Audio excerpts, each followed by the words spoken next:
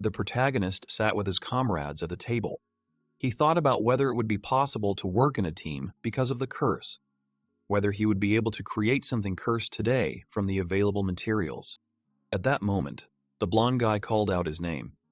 Gale looked up at him and then responded, to which he was informed that they were breaking the contract.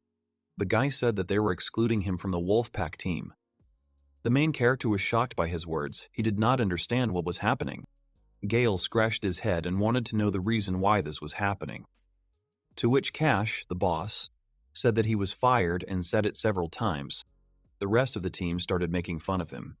Melissa asked if she should console him one last time. Luke told her to stop. Nora said that it seemed like someone didn't think they could get fired. The protagonist immediately jumped to his feet and told them to wait, then asked why they had made such a sudden decision.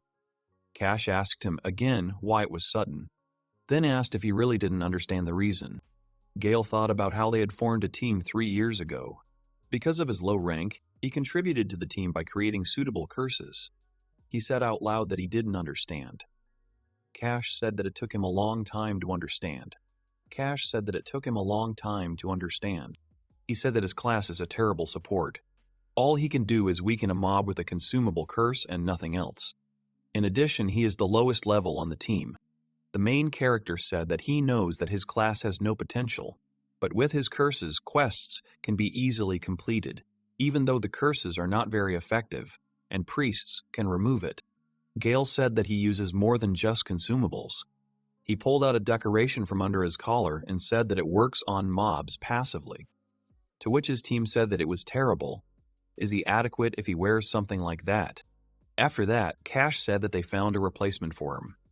This is the support mage Mora. She can both buff and debuff. The girl said that she was glad to meet him. Gale thought she was beautiful. The rest of the team greeted her and said it was nice to meet her. After that, Cash turned to him and asked if he understood now, and added that they didn't need him anymore. The protagonist asked them to wait and give him another chance. He has a powerful curse that he hasn't used yet, and a lot of other things. However, he didn't finish his speech because he stumbled over his boss's gaze. Gale asked if they would regret it, to which he replied in the negative. He thought about how he had always supported them since the team's formation. Cash continued to hurt him and suggested that he give in and try himself in the curse shop. Melissa said that it was true. You can sell them to suspicious people. Nora said that he would advertise his store. Luke said that at least he didn't hate him. Mora stood silently at this time. Then the main character said that it was clear to him. He understood everything, after which he thanked them for everything and walked away. However, no one even looked in his direction. Gale wondered what was wrong with them. They had been together for so long. He also remembered what Cash had said about taking care of the rent, and he had also calculated the cost of his curse so he would not get paid. The protagonist looked at the symbol in his hand and thought about how he couldn't tell them everything to their faces, but he enchanted their equipment to enhance their abilities. Gale thought that it was not his concern now, so he decided to cancel the spell. A magical seal appeared above him, which slightly hurt him. After a moment, it disappeared. The protagonist tried to catch his breath. He thought that cursed things are not only curses. There are also those that improve characteristics by a certain amount.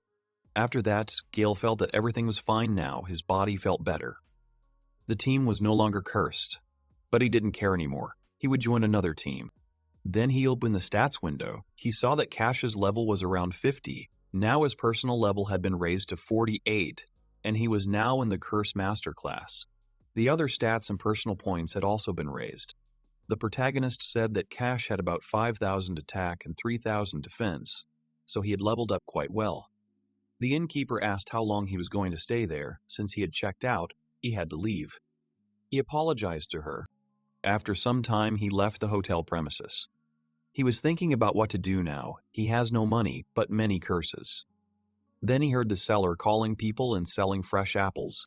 Gale has actually thought about opening a shop, but he doesn't want to hear people tell him that opening his own shop has always been his dream. He likes the idea of a tool shop in the middle of nowhere. But after that, the protagonist thought that now he is free, sleep and eat whenever he wants. He masks the curse and spends time on research that he likes. He is free to do whatever he wants. A smile appeared on Gale's face. He threw his hands up and shouted about his excitement. After that, he decided that, first, he would start making money from sales now. At this time, the Silver Wolf Pavilion in the hotel. Melissa sat on Cash's lap and began to talk about how the food was refreshing her very much and how nice it was that the main character had left. Norris turned to Mora and said that he was spoiling her only because he was new.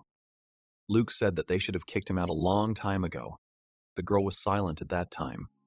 The guys, looking at her body, immediately blushed and swallowed. Cash said that he and Gale had known each other since the team's formation. Melissa said that she felt like he was adjusting to each of them like a spell. At that moment, magical seals appeared over the entire team. Cash immediately jumped up and asked what it was. They started talking about their equipment shining. Mora asked if it was a dispelling spell. The seals started to disappear. The boys started talking about how they didn't know what it was, but each of them felt like their magic power was weakening and they felt heavier. Mora was shocked.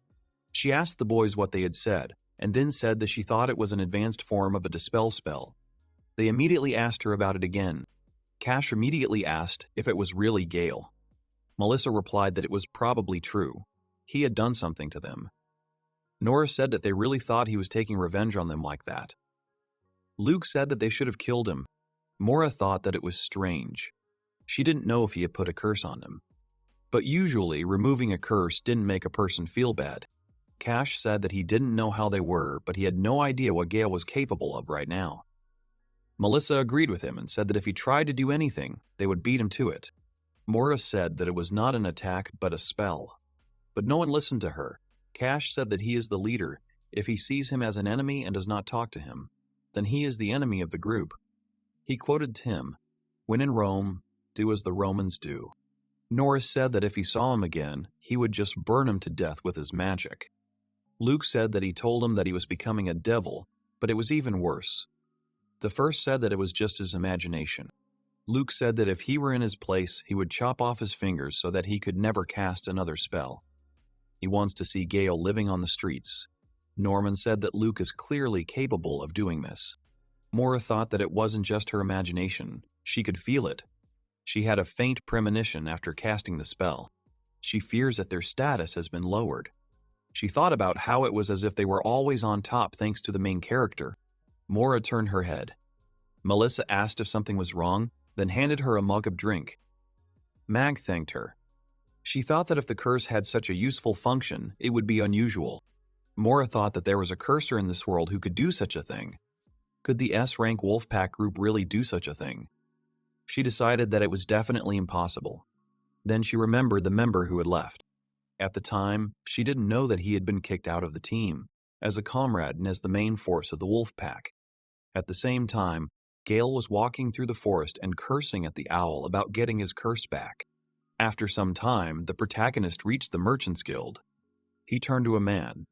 He asked him if he really wanted to open a kiosk, to which he answered positively. Then the man began to offer him options for placement. When they decided on the bench, the man said that it cost 4 gold coins a day, since the area was popular and expensive. At that moment, Gale began to rummage through his pockets. He took out the coins and thought that 3 silver coins were all he had. And then the man said that the street stalls leading to the square were cheaper. The guy kept quiet and did not respond to this.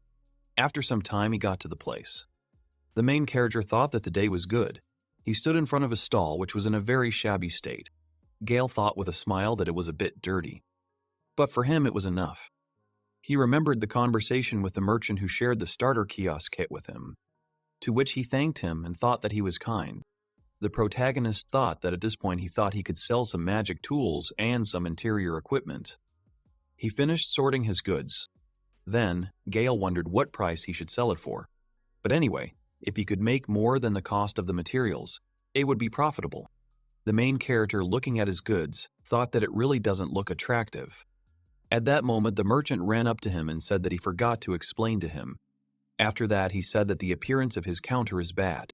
The man immediately rushed to help him. He said that he would fix it all. After a few moments, everything began to look much more attractive. The protagonist thanked him for this, to which the merchant said that the store can have its own individuality, but if it does not see what it sells, it cannot sell it. and if it cannot sell it, the store will have problems. The man said that now that the training was over, he was going to come back. Gale thought that he had many bad memories of the team, so it was very touching. The man was really kind. After that, the main character took his curse out of the gate. He thought that he really liked this talisman, but he could not wear it on his neck, and then hung it on the counter like a product.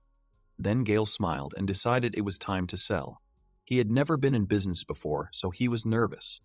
He wondered how the townspeople would react to the curses, whether they would accept it, whether they would be happy. The main character began to shout loudly that the adventurer was at their service. He had curses, all of them at a cheap price. One guy came up to him and asked if it was a curse, adding that it was unusual. Another girl asked if magic that could be weakened wasn't more effective than a curse. Gale said that the curse is a consumable item. It can be used by anyone. No magical power is required for this. Therefore, there is a demand for them among some seekers.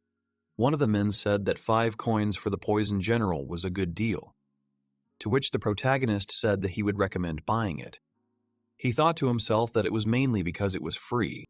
Gale said that there are also curses for various conditions, curses with debuffs to reduce status, and more.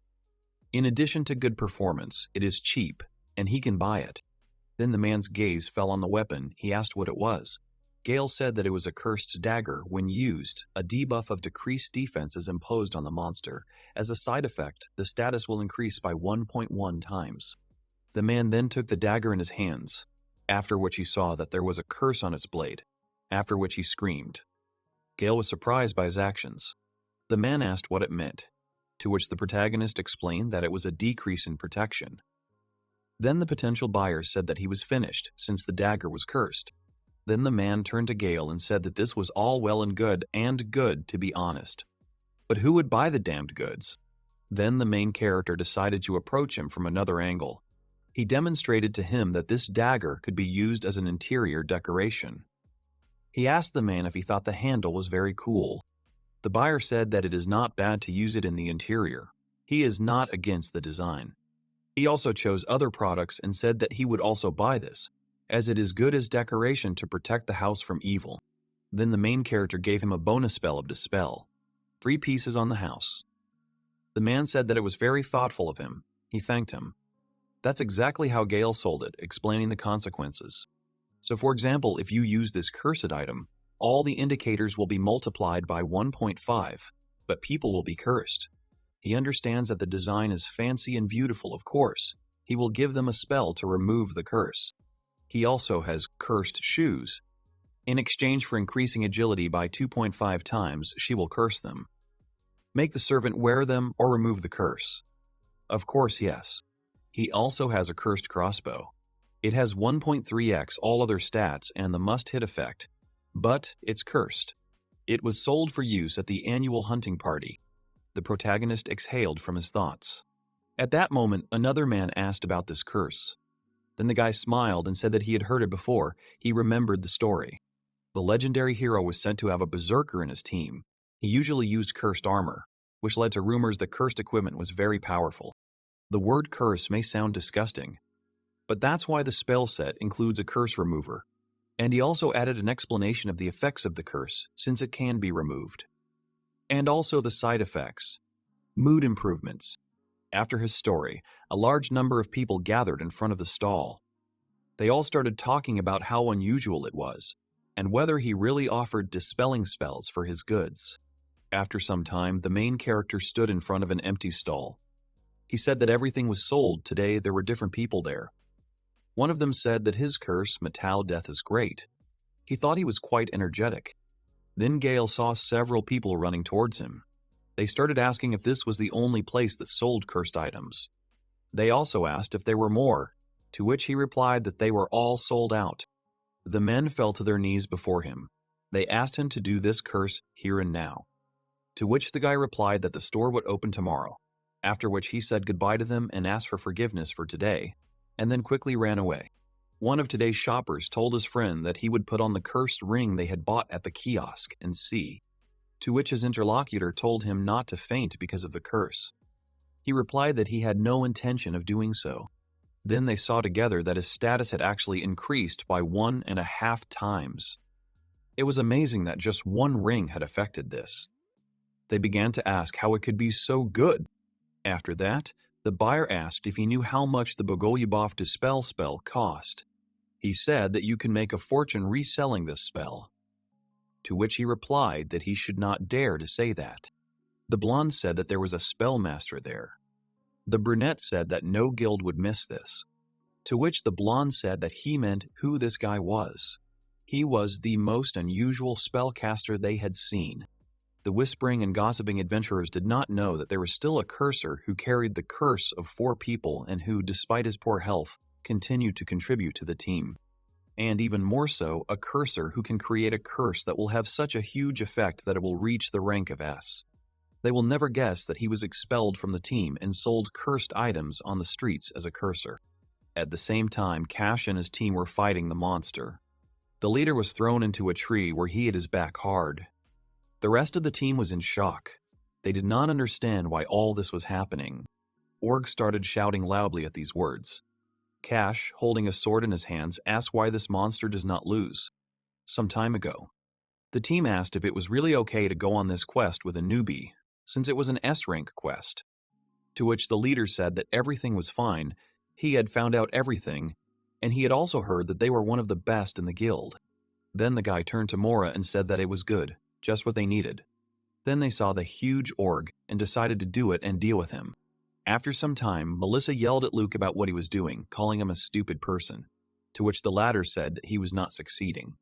Then the girl said that he was a bad person, but at that moment she was blown away by a blow. At this time, Nora stood aside and read his spells.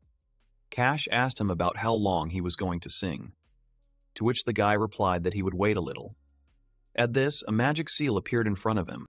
However, when the seal disappeared, there was literally a small flame left in its place. Cash asked him what kind of magic it was, and then said that he couldn't defeat the org with it. At that moment, the monster swung at him, but he used dodge. Mora said that she would do it. She would avenge everyone and use buffs one after another.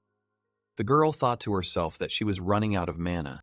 She picked up her staff and slammed it on the ground, causing a magical seal to appear under each member.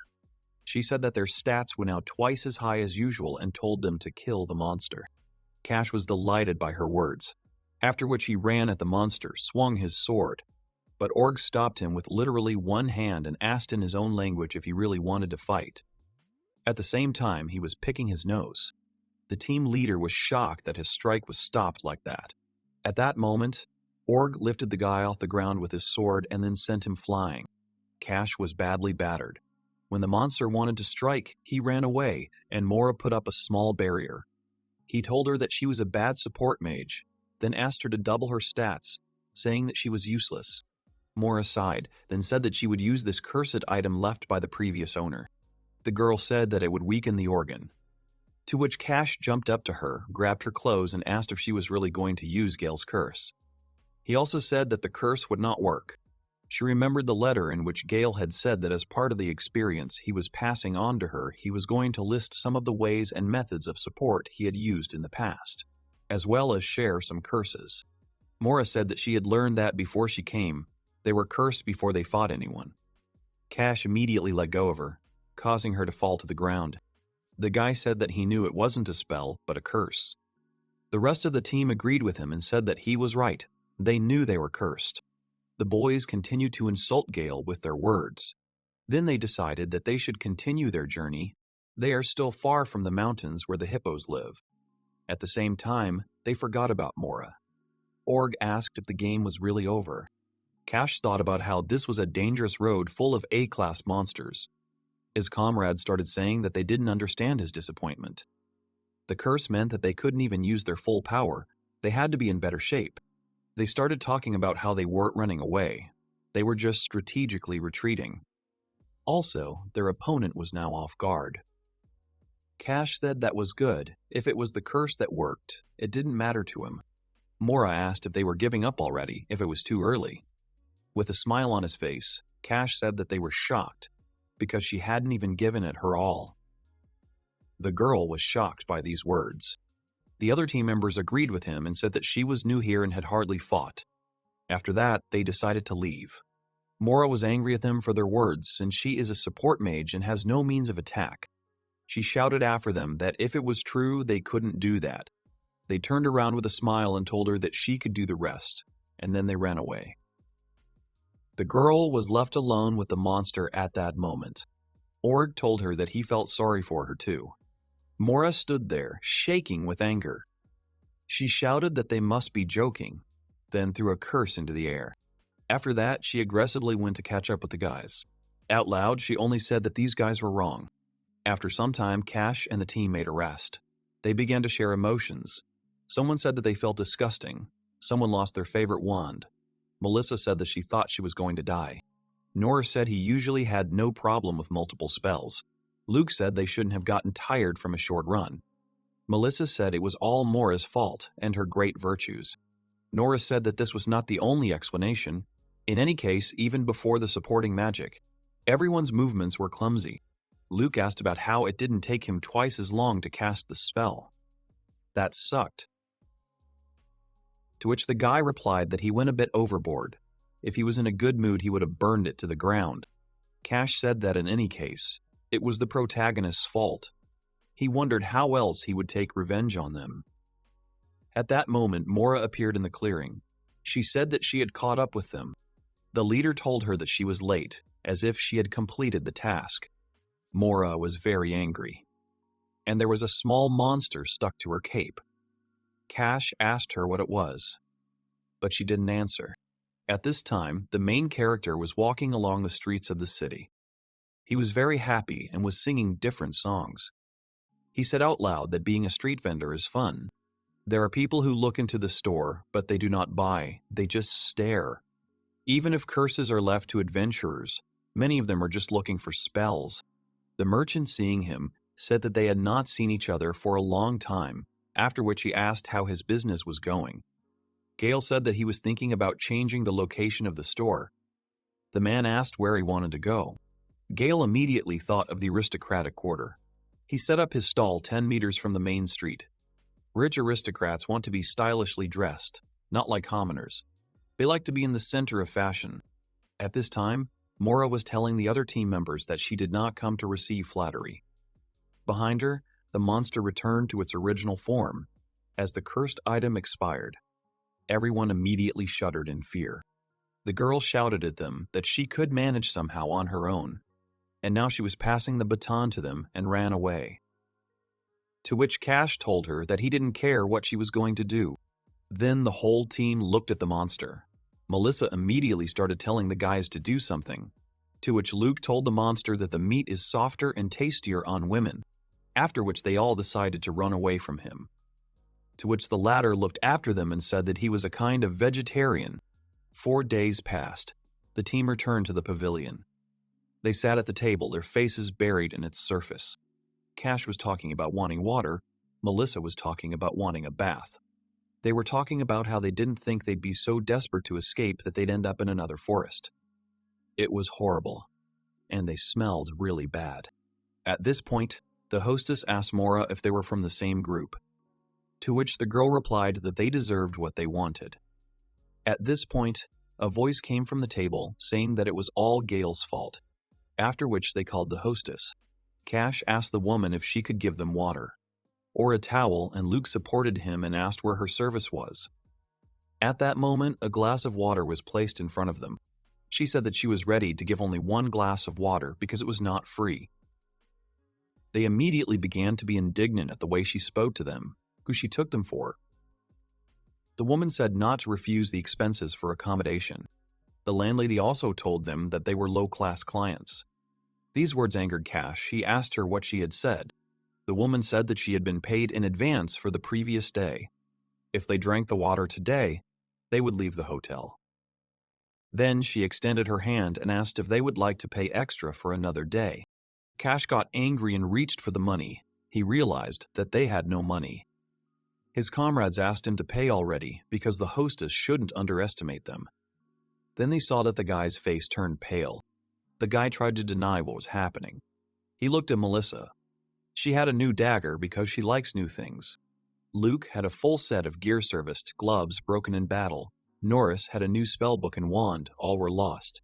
Cash's custom sword was repaired. The sword falls apart due to the same battle with the monster. It dawned on each of them that their group had no money. The hostess immediately asked them what had happened. She said that they would owe 5 silver coins per night for 5 people with excess OP, 6 if with food. Then she asked if they could pay. The guys, in turn, were very angry.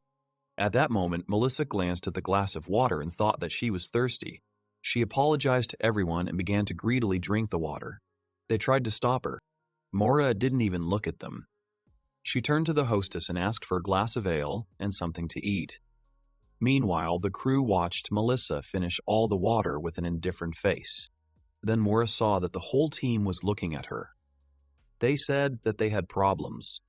She had not paid a penny to the common treasury, to which the girl began to get nervous, as it looked scary. She firmly told them that this was her personal money and the group's treasury was collected from quest rewards. Mora remembered an old conversation when Cash said that she didn't need to worry about money, since they would be paid well and then they would figure it out themselves, since they were as Ronka. The leader told her not to talk nonsense, it was connected with the quest. Melissa confirmed his words, after which she grabbed the girl and said that everything was now hers and what was common belonged to everyone. Mora tried to stop them, but their faces were already bloodthirsty. Nora said that if she had a grudge, then she should be offended by Gale. After that, they took the bag of money and said that she would serve for everyone, her money too. They opened the money bag and said that there was enough money in it, and also told her that she was rich for a support mage. To which Mora said that she would beat them all. Cash laughed at her and said that he would not believe that a support mage would attack. It would clearly be like a mosquito bite. At that moment, he received a blow. The guy flew to the side and snowed with him a chair and a barrel. Melissa immediately called out to him and then swung the chair to hit Mora. She said that you shouldn't let your great virtues get the better of you. Melissa struck, but in place of the girl there was only a robe. At that moment, Mara appeared behind her and struck her. Luke and Norris immediately called her name and asked her to calm down, because such behavior is not appropriate for a girl, to which an angry Mora told them to shut up because they were small fry. Luke and Norris told her to stop joking because it was going to hurt. There was a clash between them, during which the girl sorted things out with everyone. There was a satisfied smile on her face. She apologized to the owner for the pogrom and said that she would pay, to which the owner said that she shouldn't even pay. Mora was happy with these words. Then she went to the guys lying on the floor and said that she was leaving the group today. At this time, the main character was selling his goods. A blonde woman with a fan approached him and said that he had some strange antiques here. She especially emphasized the lizards, whose live performance was unusual but interesting. Gale thought they were basilisks. He told her out loud that she had a keen eye. It was his damned Cantera. She was surprised. The woman immediately began to panic and asked again about the cursed one, after which she added that it scared her a lot. Then a man with a mustache jumped up to the stall and asked to leave the matter to him. The main character was taken aback. The stranger told him that he dared to sell the cursed thing to a nobleman, to which Gale said that it was not so, it was just an interior decoration. To which the man immediately asked to tell more details. After he told everything, they left. The protagonist sat on the box and thought that she really was a noblewoman. Even if he had set a high price, they would have bought her for more than she actually cost. But even if they sell, it's his own creation. There's no interest in expendable spells for combat. Gale thought that everything was selling well, so he thought he could close. He remembered the situation today and thought that whoever it was, at the first sight of his damned items, people were shaking. Although every nobleman says that it is unusual and interesting, a bizarre design. But no one said that they liked it. He knew that his feeling, but he did not have time to think it out. The protagonist saw a young girl approach his stall. He thought that she was also a noblewoman, but looked too simple. He assumed that she was hiding. But he saw someone spying on them from around the corner. The stranger asked him if he was working, after which she took a look at one item. She said that it was a strange design, but she liked it, after which she smiled dazzlingly, to which Gale said that he was surprised that she liked it. She was holding a ring in her hands. He thought that he didn't know who she was, but she was there on business. The protagonist said that he was closing, so he could give it away for less. She was happy about this, but said that all the money was in the castle. Gale asked her again about the castle. She explained that she had forgotten her wallet at home, so she didn't have much money. He laughed. The main character said that the price was so high that she could afford it. The girl tried to argue, but he said that she was the first to praise his design, and besides, he had a discount for regular customers, and winked at her. Then the girl gave him a big gold coin. Gale looked at her in shock and wondered if this coin was really too little for her. He just wanted to call out to her, but the girl had already run away. She waved at him with a smile on her face. It then dawned on him that he had forgotten to explain the curse's effect and its dissipation. He looked around, but the stranger had already vanished without a trace. He immediately grabbed his head and began to think about what to do. The effect is of course small and the defense power is tripled. Even if she only has instant death resistance, once she puts it on, she can't just take it off because it's cursed. Gale thought that because she looked rich, he was sure that she could break the spell in the temple. Next time he would apologize to her and give her the cursed spell. Then he remembered the castle and wondered what she meant. At that moment, the stranger was grabbed and pulled into the gateway. She screamed in surprise. She asked to let her go, and then screamed about where she was being touched. The night girl said that she had finally been taken. After some time, they moved to the castle. The 4 guards were sitting on the floor. The knight told the stranger that she was not even worried about them, calling her Princess Kara. At this time, the main character was walking down the street. He was grabbed by the shoulder and told that a man was looking for a young guy with black hair and a blue jacket who was selling at a stall here. He looked very similar to him, so he asked to show his face. To which Gale turned around with a fresh face and said that he still looked young. The man said that it seemed he had made a mistake, so he asked for his forgiveness. It turned out that the protagonist used a cursed thing to change his appearance. He thought about why the royal guard was looking for him. He needed to prepare faster and leave the city. At this time in the castle, the princess was told that the item she had bought was blasphemous against the church, to which she replied that there was nothing wrong with that. The night girl looked around the room and said that she still couldn't figure out its design, to which the princess said that she was still far away, calling her Vivian.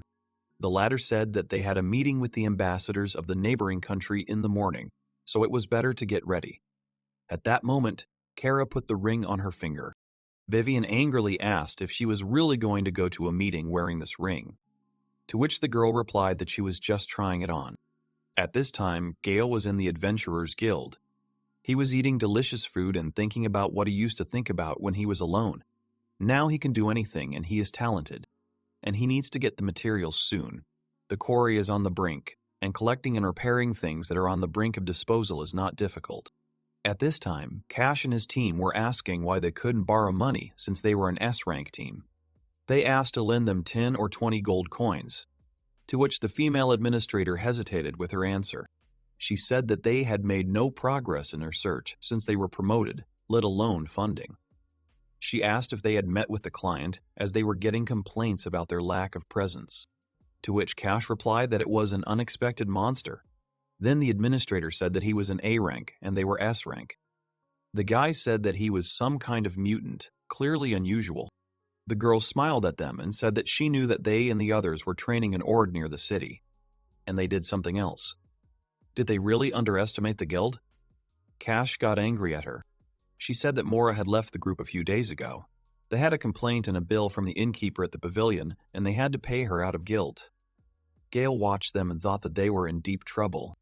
The administrator's face became angrier. She asked about whether they really wanted to borrow money now. They were a little scared, and then Cash said that it was all Gale's doing, to which the latter was surprised. Melissa said that because of the protagonist's curse, their statuses had dropped and buffs were useless. Luke said that Mora was also useless. The administrator exhaled. Then she said that Mora is one of the support mages, which is among the top 5 in the entire capital. She had some problems with the previous group, so she suggested a new good group as a replacement for the old one. Cash and the team were surprised by her words. The protagonist thought that she was so good, and they managed to lose her. The girl said that as for Gale, she doesn't know if he's bad, but few curse casters are as good as he is. She immediately thought of antidote spells and said she was curious about how much they cost. Gale remembered how he used to make spells for the guild.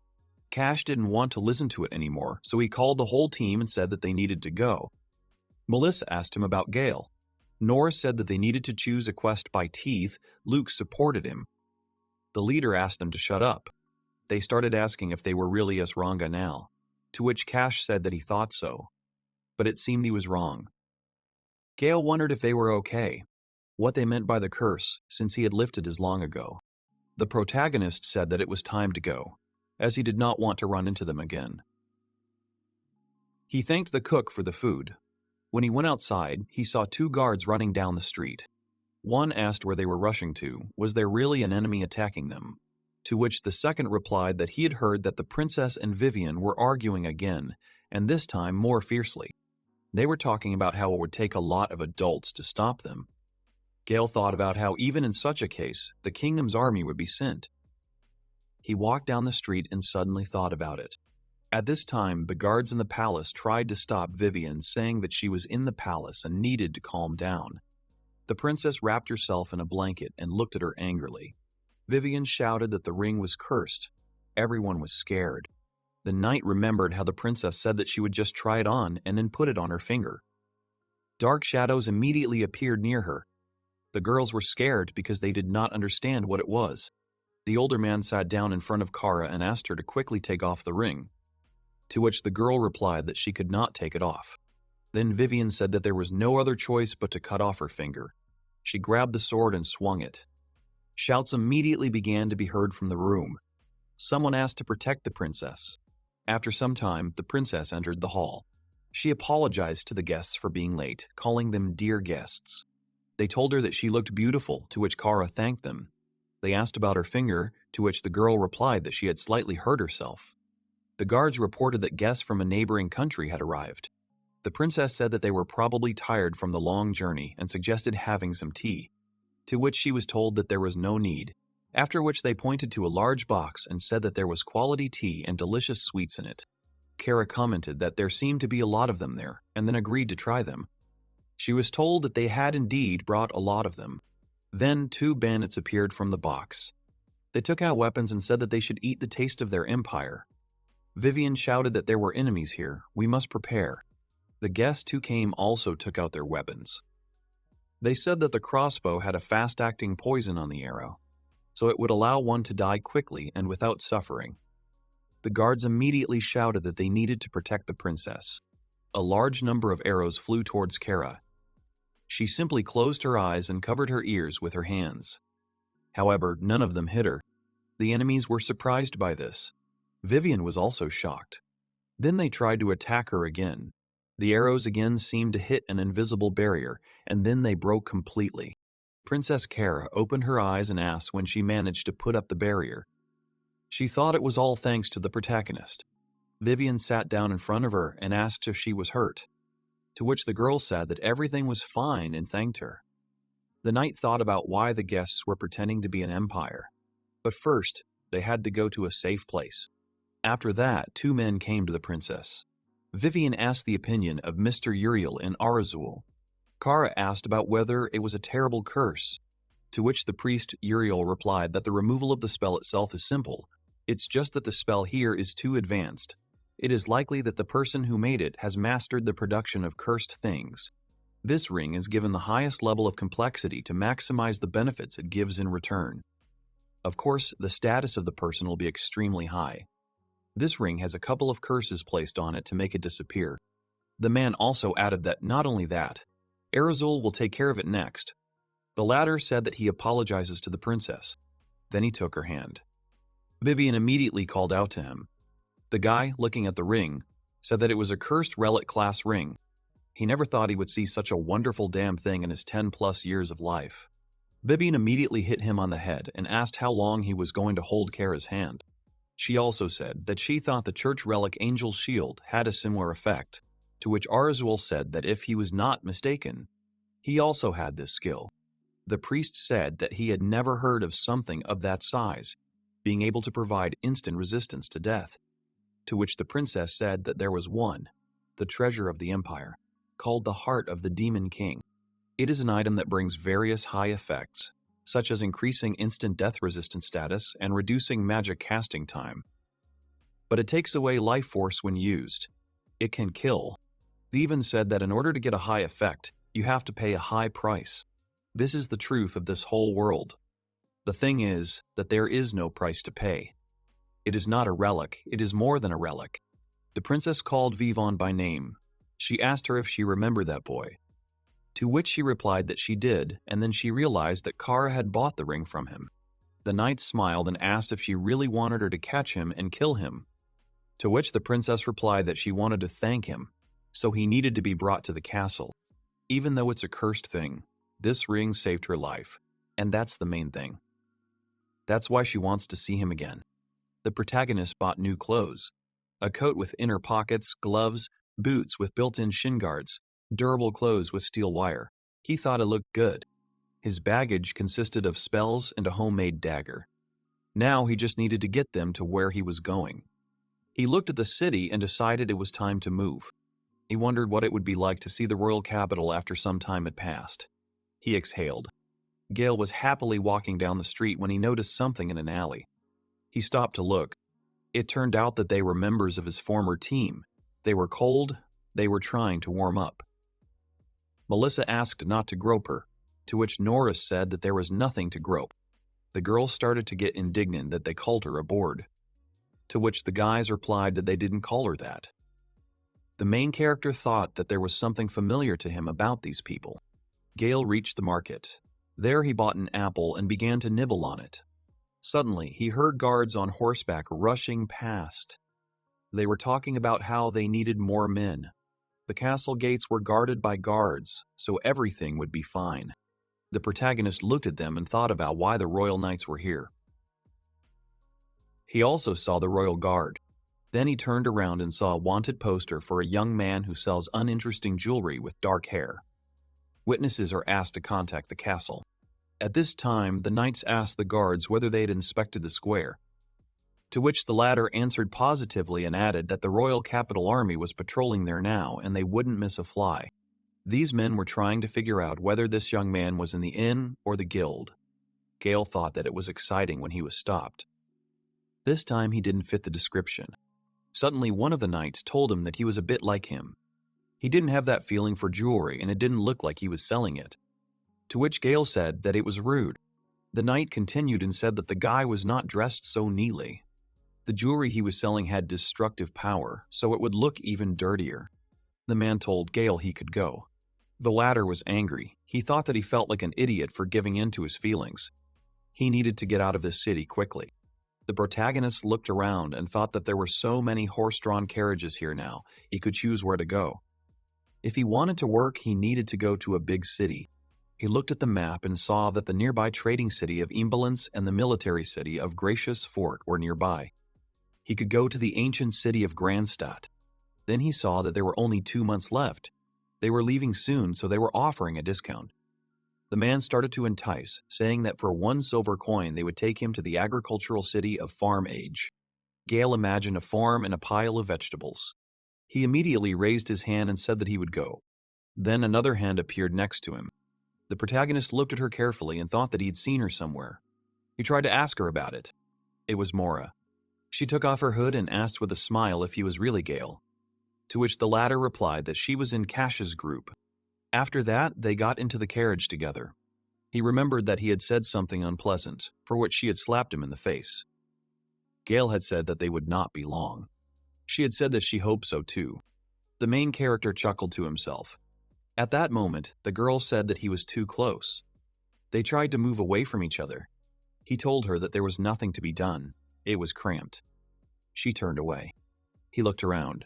Imported goods from neighboring countries and iron products for sale, and an escort of mercenaries, plus a few ordinary civilians, and a strong girl who was not afraid of anything. He thought about her early departure from the team. The protagonist thought that he wanted to rest, but he couldn't. He said out loud to Mora that they had their own opinion, but they wouldn't interfere too much. The girl said something she hadn't even thought about. Gale thought that it wasn't because of the girl that he was mutilated. Most likely, Kasha was attracted by her beauty. From the way he was acting, it seemed like he had been trying to do something with him for a long time, so it was all for the best. The protagonist asked her why she left. Mora said what she wanted to tell him. She didn't know how he managed to stay with him for so long. The girl said that Cash was useless as a leader and couldn't fight, and the other three were so bad at wielding a sword, and she doesn't even mention wielding a bow. The protagonist asked her if it was really Cash, to which she answered positively, asking who else it could be. Therefore, she was taken by the guild, and she cannot stay in the capital for some time. Mora said that whenever they have problems, they blame the other one and then forget about it. She is sure that he knows. She apologized to him for her words, to which he replied that everything was fine. He was sorry that they had caused her so much trouble. The girl said that he should not apologize. The protagonist looked at her and thought that she must have left the group and left the city lightly. He took food from his backpack, made a sandwich and handed it to her. He said that they were both victims of that group, so he wanted to get to know her better. To which she smiled and said something that couldn't have been said better. She looked at the food and her mouth began to water. She thanked him. Gale handed out some sandwiches to the other passengers. Mara said it was delicious. She said he made it in such a short time, and he said he had great ingredients in wine. The girl immediately asked what he wanted to do with her, giving her wine to drink. She saw that it was expensive wine and asked if he was sure about drinking, to which he replied that he had earned money in his stall. Mora said that there was a lot of noise on the streets about the artifacts found in the stall. He immediately asked who it could be, to which the girl took a sip of wine and said that it seemed that the princess herself was looking for this man. That sweet girl immediately appeared before his eyes. Then he shook his head, thinking that it couldn't be. Mora said that she didn't know that he made money at the stall, to which he smiled sweetly and asked if he looked like the type to sell artifacts. The girl laughed and said he was right. He said it was terrible. He would have liked her to say it was true, even if she was lying to herself. Mara said that if you were going to do something great, you would have to go to a place more sacred than this city. Gale agreed or said that you could be a hermit. Laughing, she agreed. They continued on their way. The girl said that he made her laugh and that she liked him, to which the main character said that he didn't find her disgusting either. They hit their palms. If one of them was a vanguard, they could unite. Mora would be in support, and he with his damn spells. At that moment, the carriage stopped abruptly. The orcs stood in their way. It looks like they attacked the column. From the sounds outside, it seems that the combat situation is not very good. One of the men said that the mercenaries were killed and then asked for help. Looking outside, they saw several orcs there. Mora said that things were bad. It seemed that they had seen their carriage. The girl thought that even though she and Gale could be in the rear guard, it would be difficult. But there was no one else to fight here. She asked the protagonist if he had a weapon, after which she added that they had no other choice. She only had a magic staff and a small knife with her, to which Gale said that he had one-time debuff curses and a small dagger. Then she suggested going and dealing with the enemies. Mora said that dying without doing anything was much worse than falling in battle. She was confident in her support magic, so he should trust her. Gale said that he understood that he would be on the front lines, so she should take care of him so that they wouldn't come from behind. She agreed and apologized to him. He said that everything was fine. The protagonist smiled and offered to show the enemies the former power of the S rank. They immediately jumped out. Gale thought that they were still underestimating them. They needed to attack immediately to kill at least one. Then he noticed something. The protagonist said that the protective wall could withstand several attacks. Mora told him to go and not worry. She would strengthen him. He agreed. Suddenly she saw something dark and incomprehensible reaching from his side. She asked what it was. Gale had a dagger in his hands. Mora said that the buffs don't work that fast, so timing is important. If they get the timing right, they can kill the Ord with one hit, and then stop the enemy with a curse. In that time, they'll kill another one. Gale said what he understood. If they dragged it out, a patrol would come to see what had happened, so they couldn't lose. The girl was angry and thought about what she had just said. Mora asked him what the thing was in his hand. He said it was a regular dagger with a curse. She asked again, but he simply asked her to stay behind him. The girl tried to stop him. She dropped to one knee and began to draw a magic seal. It would not be as stable, but they would have to be stronger than them anyway. She used the skill, Increase Maximum Power. At this time, the main character was strengthened. He swung the object towards the org and said that this is a good position, good flight range. Now is the time to act.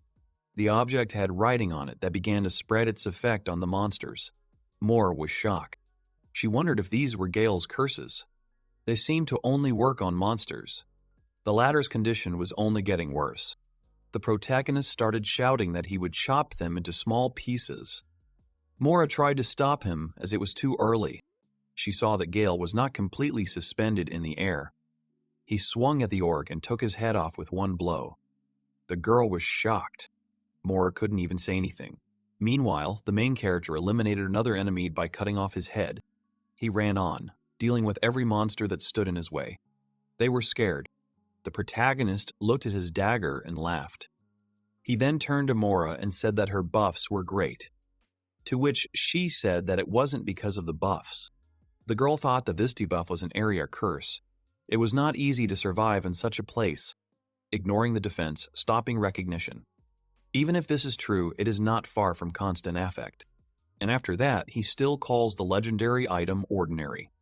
She doesn't understand. She puts her hand to her forehead and says that he is a stupid person. At that moment, Gale's body was enveloped in magic. He saw the seal beneath him. The effects of Mora's buff increased his status. He said that it was all thanks to her support. She said that he was wrong. It was not so. The protagonist said that he could continue to fight, to which the girl thought that he seemed to be doing so without buffs. Here she saw that his status had been lowered, but the guy didn't even notice. She apologized to him and said that she would fix everything now because the effect of the buff had worn off. The protagonist said that as long as their combination works, he is invincible. Mora asked if he has really gone crazy. Gale went to attack the orbs again. He dealt with another one, then turned around and saw several more. They made a nasty sound. He saw that there were more of them. After that, he threw an artifact in their direction, which, having hit their bodies, inflicted small wounds on them, and then their bodies began to dissolve. The protagonist immediately attacked them with a dagger. He said that thanks to Mora's buff, the orgs fell under his slowdown curse and froze. The girl looking at this thought that he seriously called it slowing down, although it was not. Then she saw how he ran to attack one of the largest monsters. He dealt with him rather quickly and cut off his head. At that moment, several skeleton spirits seemed to appear behind him. Mora thought that these were moments of death. It's a huge rarity, and it's not something you can make by hand. She seriously doesn't get it. At this point, the protagonist said that they had won, to which she said that he had defeated them. Gale said that it was cool, especially Mora's support.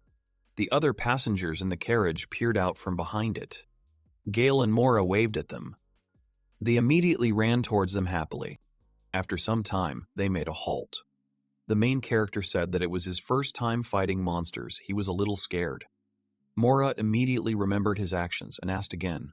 He nodded. The girl asked about the fact that he had been on the team with Cass for a long time, to which he replied that he was simply one of the first participants, nothing more. He was just a master of cursed objects. Mora said that Cash was wrong to kick him out. Gale said that he said the same thing, but he felt it was the only right thing to do. She said that he had too little self-esteem. The girl said that this dandelion coffee was delicious. He said that it could do many things. She said that it sounded like he was all-powerful. The guy said that she was exaggerating. Then she got up and said that she was going to bed and thanked him for the coffee. He wished her good night. Gale thought about how he was omnipotent.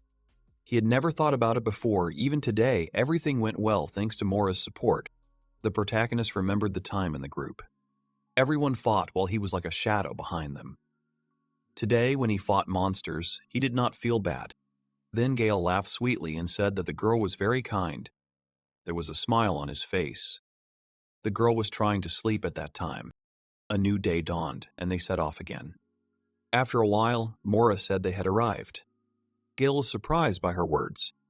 Then they ran toward a rural town, a land where farms reign. They had to walk. When they got to the houses, they were very tired. The main character said that they had about an hour to the border. It would be better if he did not get off the cart. She said that, as expected, it was a continuous step. Mora asked him what he was planning to do.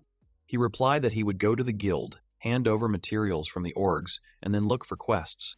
She said that they needed to check if anyone was looking for people to join their squad. Until then, they would be together. He agreed with her and said that he wanted to be in the company of ordinary people. Besides, their mission would not be that simple. After a while, they came to the Adventurers Guild at the edge of the farm. There, they began to study various quests. Mora asked if one person could handle it. He replied that it would be fine. Gale then asked if she could go with him to get rid of the undead. It's an A-class mission. To which she replied that they were both rear guards, so it was unlikely that they would succeed. He thought that she was ready to help him. He said out loud that this type of mission was his only salvation. Then a girl appeared next to them. She said that she didn't remember them, then asked if they were new. Gale said that they were from the royal capital. The stranger said that it was great. She held the protagonist's hand and looked at him sweetly. Mora was angry behind them. Then the girl asked the mage if they were friends. The latter answered that they were companions. Then the stranger smiled and said that they were a support link. This position is very popular. She asked Gale what his position was, to which he replied that he was also a rear guard, a master of curses. She perked up. Then he said that his main task was support, but he could also fight.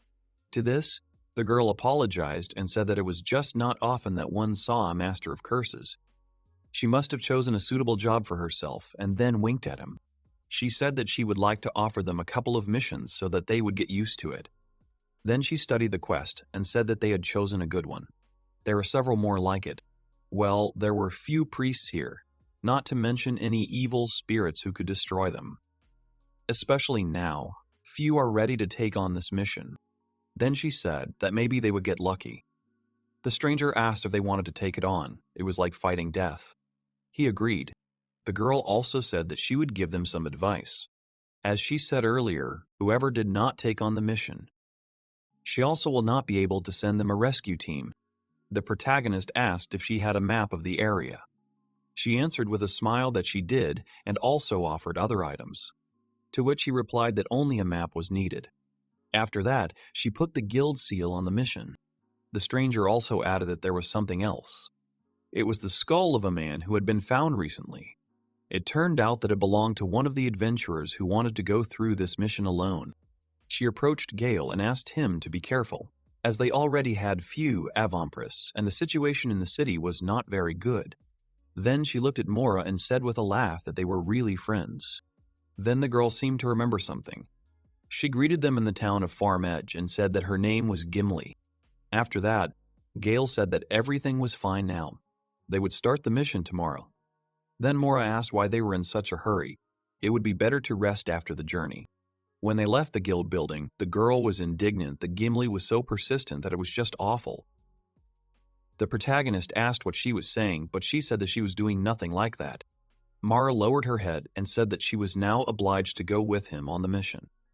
To which Gale said that he was not against it, but asked why she changed her mind. The girl immediately started screaming that she didn't care, she was just worried about him. That's all. Her face turned red. Then the main character said with a smile that it would be better for her to stay. There was no need to get her hopes up. It would be easier for him if he went alone. Mora said that people who challenge the undead are in great danger, so she is worried. To which the main character said that it was not a problem for him, because the curses would help him. He was looking forward to tomorrow. At this time, Gimli sat and thought about Gale and his words. She was amazed that he was a master of curses, but at the same time he had no ordinary curse. A new day has come. The protagonist and Mora were having breakfast. She told him that he sleeps a lot and it's already lunchtime. To which he replied that he can't help himself. They noticed that others were watching them. There are practically no armed people or adventurers in the city.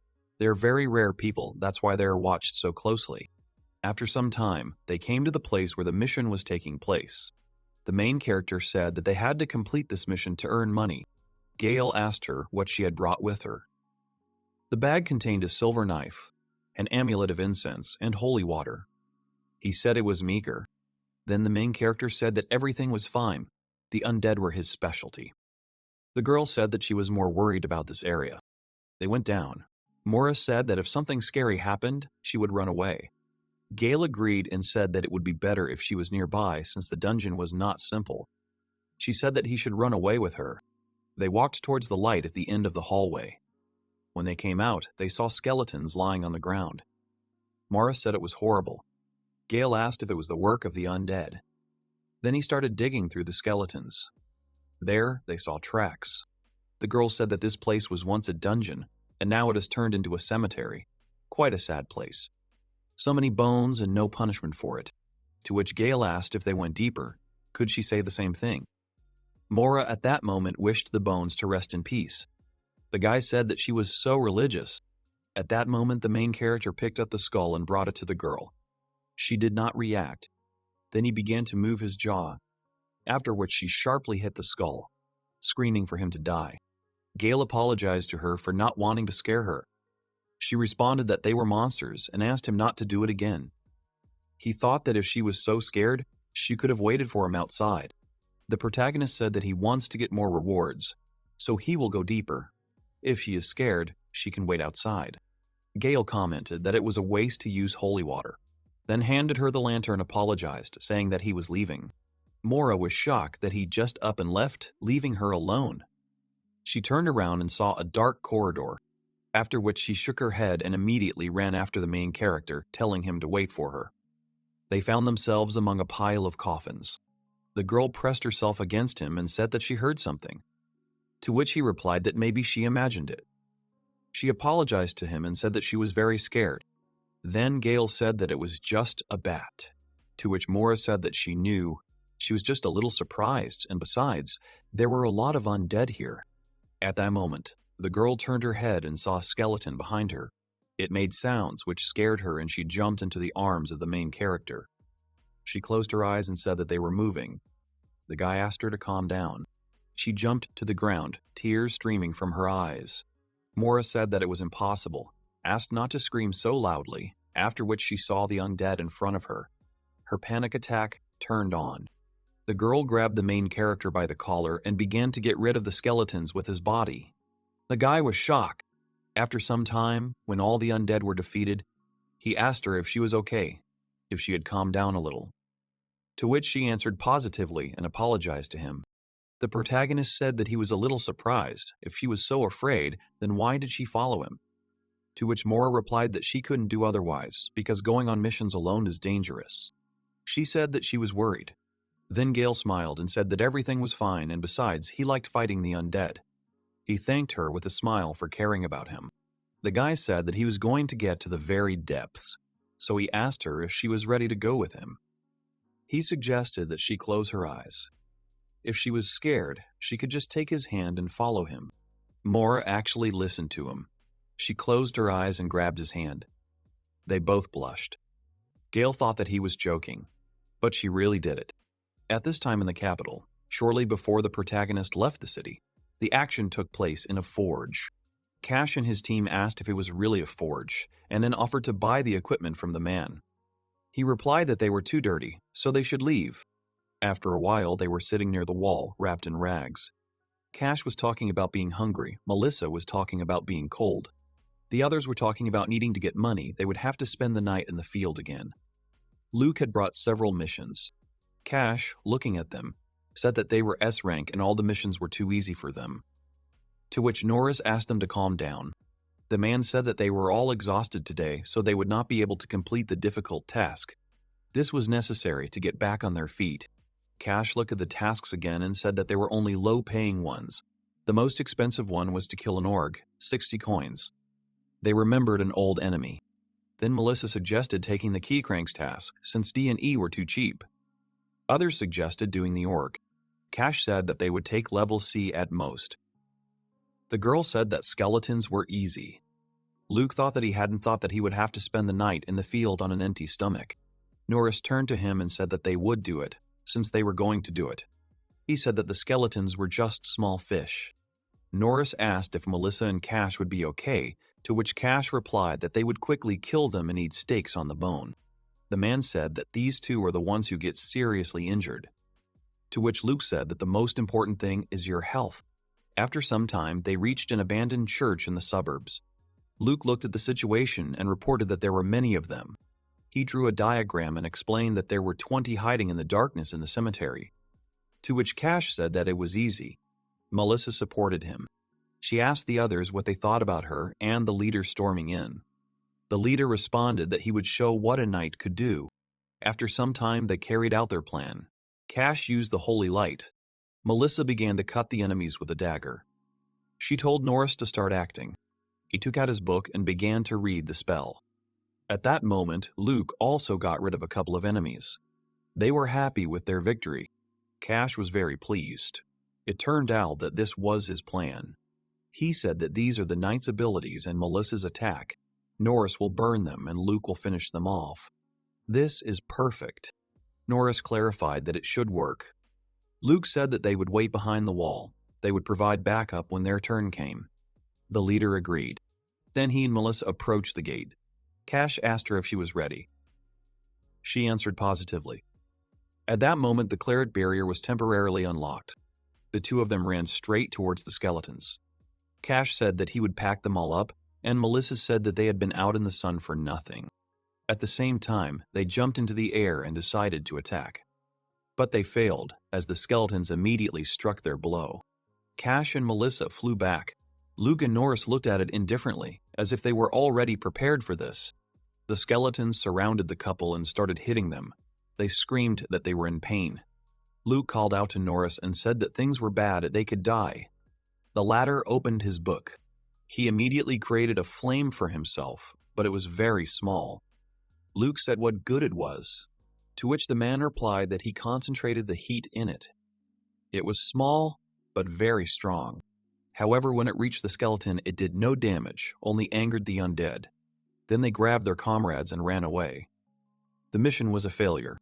The next day, they decided to take a mission with the Org. Melissa said that she would take care of him, then jumped on his back and knocked him to the ground. But he stood up abruptly, then grabbed her by the hands and lifted her into the air. She asked for help. After looking her over, the Org let her go and walked away. The guy said that she was not his type. The girl was upset to tears and asked what was funny about it. At that moment, Cash said that the Org had turned away in vain, after which he struck with his sword. But the weapon simply flew off his back to the side. Org got angry at this and turned around. The leader said that things were bad, after which the monster threw them all aside with a club. This mission was also a failure. A few days later, the entire team came to the Capital Guild. They looked very downtrodden and sad. They sat down at the table and started talking about how their failures were because of the main character. They had empty pockets and they sold cool equipment. Nora said that they needed to earn money and catch up with Gale. Luke suggested that they open a shop, to which Cash said that was an option, and then said that today they had a quest with goblins. However, after some time they returned to the guild, all of them beaten and covered in bruises. The administrator asked them if they had failed again. Cash said that it was some kind of fraud. He remembered how they came to the village and were told that ease-rings rarely came to them. The head said that since they came, the residents can no longer worry. The residents said that they will help them in every way. The man said that this was their first encounter with goblins, to which Cash said that they would take all the initiative, they wouldn't have to do anything. However, when it came time to fight the goblins, the villagers dealt with them themselves. Cash's group suffered great damage from these monsters. Cash told the administrator that the villagers said that they were useless, that there was no use for them, so they wouldn't get any money. Then the girl suggested that they lower their rank even more, while their skins were intact, to which the leader immediately grabbed her by the clothes and asked her to give them an easier quest. The administrator pulled his hand away and struck him herself. This was his fourth defeat in a row. At this time, the main character. He thought that the deeper you go, the higher the density of lost souls. In this underground cemetery, you can wait. Mawara sat next to him, her eyes still closed. They were standing on a high staircase and Gale was shouting if there was anyone alive, but no one responded. They went down and he said that they had nothing to grab onto, but Mora felt something. Then a huge skeletal hand appeared from the pile. The girl immediately started screaming that she knew there was something there, after which she asked if she could open her eyes, since she was scared with them closed. The main character thought that it would be scarier with the open ones, and said that there was no one here, after which he used dispel magic on this huge skeleton.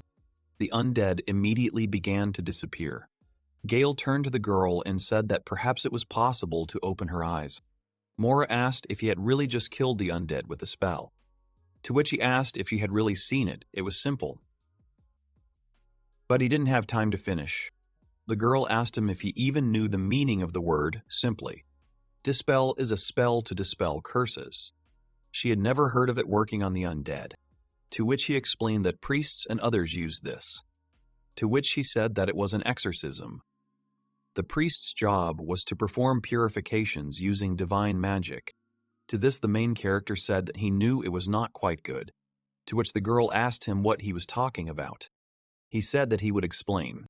They'll start with the premise. In his case, he's not really throwing out. He's listening to the undead.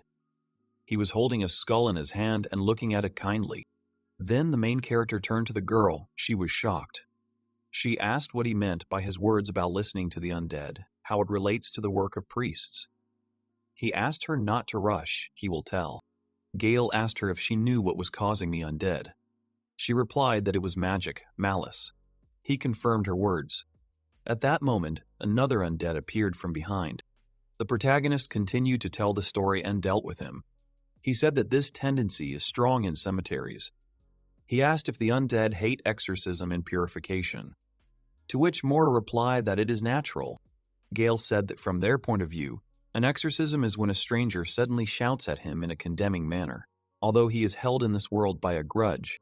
Mora asked him what he was doing, to which the protagonist replied that he was collecting ghoul fluid. He asked her if it made her angry when she was scolded as a child. The girl immediately remembered her childhood, when her father told her that she would not cope, to which she argued and said that there were plenty of female adventurers.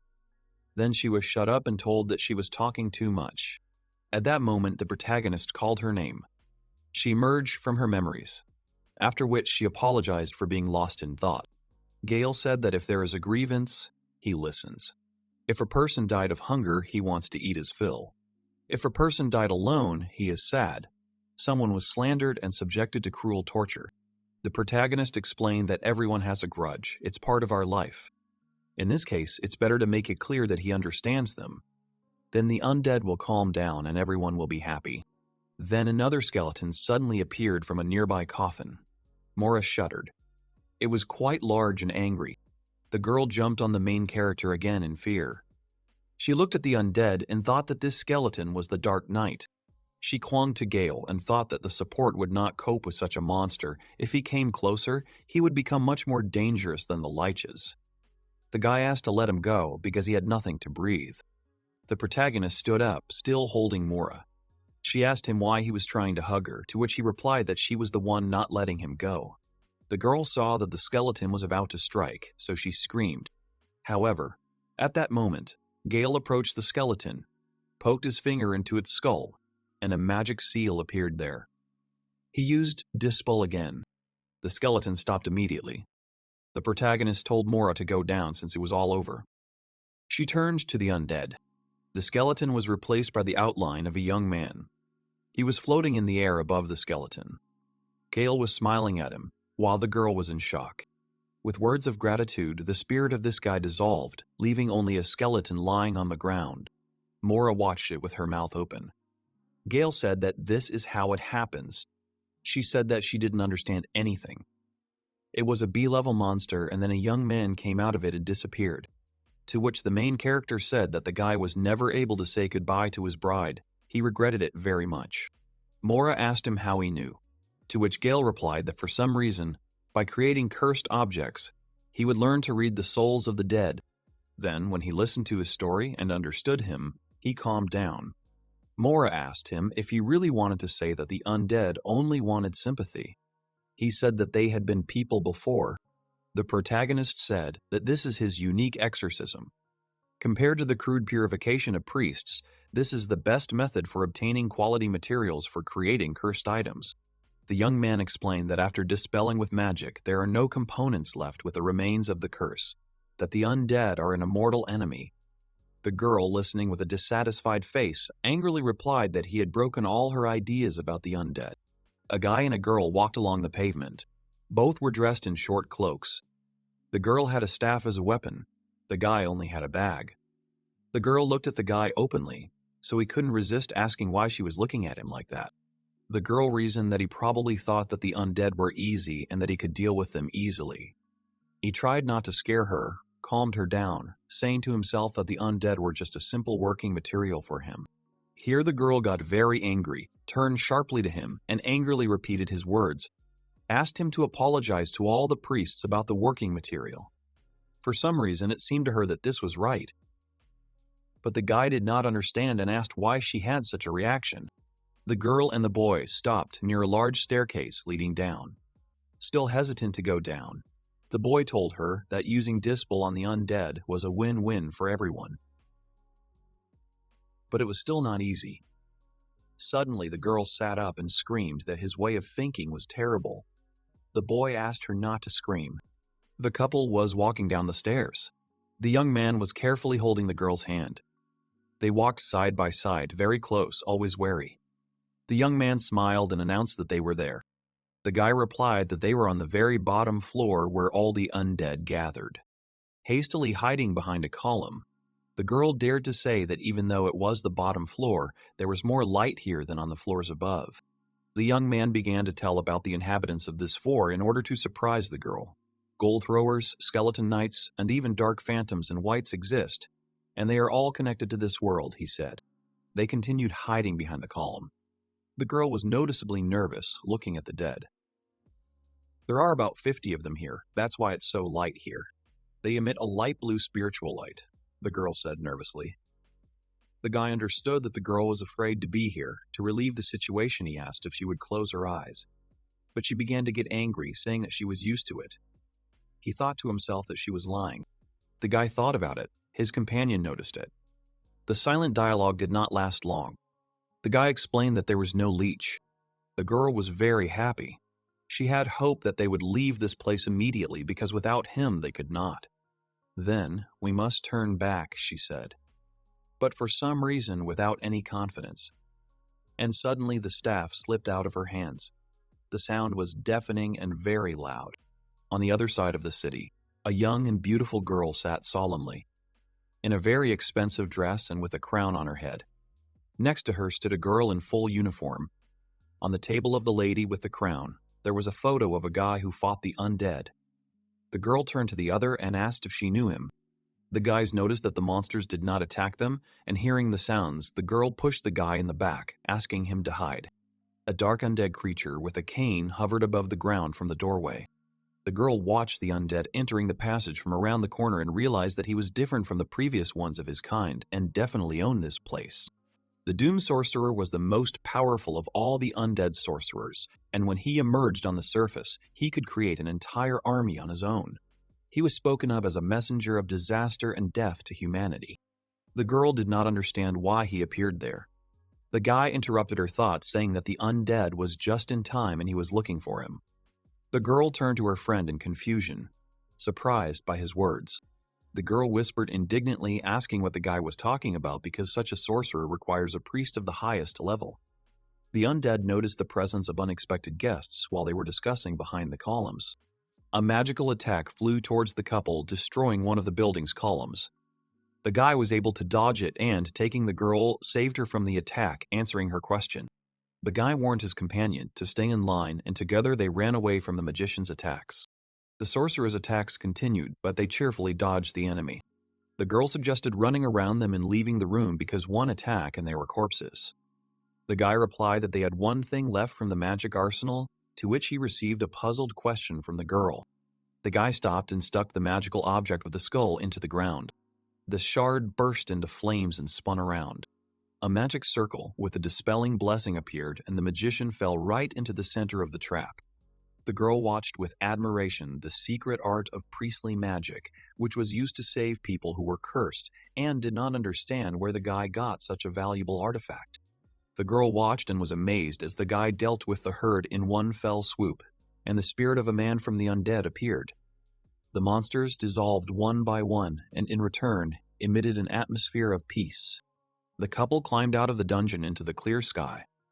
The main character enjoyed the fresh air, pulling himself up. The girl sat huddled and swore that she would never go to the cemetery again. Mora was horrified to realize that they had managed to defeat the undead army in one day and did not believe such a fact. The guy, calming her down, said that she was wrong, because sorcerers were everywhere. The girl objected that usually the church formed knights of the temple and eliminated the threat with strike forces, and if sorcerers were everywhere, the world would have ended long ago. Gale stood up, surprised by the girl's answer, and added that they usually found themselves in old and large cemeteries, explaining that the sorcerer used to be a nobleman who ran this place. The girl replied that that was why the sorcerer walked around the cemeteries of the entire city. The guy happily hugged his bag, saying that it was cool to get so many materials and now he would be able to create even more new spells. The girl agreed with her friend and noted that he really loved cursed objects. The guy, taking the items out of the bag, replied that creating them was a lot of fun. Hanging his favorite cursed beads on himself and taking the knight's sword in one hand and a staff in the other, he asked contentedly if he was cool just now. The girl replied that she couldn't agree with his sense of beauty. Gale warned her that she was missing out on a lot by not understanding it. The guy turned away offended, mumbling that there were no more understanding people left. Mora remembered that the guy had said that he had a little shop. Gale replied that there was a girl who really liked his design, and many said that it was fresh and cool because cursed objects are in demand because they can be used as interior decorations and serve as talismans. Mora thought about it. The guy said that the world would catch up with his sense of style someday. The girl assured him that this would not happen, to which she received an indignant question. The guy happily declared that he would try to achieve this. Mora smiled, remembering how she first met Gale. Mora was addressing the girl when she suddenly heard a conversation off to the side. The guy scolded Gale for his sluggishness. The girl along with them asked the guy to be more patient with the hero. Mora sarcastically noted what a kind team they had. The girl at the reception explained that it was a wolf pack whose members had complex personalities. They were a C-ranked team with proven abilities. Mora noticed the guy walking behind her. It was Gale. The girl told the employee that she would take on the task. Gale was fired from the team. The girl ended up with him. Mora recalled that for the first time, because of the betrayal of his comrades, Gale was scared and his gaze was directed only downwards. But now, together with her, the guy blossomed, and his eyes were burning with hope for the future. The girl noted that she felt so good now, to which she received an uncomprehending question from the guy. Mora replied that she had fun spending time with him. The guy was embarrassed and turned away, asking how the girl could say such things with tears in her eyes. The girl shouted at the guy that there were no tears. The guy apologized, smiling, and decided to thank her. Gale said that he was kicked out of the team and came to the village. It would be sad if he was left all alone, the guy confessed. Clasping his hands, the guy replied that even if there was money and the city was not bad, it was still hard to be alone. Gale, without showing his eyes, smiling, said that it was nice to laugh with someone and it was all thanks to Mora. The girl approached the guy in surprise and looked at him. The girl blushed and became embarrassed. Having moved away from the guy, the girl asked why he was so straightforward, ashamed of the kind words from Gale. The girl resigned herself, covering herself with the hood of her robe, and quietly thanked the guy. The guy asked her again, not hearing the girl's words, which is why she considered the guy insensitive. Mora asked the boy what they would do with the reward. The boy replied that they should split it in half. The girl was taken aback by Gale's words. Mora objected, saying that she had done nothing. She had gone on a journey with him, but she had simply walked beside him and nothing more. The boy replied that everyone had a role in the team. The girl took one bag and said that the most she could do was carry a small amount of things. Gale took all the other bags with the reward, and Mora asked with a cry of surprise how strong her companion was because even a high-level porter would not be able to pull so much stuff at once. The guy pointed to the bracelet with skulls, saying that all thanks to the artifact giving the ability to increase carrying capacity, physical strength, and endurance. The girl opened her mouth in surprise from such an ornament, realizing that with such a thing you can change the course of the war. The guy replied that he made it himself. The girl covered her eyes with her palm and sighed, to which the guy questioningly looked at the behavior of his companion. Mora asked the guy if he had seen curse items in stores before, to which the tat said that the girl was impolite. The guy replied that he was a master of cursed items and researched what was popular, and all of them were not very good. The girl objected to him, saying that she did not have the appearance of the items but the abilities. Usually, each item has one effect from the cursed item.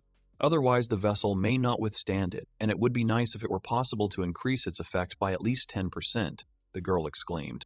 Mora said that things that have 2 or more effects and significantly increase power are called artifacts. Gale laughed, saying that back then it was something like a national treasure and considered his inventions nothing more than trinkets. The girl thought that the effectiveness of the magic items made increased as the master who made them increased his ability to understand and think, but she was angry that the guy never listened to people. The guy replied that it didn't matter what effect the thing would give. Everything depended on ingenuity, and they could be combined as much as you like, just like sorcerers did with magic. The girl thought about her companion's words. Mora replied that if you follow the guy's logic, then cursed objects are comparable to simple toys. The guy objected, answering that everything depended on how good the object was. The girl, like everyone else, knew that cursed objects had terrifying effects and refrained from answering the guy's words. The risk of being cursed was great because if a person equips a cursed item even once, he will not be able to remove it on his own, because this requires a special skill. The price for using the item was high. In exchange for increased striking power, the user could become weakened by the sun on the battlefield and fall to the ground unable to do anything about it. It was also possible to fall into an inadequate state and attack their allies without distinguishing them from their enemies. Perhaps it was possible to control objects with the hands of a master of cursed objects, and if the curse is then removed, the effect of the imposition will disappear along with it. But was it possible that the creator could fully control the created object and not remove the curse, leaving only the positive effect from use? Having come to these thoughts, the girl stopped. Mora asked the boy if he wanted to shake the very essence of their world by calling him a terrifying master. The boy happily agreed, saying that was why he needed perfect item design. The girl smiled wryly at this statement. The girl replied that Gale's era would not be able to come, to which the guy replied that he shouldn't let go of his hands. Mora agreed with him, because as long as there was a limit to the power of cursed objects, the world would not notice Gale. Mora stopped on the road and the boy, walking forward, said that he saw turf and offered to take the cart. Gale ran up to the villager with the cart. The girl thought about the master of cursed objects. Laughing, Mora thought the guy was funny and asked herself in her thoughts whether she could be with him at least sometimes on that team. A dark-skinned elf named Gamli greeted the guests, saying that the Adventurers Guild welcomed them. The girl recognized the guy as Gale, saying that he came too early, asking if he could resign. The guy objected to her words, answering that everything was quite the opposite and showed the contents of the bags. Gale said that it was not a fake, asking the girl to check it herself. The elf began to examine the skeletons. The guy threw the skull of a sorcerer who brought misfortune at the girl's feet. The elf was surprised. The girl's eyes sparkled and she said she would buy everything for 10% more than usual. Mora interrupted her, saying she wanted 30% more. Mora explained that the task in the letter was to clear the area, but in reality they had advanced further into the dungeon, and suddenly the lich appeared and they were lucky not to die there. The hero's companion sternly declared that the information in the letter was unreliable, and for that she wanted only 10%, which was unacceptable for the guild. Gamli looked at the girl in confusion. Gamli apologized to the heroes, justifying that they were still a small guild, and the information could be unreliable and tried to bargain for 20%. Mora agreed discontentedly. The guy did not understand why his companion was angry. Mora replied that she had to say everything to her face because in completing the quest, you also need to take countermeasures, citing as an example that she could take a task to destroy fire monsters. But in fact, there will be ice monsters there. The guy, smiling, replied that Mora was kind anyway, to which the girl replied sheepishly that she was not. Gamli burst into the couple's dialogue, asking for forgiveness in advance for ruining the sweet atmosphere, and she apologized to the guy, talking about her inexperience. The guy reassured her that everything was fine. The girl bowed her head guiltily, saying that she had naively believed the gravedigger's words, and that she had been wrong. Gale felt embarrassed, thinking how cute the elf was. The boy desperately tried to hide his excitement and admiration, assuring that the graveyard was his path and that he would come there on his own from time to time. Gimli happily threw herself into the boy's arms, saying how much of a relief his words were. The guy thought that the girl looked like a real guildmaster, and for the first time he was so highly appreciated. The hug was interrupted by Mora saying to stop it. The elf ran to the second floor, saying that it was time for her to start evaluating the goods, and warned that she would be back soon. Mora asked Gale if he liked that girl. The guy asked confusedly what she was talking about. The guy asked why she was so suddenly interested in this, and he categorically refused, saying that he didn't feel anything like that. The girl said that she was so nice to him and posed for him. Gale was embarrassed, saying that nothing like that happened. Mora resigned herself and left. Gale did not understand the behavior of his companion. The girl, flushed, frowned. Mora answered with a shout that she was not angry, but simply trying to convey to the guy that the elf was over 100 years old. A spear flew past the couple and pierced the floor. Gimli apologized, explaining that her hand had twitched on its own. The boys knew she had aimed accurately. The girl replied that it was time for them to receive their reward. Coins were placed in front of the couple. Gale replied that they would split them in half. Mora wanted to object, but the guy calmed her down. Gimli saw the guys off, telling them to come for the remaining reward later. Gimli studied the new product and was angry at the girl's words about returning it. Gimli was addressed from the shadows. She asked what had happened, since her guest rarely came here. The voice only said that it would take a minute, since it was going to tell the elf what she wanted to hear. Gimli ordered the information to be released.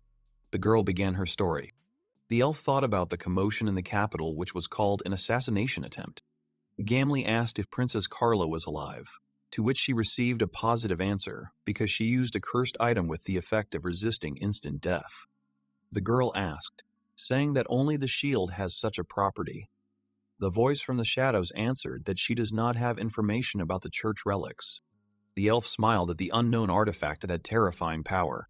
She asked who the killer was. The girl replied that she did not have such information and only knew that someone from the military was involved.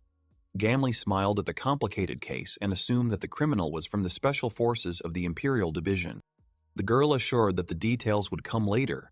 The elf asked the informant to try and asked if there was anything else interesting, to which she received a refusal. Gimli ordered one last thing to be done to find out more about the assassination attempt, to which she received consent, and the girl disappeared. Gimli knew that the Empire had made a decisive move to secretly assassinate the heir to the throne, assuming that they were having internal strife. The girl remembered the cursed object, and Gale and their acquaintance appeared in her mind. She saw a terrifying amount of cursed objects under his cloak, but despite this, the guy remained unperturbed. And besides that, the guy was able to defeat the Lich together with his partner. The girl decided that he was playing with cursed objects. Gimli took a shower, lost in thoughts of how they were dark elves, victims of cursed objects, and remembered their ancient desire for the family. Gimli remembered how she bowed down with her people. The girl wanted to get the heart of the Demon King because without it, the curse on her family would not be lifted and her former rights would not be restored. Working part-time as a guild master, the girl simultaneously collected information with the desire to get into the Imperial Guard. The girl thought if there were disputes between the capital and the Empire, would a new opportunity appear for her. Moreover, she had recently met an unusual master of cursed objects. The girl, having put together the puzzle, considered that the very artifact was made by Gale. After changing her clothes, the girl said that Gale really was an interesting young man to her. At a church in the capital, a man asked if the visitors were cursed. Gale's former group looked at the church minister in shock. The man stated that the curse had no effect and they were completely clean, to which he received an objection. The team leader scolded Gale, saying that he had cursed them as revenge, and they wanted to remove him and return their former powers. The man replied that the traces of the curse were still on them, and it was a miracle that they survived. But with Gale gone, everything returned to normal. A group of people stood in the corridor. The guys understood that their current state was the level of their true strength.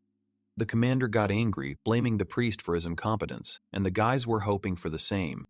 The hooded man looked at his hand and couldn't believe that he was a below-average mage. The commander ordered to listen to him and suggested to find Gale. The guy suggested that their former comrade was begging in the alleys. The man called out to Cash. The man asked the guy to stop this because they too would soon be on the brink of poverty. The boys sold all their equipment to remove the curse and for living expenses. Now they could not live in a normal hotel, and instead of clothes they had torn rags. The concept of being homeless was just about them. The guy grabbed his comrade and asked him what kind of despondency he was disbanding. The guy asked to let him go. The boy stopped struggling in the commander's hands and asked to pay attention to the notice board. Cash looked away. Cash asks what was there. Seeing the ad, the guy rushed towards it and grabbed the piece of paper. His comrades asked what was in the announcement, and Luke replied that, as the commander had said, they were there for a reason. Cash laughed, saying that he was right and they were very lucky. The guy showed the ad, saying to look at it. On the sheet of paper was a picture of Gale, which contained a royal decree and a search for a person, asking that he be found alive or dead for a certain reward. The distinctive features pointed to the guy, and they couldn't believe that he was put on the wanted list. The boys were mocking while the passers-by looked at the group of boys strangely. The boys were fired up with the idea of catching and handing Gale over to the kingdom, dreaming of a reward. The princess and her knight walked and discussed the informant, saying that they were not going to pay for misinformation again. The knight replied that the informant was a member of the guild and was a C-class adventurer. The girl also added that he had recently participated in a manhunt. The Wolfpack team sat uncivilized at a table surrounded by knights. The boys discussed how the furniture in his place was expensive and the food was amazing, and they gobbled up the candies. Cash put his feet up on the table and complained that informants like them were being kept waiting, saying that they were obliged to demand extra money for this. The princess and her knight sat down, hiding behind the knights, and whispered that their guests had no manners. The guy noticed the presence of the two ladies and said that they were the best adventurers in this city and only the royal family had the right to talk to them. The princess, stopping her knight from unnecessary actions, replied that she was busy. That's why she was late. The princess introduced herself as Carla de Glucan, and the guy was dealing with the princess of this country. The girl reminded the guy of his words for her to apologize for being late and angrily asked for forgiveness. The girl sat down on a chair while the adventurers bowed to the floor before her.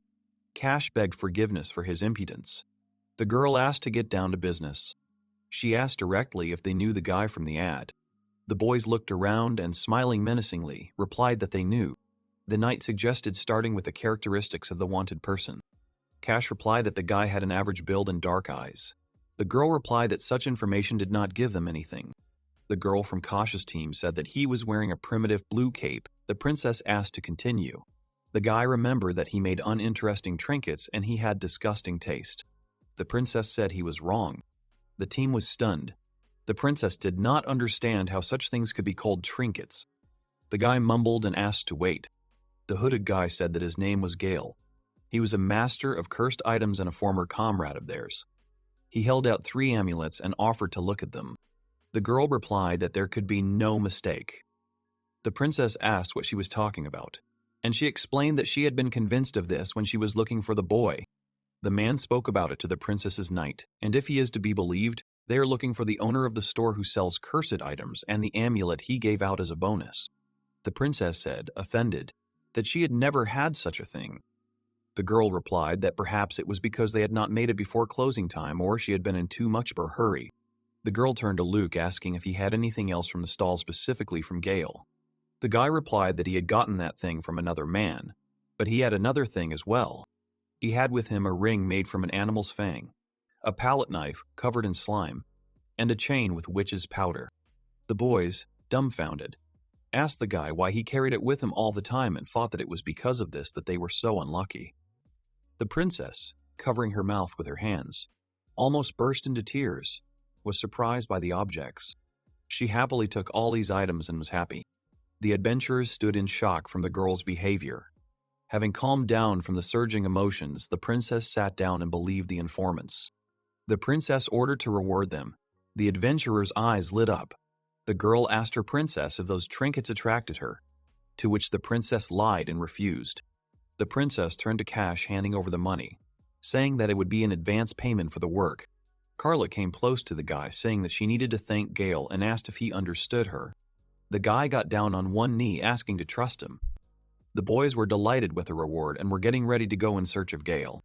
The commander assigned duties to the boys, instructing Melissa to check the street stall and the merchant guild, Morris to check the adventurers guild and the inn, and Luke to search the carts. Cash didn't understand why the princess needed to thank Gale. The guy said that they needed to thank him well for such a reward from the princess. Team Wolfang completely misunderstood Princess Carla's request. The princess and her knight were watching the adventurers from the window. The girl asked Her Majesty if she really believed that they inspired her trust. Clara replied that she had no other options. The knight looked at the advertisement where the princess described and drew the guy. The princess wanted to test them to see what sea crank adventurers were capable of. The princess turned to the table and grabbed the paper speaking about Gale. Holding the advert with the picture of the guy close to her, the girl replied that she wanted to know more about him. A city of farmers called Farmer's Corner. Gale sat and created a new artifact. The guy sneezed and reasoned, saying that there were connoisseurs of his cursed objects, that they discussed them so fiercely. The young man quickly came to terms with this and continued. Gale laughed and reasoned that if you polish the lich's rib, then the resistance to magical power and the properties of the dark attribute will increase. However, in return, he will receive an effect in the form of a decrease in the properties of the light attribute and a decrease in physical defense. But by adding powder from the ground bones of the dark skeleton, the previous disadvantage is covered. The guy added a grain of thunderfire, which increases resistance to light magic. Gale happily finished his creation, made from the ashes of the Lich Claymore. This was his first memorable work during his stay at the Farmer's Corner. The young man created a sage's sword and named it Split with good qualities. The guy wanted to swing when the girl suddenly hit him on the head, asking him to shut up. Gale asked what she was doing in his room, to which she complained about the noise. The guy did not understand what the problem was. The girl wanted to forgive the guy for the unpleasant living conditions, but changed her mind. The girl asked the guy if he was going to open his shop today. Mora replied that she would go with him since the weather was favorable for good trade. The guy agreed with her. Gale, like other sellers, lured customers by asking them to come to his counter. The girl was confused and silent. On the street, people approached everyone except Gale. The guy tried to lure two guys who had just bought meat. Gale offered them chopsticks made from a skeleton. The boys refrained from such an offer. The guy offered the man a custom-made sword, to which the buyer ran away from Gale in horror. The girl angrily asked what the guy echoed. The guy offered the sword to the girl, promising a special price for friendship. The girl threw the sword away. The guy grabbed it with his whole body, saying that it was very valuable and he couldn't treat it like that. Mora told the guy that he was sick if he was selling something like that in this city, especially in the middle of food stalls. The guy replied the trade was good only from morning to evening. The girl explained that it was not about that. She asked if the guy was familiar with the words supply and demand. The young man replied that he knew and said that it was a connection between the buyer and the seller. Mora asked him to hammer these words into his head. The guy started thinking about what could fit here and came to a verdict, talking about the damned headbands. The girl dragged the guy, saying that they had to go back. Gale asked her to wait because the shop was still open and all the goods would be stolen. She replied that no one needed his junk for free. The boys came to Gimli. The girl told her about what happened at the market and added that she could no longer cope with him. The boy sat in the distance, offended, and declared that Mora was no longer his partner. Gale, hugging his sword, said that Mora did not understand the beauty of his creations because he spent 3 days on it. Gimli suggested that the boy listen more to the opinions of others. The boy objected to the elf. Gimli explained, asking him to think what kind of person and for what purpose would buy this product from him in this city. The guy thought about it. The boy suggested that it was for the interior. Gimli understood the seriousness of the problem. The elf asked why he would open a shop in such a place. The girl said that the appearance of a shop of cursed items next to food could interfere with the trade of other things and attract the guards. The guy reproached his companion for complaining. She justified herself by saying that she was talking to a wall. The elf laughed at the couple that they were perfect for each other, to which they objected. The guy said that he paid the trading guild 1 gold coin for a trading place. The girls stood in a stupor. Mora objected to such a price tag in such a city, to which Gimli replied that they were simply making money on it. The boy could not believe his loss. The elf answered the guy that if there were a lot of people on the street, it did not mean that the goods would sell because that part of the city would hardly use cursed items. The guy was completely downcast. Gimli tried to cheer the guy up and answered that it did not mean that he had no buyers here at all, because there were adventurers who were members of this guild. Gale was happy. But that didn't solve the problem, because they had to change their location first. Gimli asked if they had consulted about the profitable trading place. The youth replied that it was already occupied. The girl asked if he had seen that place for sure and if there were places filled with traders. The guy recalled that there was enough space in the square and even empty. The elf understood everything and answered that there are capital guilds that have their own branches, that open their shops in small towns, and the guys had to go. The couple asked where exactly. The girl replied that she was going to the blacksmith's guild. Meanwhile, the blacksmith was forging new weapons. Blacksmith's guild. The guys arrived looking for a good place for a stall. Gale asked why the Smith's Guild and not the Merchant's Guild. Gimli replied that Farmer's Corner had a unique balance of power. The girl explained that there was almost no power there, and therefore they were losing to the Blacksmith's Guild in terms of concentration of money and people, and the guys from the Glassbreaker were paying an official visit. Mora added that the Trade Guild was striving to become #1 in the city. The elf praised the girl for her intelligence. In the rural area, the Blacksmith's Guild was very popular, producing metal goods, repairing inventory, and building new buildings. In addition, the tools sold there for a specific population were excellent for cultivating the land, which did not seem surprising for its popularity. The boy asked if they would say hello to those influential people. They would help them open a shop. The girl agreed with him and asked if there was any gift for them. The boy took out a cursed necklace and a sword, the split, as Gale called it, and stated that if he gave it to them, they would definitely be delighted. Mora tried to calm the guy down, and Gimli asked in horror what kind of sword it was. Mora remembered that they had to make a circle at the request of the elf for shopping. The companion asked the guy to simply bow and assured him that she would give him the gift. The guy, on the contrary, believed that the blacksmiths would appreciate his gift. The girl asked the guy to turn around because he had already attracted their attention. The boys entered the room where work was in full swing. Mora commented that she was hot from the stove. Gimli replied that there was no reception area, but in fact a workshop. But it was listed as a guild. The man addressed the guests that they were behaving impolitely. Gale apologized. The boy asked if they could now proceed further, to which Gimli objected, saying that they needed to call out to them.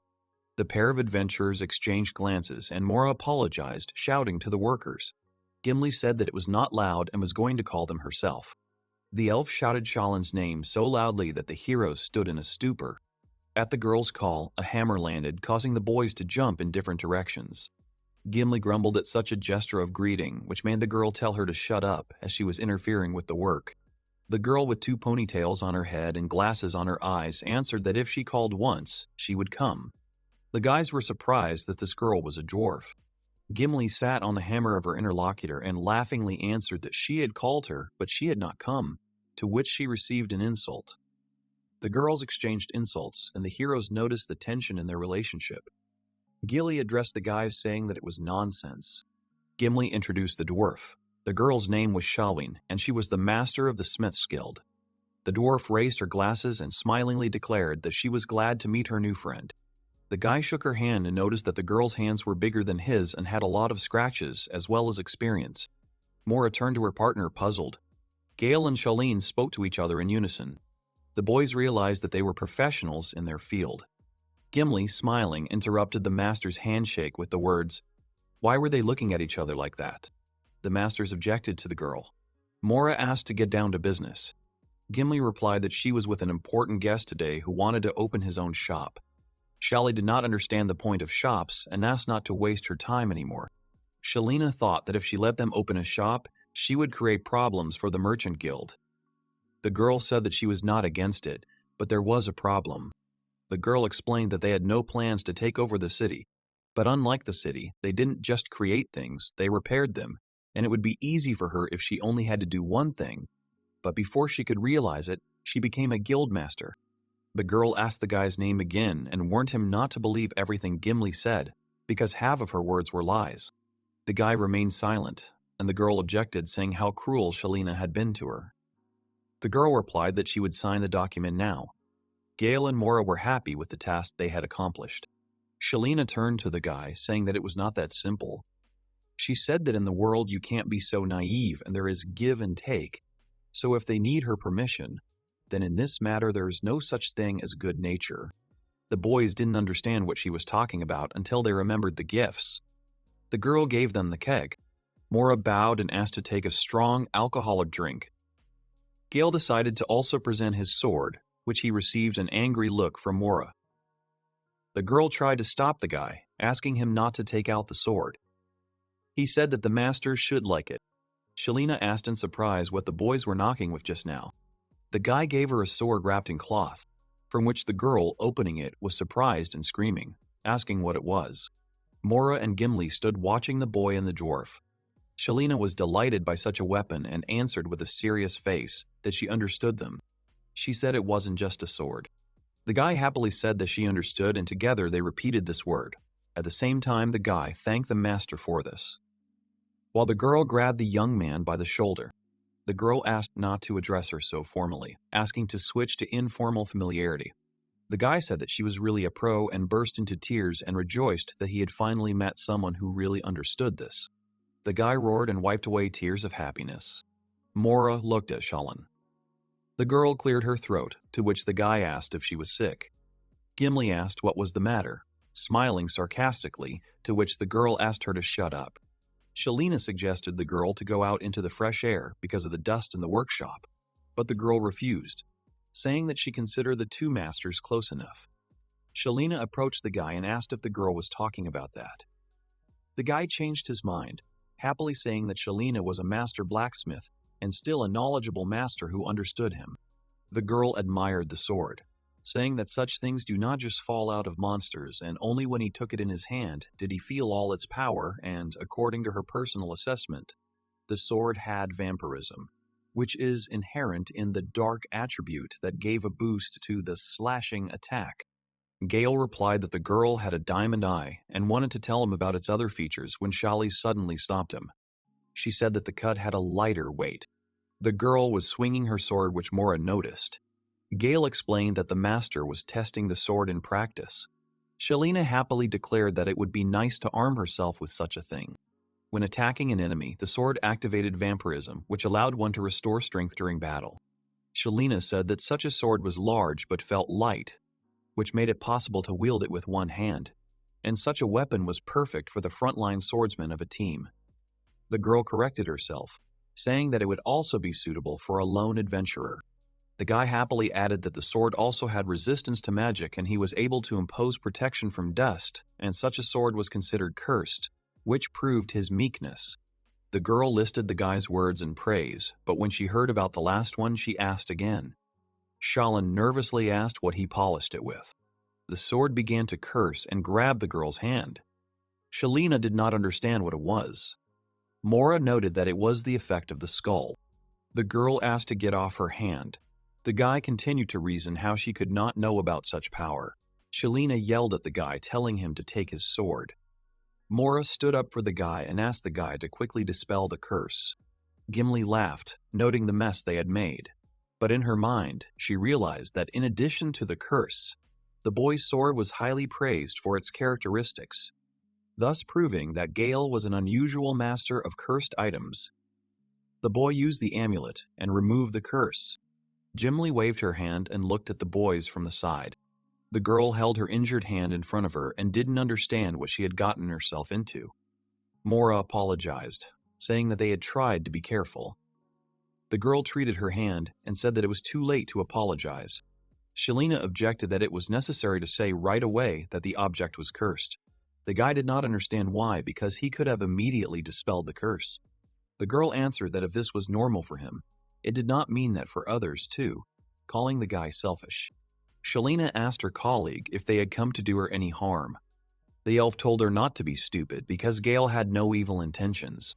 Shalin, upset, realized that she had fallen for the characteristics of a tasteless sword and said that after this they would never see permission. Gale replied that she was arrogant because they came to her with gifts, and she was like this. The girl changed the subject and asked why he didn't give such a sword to some guard. The guy pouted and replied that he had put his whole soul into the sword. The girl cursed the guy and asked if he knew about the needs of the customers. The girl considered the guy hopeless and could not allow him to open a shop, because if his items started selling well, the world would end. Shalin had the idea that such a person could be useful in safe hands. The girl replied that she was not that heartless. The girl asked how much he wanted to open a shop. The guy arrogantly replied that he wanted to, which Mora pinched him for. The guy grabbed his side in confusion and was already asking to open the shop for him. Mora added an apology and justified herself by saying that the guy would sometimes go crazy, but he wasn't a bad person. Shalina looked down at the guy and replied that it was funny that they were still discussing it. The girl agreed to open a shop, but she needed to sign something somewhere, assuring that she would take responsibility. The girl leaned over, saying that the guy had not yet paid her and asked to show his real identity, looking straight at him. Mora asked if she needed the money. She replied that the girl had a bad opinion of her to suggest such a thing, since she had no intention of taking money from the newcomer, but only wanted to ask for a favor. The guy asked what the request was. The girl replied that if you ask the adventurers, they will point out one place. This place was the only mine in Farmer's Corner. The girl wanted to give a task to exterminate the monsters inside it, but all those who stepped on this land disappeared. She did not know what kind of monsters lived there. The quest was difficulty AA, called Inanaki Mine Safety. The girl asked if the guys were ready to take it on. Meanwhile, in the palace, the princess's knight asked what this meant, because she was sure that it was the work of those who acted under the name of the emperor. The princess did not want to accept the fact of her mistake. The girl answered that they had been set upon by assassins without doubting it.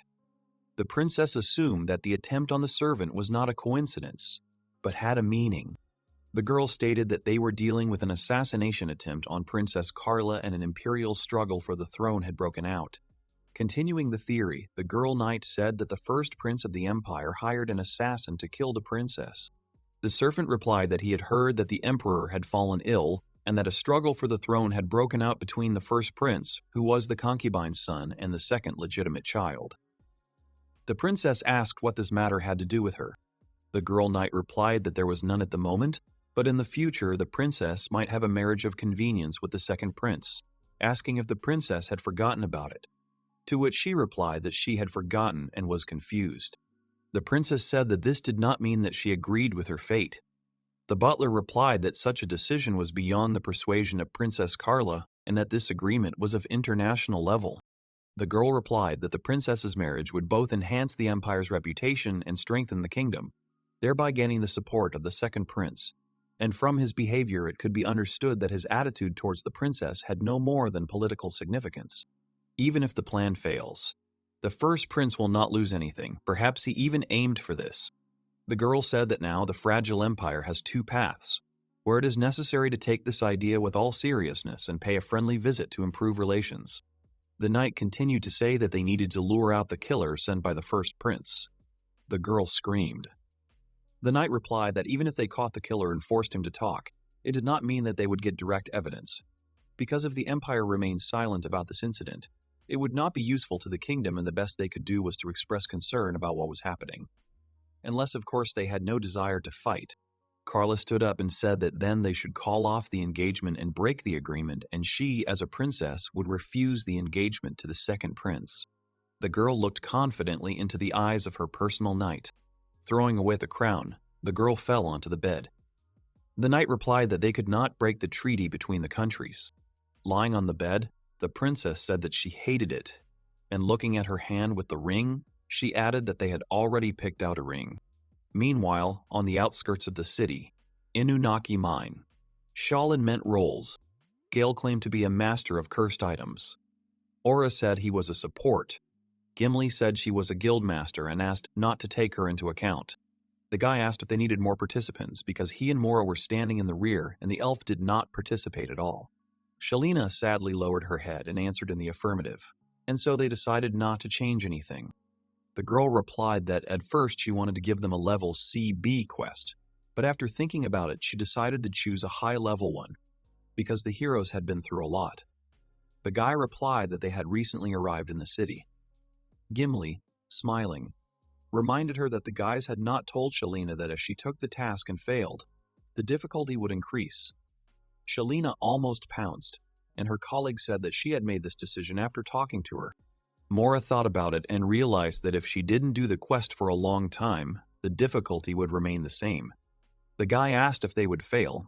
The quest would rise in rank, to which Gimli agreed and warned that the quest would become Esther rank.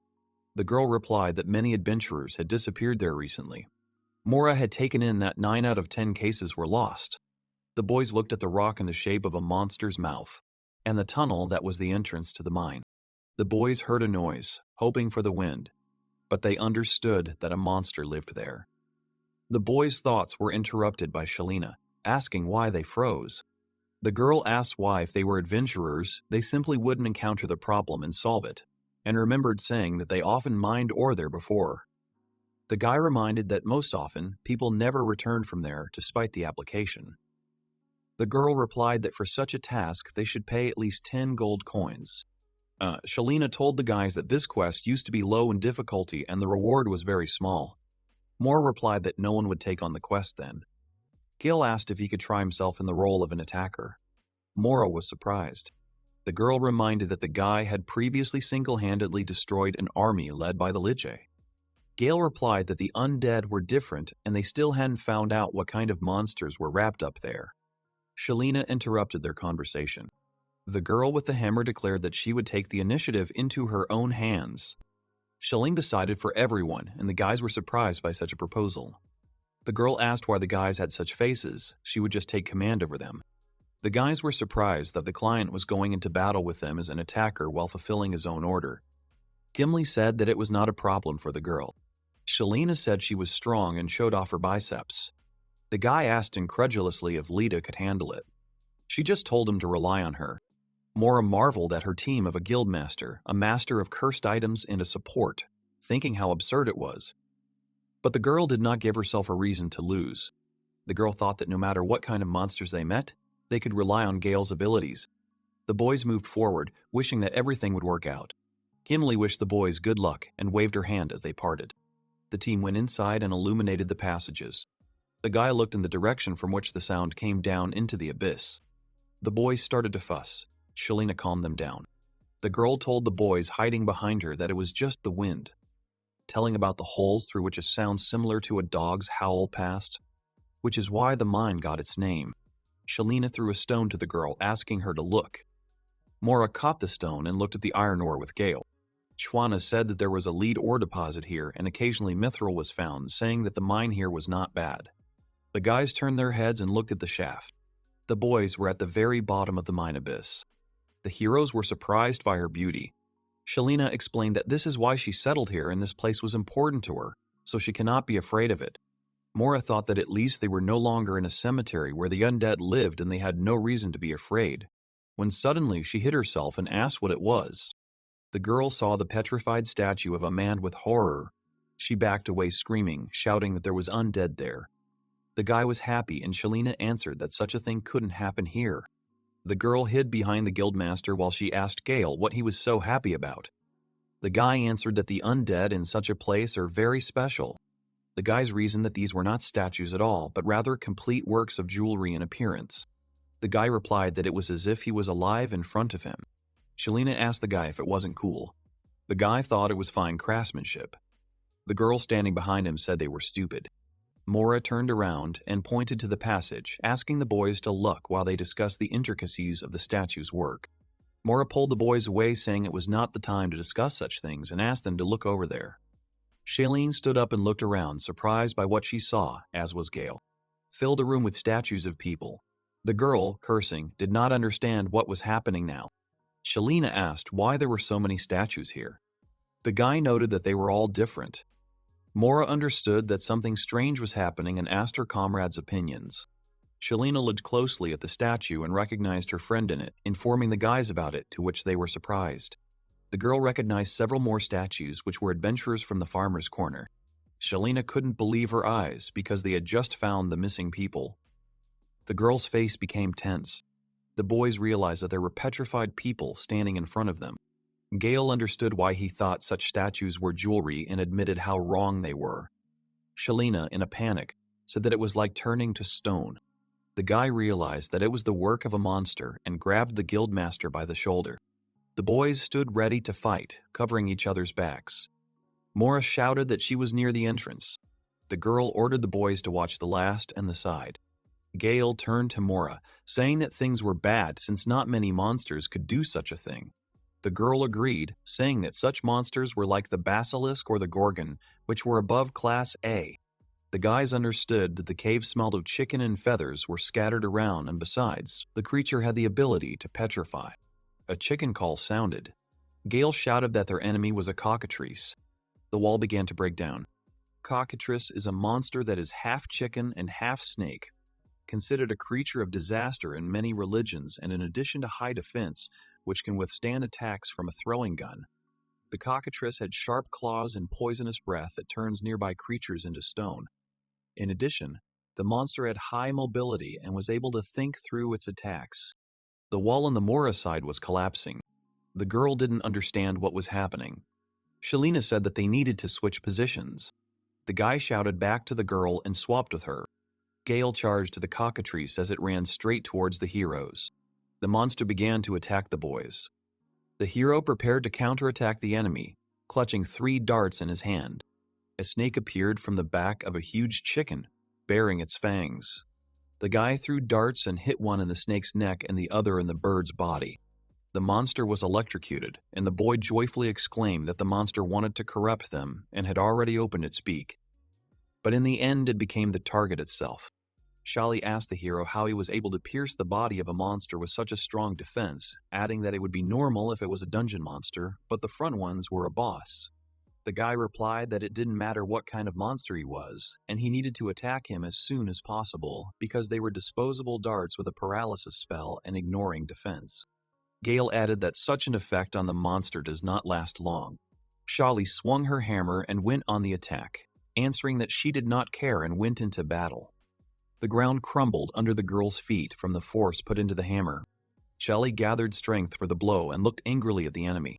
With a wave of precise blows, Shali separated the monster's body from its head. The monster's head flew in midair, and Mora noted that she was able to launch it into the air by hitting it 5 times. The guy added a comment that it was just a head-on blow. Shali proudly replied that it was her heroic form. The guys warned the girl that there was more. Shali fell into the snake's mouth and screamed. The girl called out to Mora, who began to cast a spell to increase her strength, saying to rely on her. Shali's arm muscles had noticeably grown, which surprised her. Mora warned her comrade that the speed of application was important in enhancement magic, and therefore the duration of the effect was very short. Shali thrust her hammer into the snake's mouth in mid-flight and replied that she could handle it. The girl tried to tear the snake's mouth apart. Shali said that now a first-class blacksmith would show them his strength. The boys watched what was happening. Shalina tore the monster's mouth apart, showing her strength. The monster tore along the mouth. The girl landed not far from the defeated one and exuded steam. Unable to keep her balance, Shali fell to the ground and laughed, saying that this was a complete victory. Shali sat on the ground while the boys ran towards her. Mora shouted at her to be careful and said that Coratrix's slowness saved them because the effect of the dart was still in effect. The girl started asking about the dart artifact and learned that the guy had found it on a ghost who ignored the protection in the capital. The guy didn't remember well and described it as a skeleton in a black cape.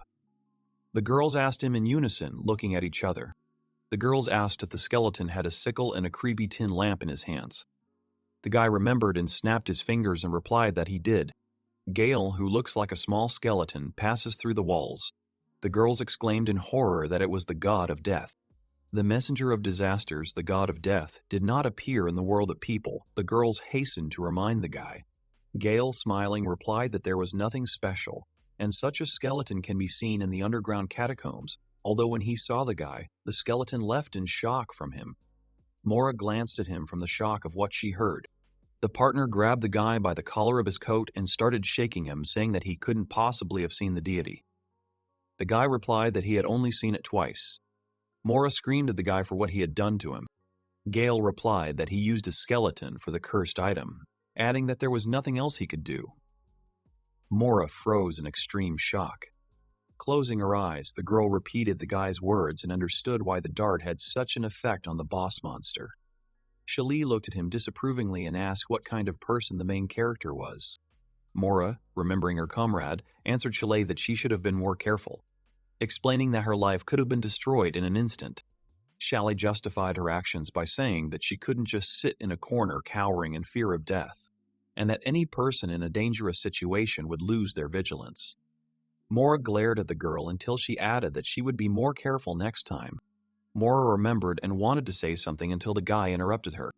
The guys stood closer to each other and said that the quest Inurnaki Mine Safety of Difficulty AA was successfully completed. The group of 3 people jumped in joy at the task being completed. Gale was collecting monster feathers while the girls were sitting behind the guy and waiting for him.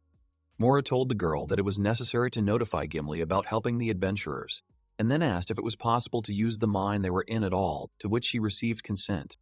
Shali replied that there had been various monsters there before, but the most unknown creature was the cockatrice, adding that it would be sad if he put them there. The girl remembered that she debuted for the first time as an adventurer. The guy thought about it and turned to Mora. Gale asked if this monster could be eaten. The girl replied that she did not know, thoughtfully adding that perhaps certain parts of the body could be eaten. Shali, disgusted, told the boy that it could not be eaten because its body was poisonous. Gale deliberately asked Shali again and made excuses that the monster looked like a chicken they were used to. Mora approached the guy and asked why he was hiding in such a place and said that more parts needed to be torn off. The guy warned the girl to be careful. The boy thought about Mora's words and replied that for such a large monster, this mine was too small. He wondered if the monster could have taken this place as a chicken coop. He could only guess what was on the chicken's mind. Gale lifted his head and added that it really smelled like a chicken coop, chicken droppings and rotten eggs. He heard a crunch and the guy asked what Mora had stepped on. The girl looked at her feet and something crumbled. The guy examined the object and it was an eggshell. The girl asked if it was too big, to which the guy agreed. Gale asked Mora why chickens built coops. Shali looked around and understood. Mora replied so that the chickens could lay eggs there. Shali cursed, which earned her questioning looks. The girl added that there were chicks there. The sound of the boss monster's chicks could be heard behind the miner statues. The monster's children were gnawing at the hardened remains of the miners. The chicks turned their attention to the children. A group of people watched the monsters in horror. The boys were confused and realized that they were in a nest while the chicks were attacking them. The girls were shouting that it was time for them to run, but the guy didn't understand why, because the monsters had just hatched and they must mistakenly consider them their parents. The chicks with snake-like tails were running towards the heroes in order to have a snack. The boy was quickly grabbed and the three of them were running away from the crowd of monster cubs. Mora replied that they wanted to eat them. Shalene agreed with her and added that they had to run, because if they were eaten, the responsibility would fall on her. The boys ran along the mine corridor until they realized that they had reached a dead end. Shali replied that the entrance was blocked, to which Gale asked what they should do. Shali replied that the best defense is a good offense and attacked first, asking the guys to cover her. The girl hit one of the chicks in the face. The monster flew apart. Shali happily declared that this hammer could even break a rock. Looking at the horde of monsters, she replied that it had no effect on them. Mora asked the girl to hold out a little longer, to which she agreed. Mora understood that this battle would be many times more difficult than the fight with cockatrice. The baby cockatrices have a body slightly smaller in size than the cockatrice itself, meaning that their number could easily exceed 100. Chickens were prolific birds, and these monsters were able to inherit the snake's trait. These monsters also had an innate ferocity, reinforced by hunger. But if you kill several adults, the children will start running away in terror. But the children of cockatrice are reckless and see nothing but prey before them. At this time, Shali kept count of the monsters she had killed. The girl enjoyed her battle, but there were still too many monsters. Mora finished writing the rune and apologized for the wait. A magic circle formed under Shali's feet, and the girl's abilities were strengthened and her speed increased with the help of Mora's magic. Magic hieroglyphs appeared on Shali's body. Shalina happily exclaimed that she was overflowing with energy. Mora thought that this was different from the previous enhancement, and if she could concert her magic on that deposit, then the ability would only grow, although it did not happen quickly enough. Mora reasoned that in order to destroy the baby cockatrice, Shaline only needs one blow, so she increased her agility and then increased her other abilities. Shali jumped on the monster with cries of joy. The girl's blows were like a tornado destroying the little cockatrices, and, in addition, the magic that strengthened her significantly increased her combat effectiveness. In this situation, Shali became virtually invincible. But there was one drawback. Shali carried away the monsters and screamed about how many cubs there were. The tired girl said that her strength was running out, to which Mora replied that her limit was near. She asked Gale if he had some cursed tool that could defeat these creatures, like the one he used against the orcs. The guy sadly replied that he hadn't had one for a long time, and besides, the situation with the orcs was different because the power of enhancing evil spirits and cursed instruments doesn't work well on monsters with a weak ego like the little cockatrices. Shali asked Gale what he was talking about. The guy replied that the spell could be compared to a conditioned reflex, like when an adult showed a lemon and he began to salivate. The guy added that the chicks did not know what lemon tasted like. This meant that spells that caused fear and confusion that affected the enemy's psyche would have no effect on monsters with a certain level of intelligence. Curses wouldn't help them this time. The little cockatrices continued to attack the boys. Shali was exhausted, but was ready to repel a new wave of attacks. Mora couldn't believe it, and decided to ask again about Gale's personal things that could help. The guy answered that his things were useless against such things. The guy decided to check the bag and answered that there were personal items for sale. He found the cursed bandage. The bag also contained a dark mask and a decoration made of weeping horns. Gale replied that the design of such cursed things is something to be proud of, and they are intended for interior decoration. Shali noted that the guy's bag was simply completely full, to which she received the answer that the effects they give are weak. Gale sadly replied that the defense was 3 times better, agility was twice as good, fatigue was ignored, and poison resistance was increased. The girls were shocked by such weak effects of his cursed items. Shali replied that this was what they needed. Mora warned that she would now erect a protective barrier, and in that same second the monsters were already at a decent distance. With the enthusiast, Shalina accelerated and wanted to try out new items for strength faster. The guy agreed, although he warned that the items were not created for combat. The girl took the bandage. Suddenly she saw pores on it and quickly threw the object into the air. The guy was horrified by Shali's behavior. The girl stood up straight and tried to convince herself that she should perceive it as an increase in her powers. The guy agreed and said the qualities of the item that gave the girl 3 times more protection and ignoring fatigue. Gale tied the item on the girl's forehead while she stood tensely. Suddenly the girl's aura lit up and Shali replied that the fatigue had truly evaporated from her body. The monsters waited outside the barrier while Gale placed item after item on the girl, explaining their properties. The girl changed visibly and answered that she could see in the dark, although nothing was visible under the mask. Mora noticed that the chicks were about to break the barrier and asked the guy to quickly put on the remaining equipment. The guy replied that the last one was the crying horns, which had the effect of increasing agility and strength. The girls were surprised by such a statement.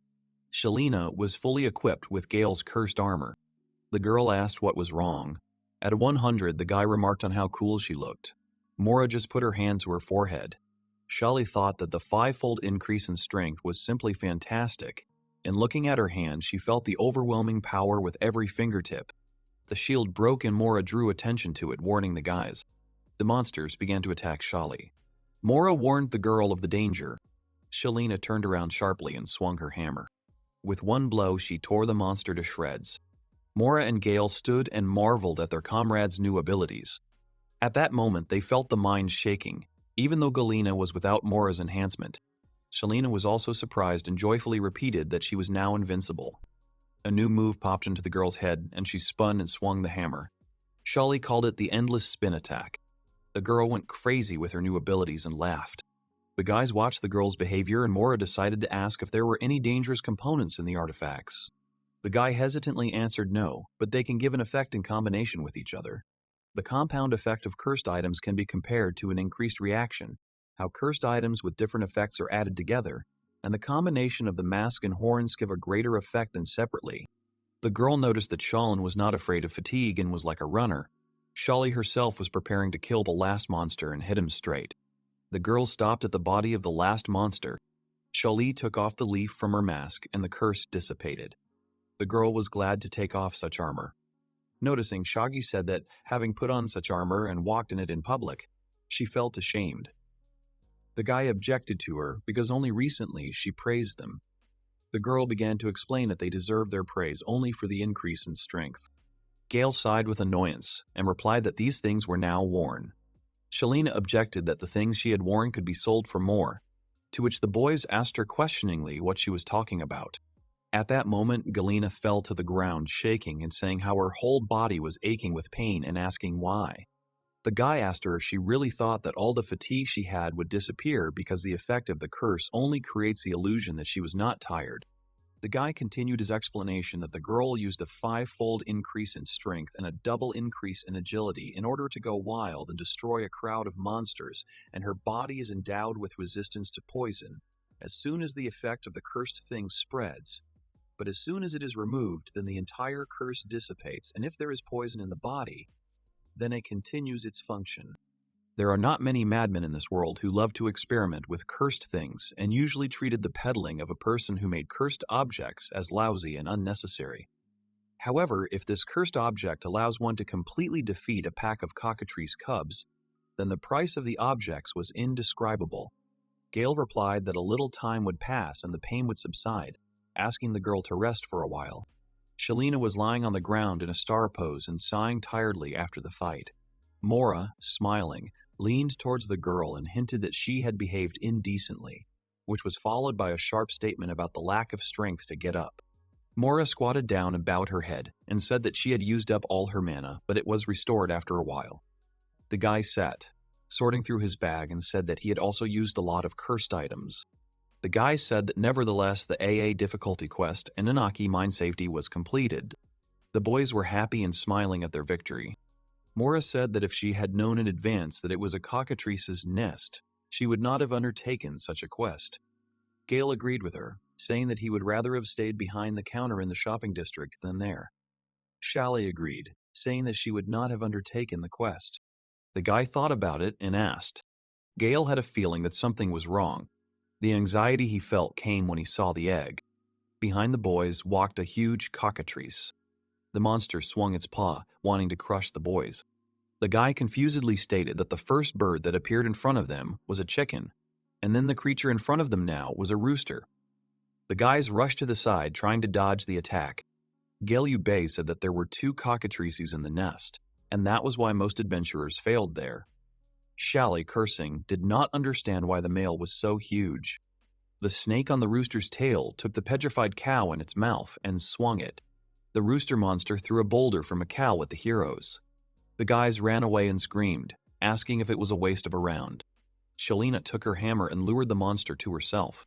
The girl cursed and threatened the rooster that she would make him crispy because she was tired and that he had disturbed her rest. The girl understood that they had invaded his nest and made a mess, which was why the monster was furious. The monster screamed. Shally continued to address him, saying that he had taken over this mine and did not understand why he was indignant. The girl shouted to the monster that this territory belonged to her blacksmith guild but not to the rooster. Shalina screaming. The girl prepared to attack, still angry at the monster.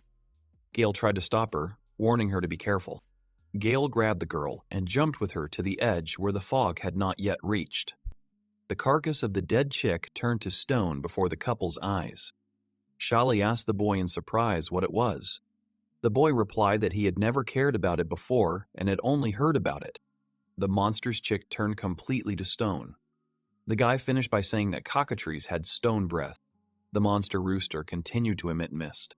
The boy explained that if it weren't for him, the girl would have quickly turned to stone. The hero continued to say that those adventurers had been attacked a long time ago. The cockatrice puffed out his cheeks, and the boys ran from the new wave of fog. Mora reasoned that the good thing for them was that the breath had a short radius of destruction and a slow speed of spread. But their location was closed. The girls stood in the middle of the corridor and realized that they were at a dead end. The boys distracted the rooster and Mora tried to come up with some kind of rescue plan for them. Gale and Shalina couldn't hold the line for long and ran towards the sea. Cockatrice was chasing the boys. The girl was shocked and did not understand the guy's actions. Mora asked the boys why they were still cornered. Gale answered the girl positively, and together with Shali, they ran towards the girl from the monster rushing towards them. Cockatrice began the attack from the tail, and the snake with its mouth open approached the adventurers. The boys froze in fear. The snake broke through the collapsed tunnel, and the boys fell forward. The boys were lying on the ground. Gale and Mora were looking straight at the monster and waiting. Mora said that they had nothing to defend themselves with now and needed to find something to use as a shield. The guy rhetorically asked the girl what, and immediately answered that Shalina's hammer had been thrown back and the minecart had been smashed. Shalina stood in front of the guys and answered that their shield was right in front of them. Gale and Mora wondered what she was talking about. Monstra was watching the boy's actions, and in the reflection of his eyes, you could see how the girl spread her arms out to the sides. Shali stood in front of the heroes and covered them with her body, answering that they would cope and ordered them to take cover behind her. Dale objected to the girl, not understanding what she was saying. The girl replied that she had said earlier that she would be in the vanguard of their team. Shalina plunged into a cloud of fog and said with a smile that she was doing her duty. The guy tried to pull the petrified girl away in panic, while Mora covered her mouth from the horror of what was happening. Shalina replied that Gale was a very strange and deep-voiced person to her, but for some unknown reason she could not hate him. She said that by using her body as a shield, they could survive. Mora, in tears, replied that they should stick together. Almost petrified, Shalina wanted to ask the guys for a favor. The girl remembered her guys from the guild and said that it was for them. Shalina also remembered Gamli, saying that she was indeed a good elf. The girl was not going to keep the boys in suspense for long, realizing that she would not have another chance. Gale pointed his hand at the girl and used magic to break the spell. Shalina opened her eyes again. The girl lowered her hand. Shalina silently looked at him, then at her hand and did not understand what was happening. Unable to bear the tension, the girls asked what it was. The guy answered that, having touched the petrified Shalina, he realized that he could possibly cope with the spell.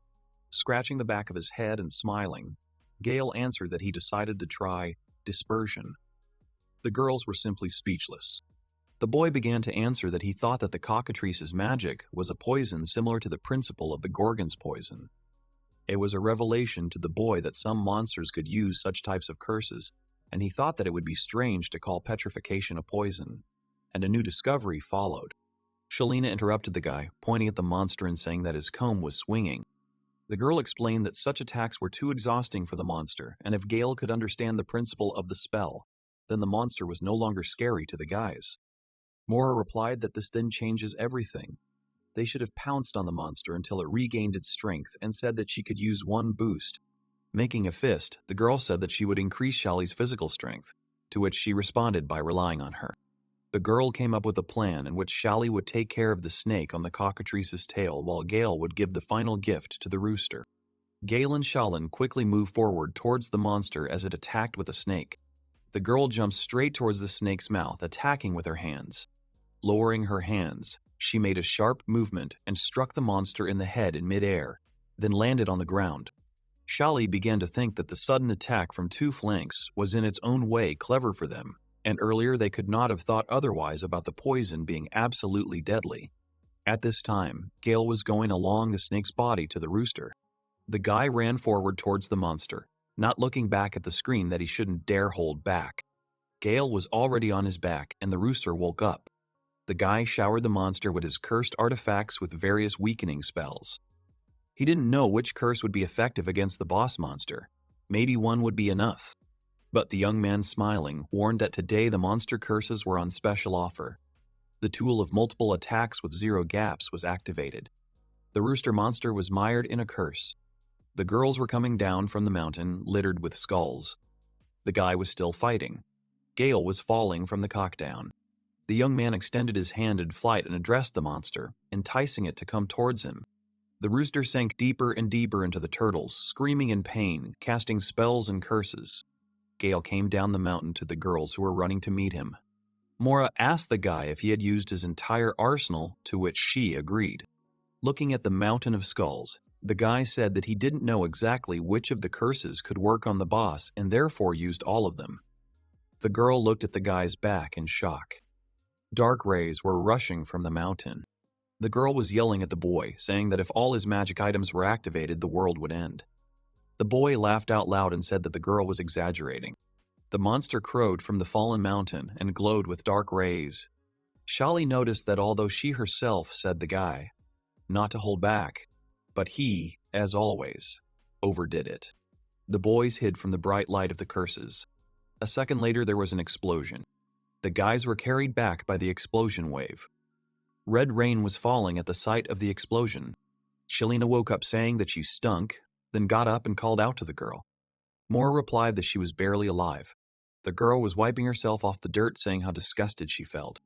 Mora was upset and replied that now she would have to buy a new cape because she would hardly be able to wash off so much blood and took off her cloak. Shalene asked where Gale was, to which her comrade replied that he was lying there. The guy was lying upside down, leaning against a pile of stones. The girls shuddered. Mora, walking forward, could not believe what was happening. The guy woke up and stood up asking what that shaking was. The boy was surprised and understood and said that the mine was collapsing. The girls in unison angrily answered that Gale was to blame. The guys rushed to the exit. The mine was gradually collapsing. Huge boulders of stone were falling from the ceiling. The mine was completely collapsed. The boys barely managed to get out and happily fell down saying that they were saved. Shalina stood behind and hit the adventurers on the tops of their heads. Shalina yelled at the guy, swearing because he was destroying the mine, because the task was only to clean it up. Gale stood up, dusted himself off, and said that they had completed the quest anyway. Shalina didn't understand the guy. Mora sided with Gale and said that they had defeated all the monsters and were now entitled to a generous reward. Shailene was outraged by this statement. The girl almost threw herself at the guys, saying that no one would pay them because they owed her. Gale responded that it was cruel, since she had mentioned that she would put in a good word with the Merchant Guild for a place for his stall. Mora was also outraged, since they had risked their lives and deserved the reward. Shalina responded that she was the one who had risked the most, remembering how she had been in the vanguard as a human shield. Selena pointed her finger at the guys and said indignantly that they were criminals and imitators of the mines. Then the girl grabbed her head and began listing her problems that she used the cursed equipment on herself, and then lost her hammer and the mine was blown up. Standing at the entrance to the mine, Shalna screamed, not understanding what kind of day she had been through. The guys were making faces and irritating the girl, which is why they were forced to shut up. Not far from the shaft, where the main passage from under the pit, fenced with pillars, was, a hand appeared. Lavushka coughed and tried to get out of there, thinking that death was waiting for her there. She reasoned how difficult the master of cursed products Gale was, because initially Gimli thought to watch him from a safe place, but he blew up the mine from there and she could not save herself from that. The girl ran along the bark and strength above the heroes in observation. She could see the real strength of the boy with her own eyes, and it exceeded all her expectations. Gimli wondered if the boy could be useful to her. She looked at the guy and thought that he was just making cursed items, but their effectiveness was on the level of artifacts. A little later, the boys returned to the mine with the girl. They approached the petrified statue of the boy. Gale dispelled the spell and the stone began to fall from the guy. The guy did not understand where he was until a girl with a ponytail and tears in her eyes ran into his arms. The guy asked Penelope what she was doing there. The girl answered that he had gone missing and she was very worried, so the adventurers brought her to him. Shali shed tears as she watched the couple, saying that it was now hotter here than in the forge. Mora happily declared that they would now restore the mine and save the rest to the adventurers. The pair of lovers thanked the guys for saving the guy and said that if they got out of this quest, they would get married.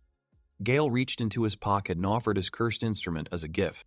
The guy started advertising his shop, to which the girls told him not to try to slip cursed items as a gift. Mora answered in a whisper to Molly personally that she didn't need a free one either. The couple watched the adventurers' discussion and rejoiced.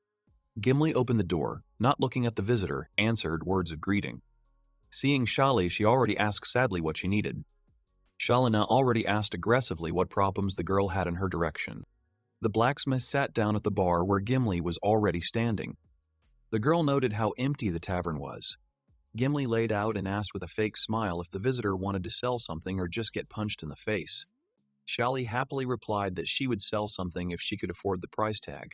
Shalina placed the dart from the mine that they used to defend themselves against the cockatrice on the table. Gimli asked what was wrong with the dart, to which she received a warning to take a closer look at the artifact. The girl looked through the monocle and asked in surprise what was in it. Shalina asked a counter question about what she had noticed in the dart. The girl replied that it was a real artifact. Shalina said that Gale was giving away such things for cheap and asked if the interlocutor knew about it. The girl added that the guy was simply incredible and asked what she knew about us.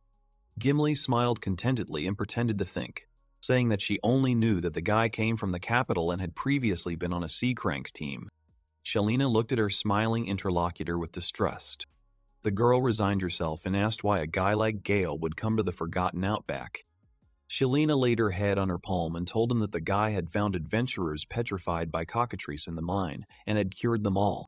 Shali added that the boy had managed to involve the church in his healing with a curse. Camille squinted and repeated the word, asking what curse Shalina was talking about.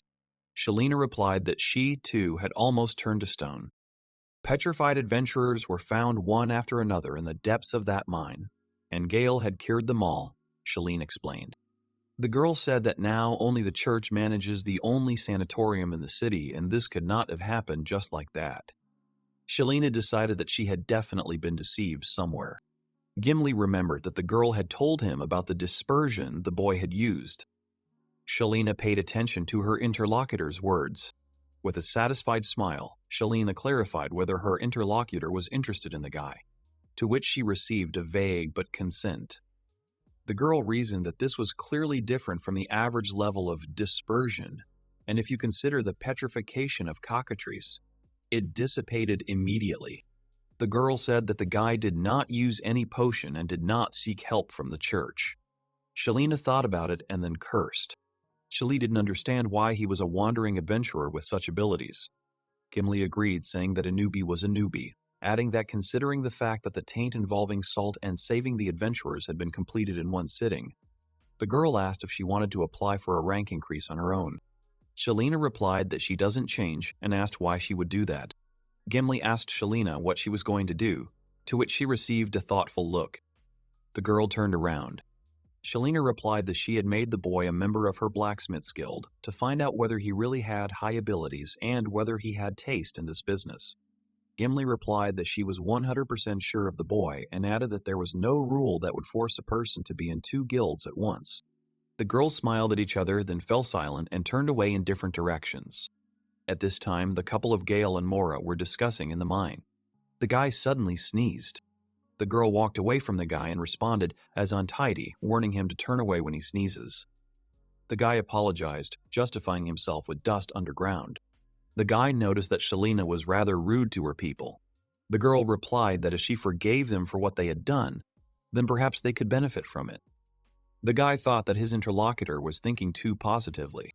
The girl showered accusations on the guy that he was to blame for everything because he activated all the curses at once, and it turned out that he was now a hero who was able to save the adventurers and a villain because he destroyed the mine. Gale remained silent. Mora asked the boy if he had joined the blacksmith's guild, to which she hesitantly agreed. The boy held out a bandage around his neck, which had plaques stating that he had been a member of both the Adventurers Guild and the Blacksmith's Guild. Gale replied that he and Shali had agreed that she would help him with the shop. The girl, remembering the blacksmiths, said that it was so unusual because the guild only took real professionals in their field and did not take ordinary adventurers, even for ore mining. Mora asked the boy what he was supposed to do there. The boy answered hesitantly that it was nothing special, since he was simply lending the guild some of the cursed items he had made. The girl asked again if his work was approved. The boy hesitantly agreed, remembering how his work had been sent straight away for rework. The girl reminded that when the guy gave Shalina the cursed sword, she got angry. The guy replied that he thought her request was an interior element, and he did something similar in this vein. The guy handed Mora a vase in the shape of an upside-down skull with flowers inside. The girl asked in horror and confusion that the guy had turned the skull upside down and made an ikebana out of it. Mora asked the guy not to carry something like that around with him. The guy was upset by the girl's cruelty because he had spent the whole day on the vase. The girl asked how he had spent the whole day turning the vase upside down. The guy objected that he had tried to achieve a sparkling shade on it, saying that he had polished it for several hours. The girl responded aggressively had that made it beter ridicule gefdau. Gale pressed the vase to his face, asking if it was beautiful, since he focused on the design. The guy added that if you decorate a room with the vase, it will give the effect of constant mana recovery, and if you drink from it, it will give the effect of fast healing. The girl said that such a thing is the dream of any magician, since for them, the key will give the effect of fast healing. The girl said that such a thing is the dream of any magician, since for them the KBK mine sickle was counter of the artifact. The guy did not understand the unusualness of his creation. The girl, throwing her head back, exclaimed that everything was not as simple as the guy. Restoring mana is similar to restoring strength. It depends on the quality of food eaten and sleep. The speed of restoration also changes depending on the consumption of alcohol, sweets, and other products of the taste industry. Sometimes, due to a physical condition, such as illness, it is difficult to restore mana, and therefore mages pay special attention to their health. The girl, clenching her fists, recalled that despite this, in order to restore mana, she drank potions that were tasteless to her, meditated in a gloomy room for her, although she could have simply put it in a vase. The girl covered her face with her hands and knelt down, thinking that this was simply impossible. Mora replied that Shalina would definitely not like such a vase. Shalina came up behind her, carrying a bag, and asked what the boys were doing. Shalina noticed that the shaft's fastenings were collapsing due to the boys' screams. The guy replied that he had shown Mora his new experimental product, and the girl had felt sick from it. Mora, leaning against the wall, decided to go and rest.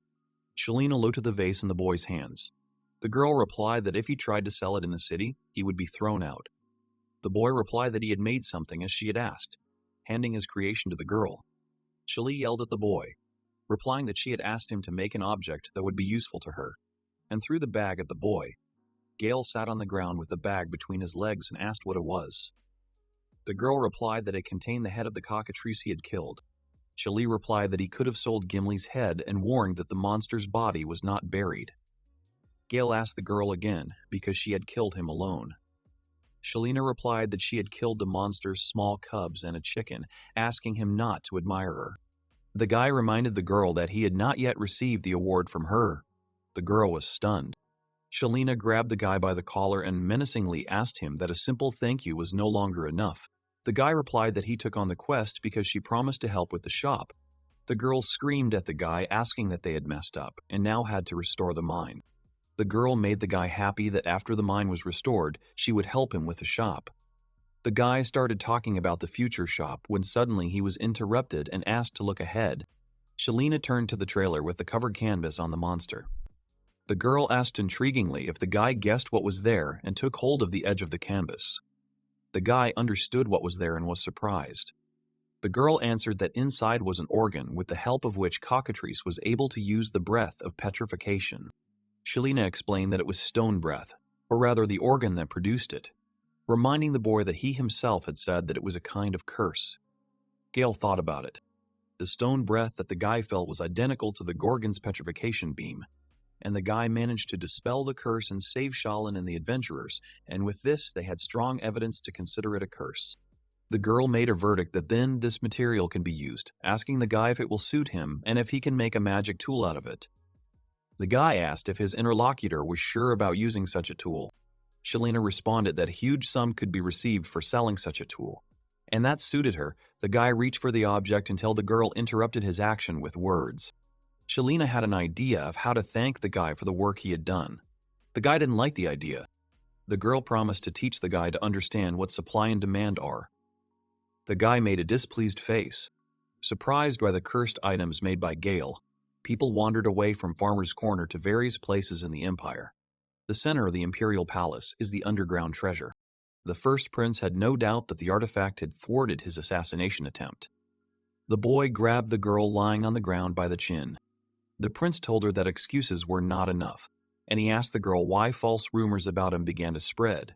He said that he was the first prince of the empire, and asked who she thought he was, cursing at the girl who was the leader of the Assassin's Guild. The girl asked for forgiveness. The guy grabbed her by the hair and dragged her across the tiles. He said that she boasted so much, but managed to fail, adding what worthless killers they were, creating problems for him. The guy brought the girl to the chest. The girl froze in fear. The prince declared that it was the most cursed instrument in the empire, the heart of the devil. The world was once plunged into fear at the mere fact that someone possessed such a thing. The artifact created an ominous miasma. The prince warned that the heart was sucking out human life, asking him if he was happy with the new food. The boy told the girl that his favorite food was people like her. The girl was silent in fear. The guy grabbed the girl by the head and brought it to the devil's heart, asking if she knew why he brought her here. The girl didn't know and asked for forgiveness. The girl begged for it to stop. The miasma was taking away her life force. One touch to the heart could kill any warrior, the prince said. The girl tearfully begged for it to stop and cried. The prince let go, saying that he would stop there. The chest closed. The guy asked for information on how this happened. The girl began reporting that the operation was successful until the moment when she sent spies to the elites. The princess's goal, the girl said, was to obtain the above-mentioned artifact, and she had heard that it gave good protection against any techniques. The prince ordered to repeat. The guy asked if she said that the princess was able to personally repel a series of his attacks, and he himself answered that this could not have happened. The girl answered that the artifact had resistance to instant death and had several other effects. The guy was surprised by such an artifact. The girl agreed that it was hard to believe. The prince couldn't get it into his head, but even if the princess had been killed by assassins, it would have had no effect. The problem was that they didn't know what artifacts were in the empire. The prince understood that things were bad and asked about the effects of the artifact. The guy was furious that the kingdom managed to get hold of such a valuable artifact.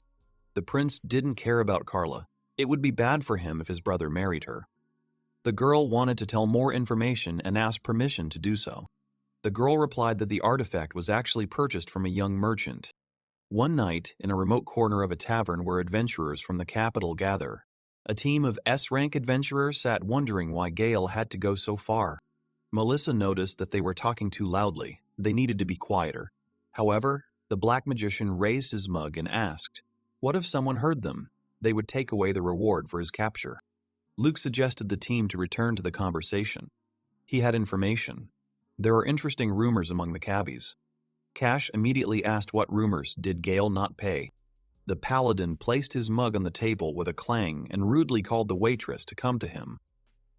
With a displeased face, he waited for the girl, who responded and ran to Cash. He shouted menacingly, slapping his hand on the table, that he wanted ale and noted the outrageous slowness of the employee. The girl apologized, but he did not lag behind, demanding a whole barrel despite Luke's remark. The guy continued to tell that one of the carts was moving right towards the village, and on the way it was attacked by orcs. Rumor has it that someone killed them all, and this someone, they say, was from the rear guard. The paladin jumped up from his chair. He was indignant because this simply could not be. In his opinion, if the people in the rear guard could hunt monsters, then there would be no point in dividing into vanguard and rearguard guard. The robber interrupted Cash Bilboa with displeasure. He wanted to be heard to the end, because he had learned something else. The man was a guy dressed in primitive rags. They say he waved the dagger around aimlessly and destroyed everything around him. From what I heard, he was using a cursed artifact. After finishing his story, he asked the team captain if this description sounded like Gale. But the guy chewed his dinner completely indifferently and said that he was not capable of such tricks, because even they could hardly cope with orcs. And he began to hunt them. This was impossible. Luke, not sharing Cash's opinion, replied that they would then listen to what the others had learned. Melissa then added that she had also heard information that a man similar to Gale had been seen. Cash jumped up on the spot, slapping his hands on the table, asking for more details about this. The warrior answered that at first, as expected, the guy started selling goods in the shop. He probably sold his cursed items cheaply, and then, in the shopping district, he sold his tasteless trinkets as interior decoration. And then Melissa let out a resigned sigh, explaining that after that the guards quickly closed his shop. The paladin laughed. He agreed that it was definitely him and his disgusting cursed items. They probably had monstrous debuffs and caused a lot of complaints. But one thing was bothering him. It seemed that Gale had made a good profit on him. Norris confirmed that he had also heard that his goods were in great demand, and that there was a similar person somewhere in the hotel. He also noticed that, by the way, the guy was wearing new clothes. Luke then assumed that he at least had money to ride in the cart. They began to reason that even if the royal troops were to search for him with enviable persistence, and if they used all their means to capture him, the group would not even catch a trace of him. According to Melissa's information, he made a decent amount of money, which means he had to do something with that money. Cash had absolutely no idea how all this could be put together. But it seemed the black magician had already guessed something and suggested that if all the facts were put together, Norris realized that Gale had changed his place of activity and it was not limited to the capital alone. The team wondered if he had ulterior motives. Geyal always did weird things. This guy definitely had something to sell. Then everyone agreed that it seemed like he really wasn't in town. Then the warrior added that apparently he was somehow connected to a person in the merchant guild. He probably applied for permission to trade in the shop. When the girl showed him the document, an order from Princess Carla, the man from the trade guild reluctantly gave a grain of information, citing the fact that it was confidential. He even asked if she was his friend, how he was doing, how he was feeling. Then Luke summed it up. It turns out that he has experience in the field of trade. Perhaps he even trades in different cities at the same time. Cash looked into his empty mug. He said that it didn't matter what he was selling anyway. If he had money, he would open a store of his damn trinkets. The guy grabbed his mug with both hands and declared that they should all drink. The paladin shouted loudly that he was tired of waiting for his ale. Then the waitress's footsteps were heard and all eyes were fixed on her. While Cash was saying that in any case, these were all Princess Carla's expenses, behind him, Melissa and Luke froze in surprise. A girl stood behind him with 2 huge barrels of ale as he cried out that they must drink to the bottom. The waitress placed the huge barrels on the table with such a bang right in front of Cash's face that all the dishes and mugs jumped up along with their contents. The paladin was indignant and shouted at the girl, asking what the hell she had brought the client. But she had already run away and only said one thing after him. "This is your order." Luke looked at her in amazement, thinking that the girl was incredibly strong, since it would be hard to carry such a barrel even alone. Turning the corner, she breathed a sigh of relief when someone decided to talk to her, saying that the team was discussing Gale's whereabouts. The girl with tired eyes turned to the young man who spoke to her. In front of her stood 3 waiters who thanked her for her work. The girl's name was Liznet. She took off her wig and asked why she had to work part-time in the suburbs of the capital to collect information and conduct surveillance. One of the guys asked if these were really the guys they needed, to which Liznet confidently stated that they were. She sat down on one of the barrels and continued that their behavior was consistent with the information she had received. One of the boys asked if they were hired by Princess Carla. They said something about a farming town and a man called Gale. The Wolf's Fangs are stalking a man named Gale Hamilton, the man Princess Carla is trying so hard to contact. Summing up, the girl said that he is the creator of that artifact. It turns out that he is the creator of the artifact that the S-rank team is hunting for. It is not at all clear who he is, but Liznet noted that he was monstrously cunning. Even though he was in such a team, he left no traces behind him. She was sure that this was all a hoax to hide the true identity of the creator of the artifact. This guy was like a ghost. They didn't even know what he had been doing before. At least they could keep an eye on the Wolf Fangs for as long as they wanted. But they could at least figure out Gale's approximate location, so it wasn't all in vain. The girl ordered the guys who bowed their heads that they needed to make sure that the adventurers left quickly, and they themselves would continue to watch and then simply take Gale by force. However, the manager immediately appeared and shouted that the guys should not shirk, orders were idle, and the dishes were not washed. Liznet grumbled and put the wig back on her head. At the same time, Gale was in the blacksmith's guild. A girl entered one of the heavy doors of this building. The guy was working on some new device, and Mora Glaris was standing at the entrance. She was closely watching Gale's work, without making a sound. However, this silence was interrupted by the guy himself. He said that he wanted to say something to Mora, then the girl became interested. She was curious about what Gale wanted. He turned to the girl and thanked her for helping him with the quest to secure the mine. He knew he had gotten her into this whole thing. Gale extended his hand to the girl, and said that he was very grateful to her because he felt much calmer in that mine with her. From this confession, the girl blushed and stared at the master of cursed objects in bewilderment. Mora shook his hand and said that this time she helped him so that he could open a shop in a profitable place. She is one of the best support mages. There is no situation where she could not help. The boy beamed happily thanks to Mora's help. His dream was about to come true.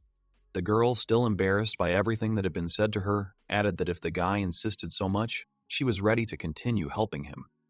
But the guy sneezed sharply right at the girl. Mora asked the young man to sneeze while turning away from her, to which he apologized and wondered in surprise why he sneezed so much, and whether he was really remembered so often. Shalina appeared next to Mora and explained that the whole problem was the dust from the mine. Gale noted that he was doing well thanks to the rented workplace. Then Shalina noticed that the guy had managed to do something and began to examine it. The guy noted that he did as he was told, but in his opinion it turned out tasteless. Then the blacksmith answered him that if he thought so, then society would definitely have a different opinion on this matter. Shalina happily grabbed the device and asked how to use it. Then Gale stretched out his hands and asked to give him his device. When he picked up his device, he quickly activated it, turned the handle, and the device began to make noise, emitting a bright light. It was a device for shooting a provocation of petrification, made from the organs of a cockatrice. Shalina. She immediately ducked down, hiding from the beam of this device, asking not to use it on people. The blacksmith jumped back and asked if Gale really wanted to turn into stone a second time, to which the guy replied that in any case, he would be able to remove the curse. However, he was not sure if there would be a demand. Then Shalina said that it was a functional design and she had already talked about supply and demand. There were only meadows, mountains, and forests all around, and there were very few stones for building. The girl put on her glasses and began to explain in detail that by stones, she meant building materials. Depending on the area, they could have significant value. For example, what would the kids do if they wanted to build a building in the desert? Compact the sand and make bricks out of it, or dig it straight out of the ground, or maybe bring the materials. Most people use these methods, but digging the ground is too labor-intensive, water is needed for compaction, and the option of bringing it in is not even worth considering. And the bricks may not be strong enough. Then it turns out that if you use this invention, you can form sand and process it with a stone beam, and you don't need to do anything else. Then the inspired guy realized how they would get building materials. Shalina noted that Gale had golden hands, which he just didn't know how to use. The boy chuckled contentedly as Shalina continued her instructive tale. Digging or transporting from the mines is one way, but farmers are constantly short of materials. The girl hugged the guy and said that with the help of this invention, they will quickly get building materials. This thing solves the problem, so she is ready to generously reward for it. The guy couldn't stop wondering if she really liked his invention. But the girl calmed the guy down a little by saying that he was completely lacking sense of style. Shalina wanted to convey to him that she had no interest in cursed objects before, but Gale opened her eyes. The guy smiled contentedly and giggled again, to which the girl exhaled heavily and noted how simple-minded he was. Because she didn't even praise him, but the damned objects. Shalina digressed and asked if he could make another one of these with the remaining materials, but the craftsman replied that it would probably be impossible. The organ that produces stone breath was not developed enough in the small ones.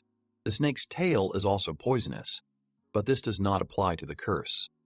The girl thought that it would be nice to have a machine that produces poison. Gale didn't expect that. Could a poison-producing machine really be useful? Then Shalina explained that they suffer greatly from pests and insects here.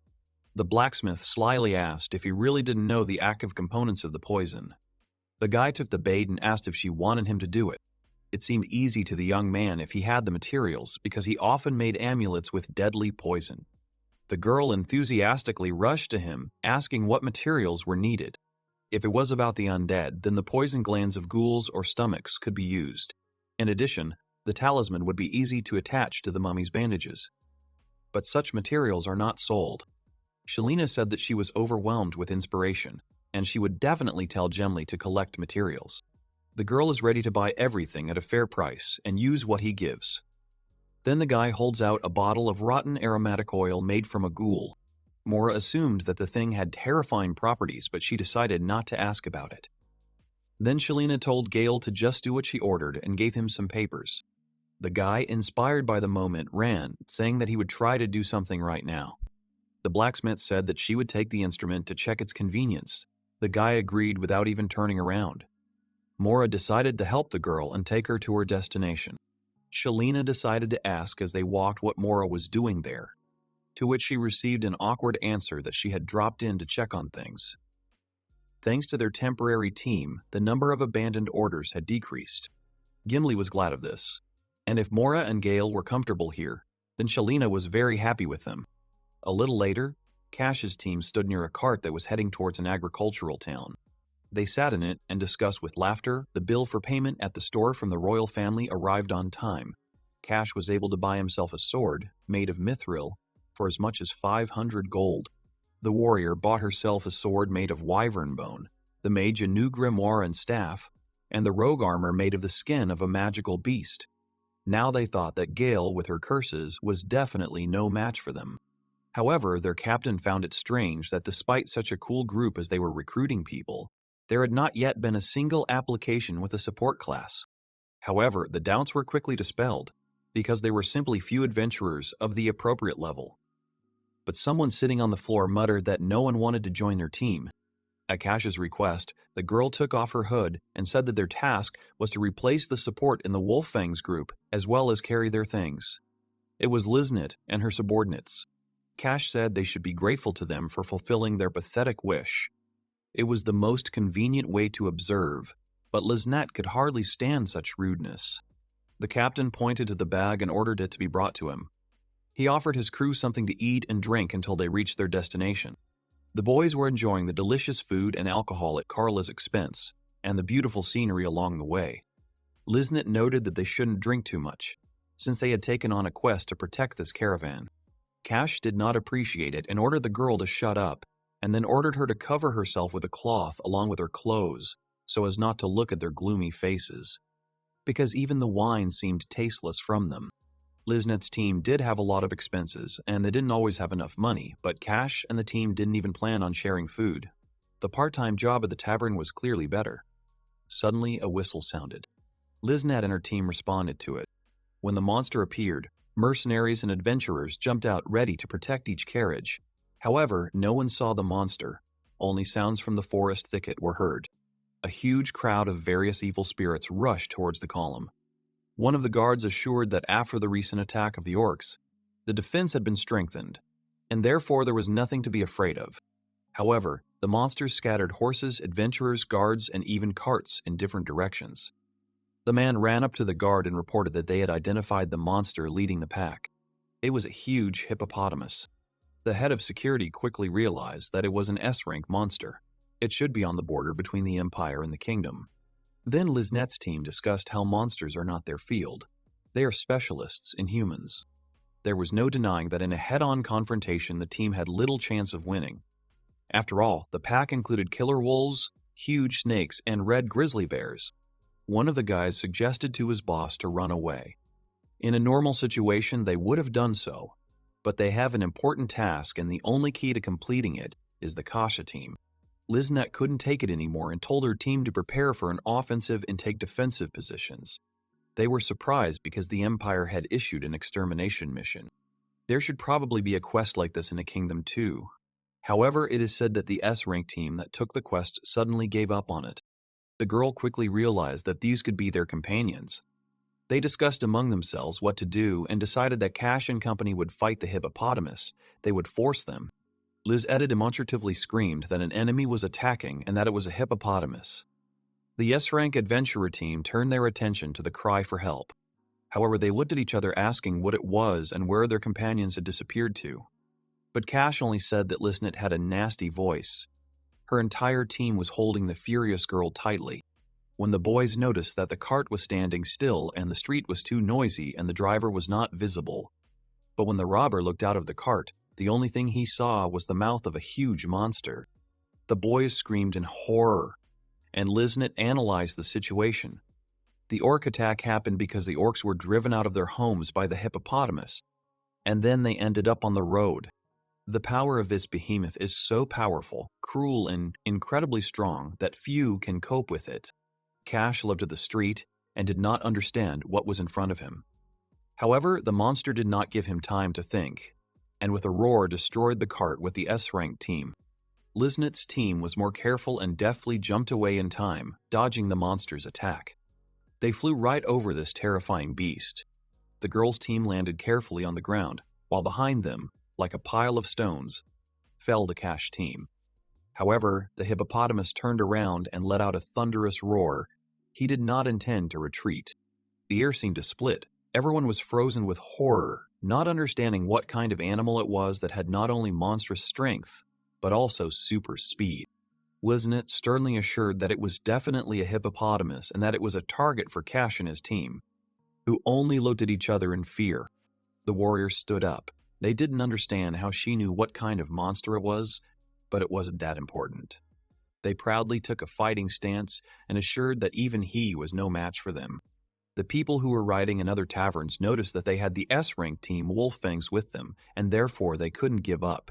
People enthusiastically shouted the team's name, and Liznet and her assistants also decided to help.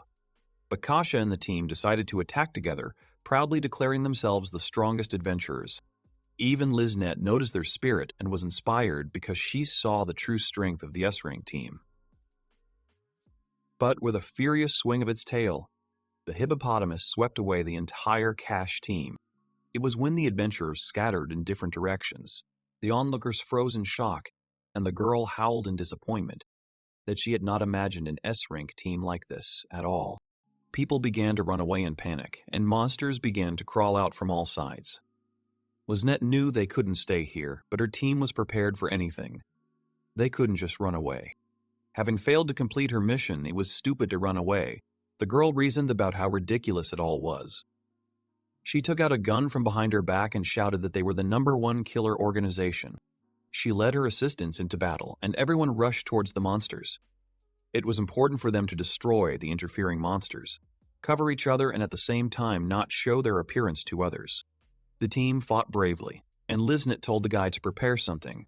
The girl was going to take the hippopotamus on herself, and the assistant wished her to take care of herself.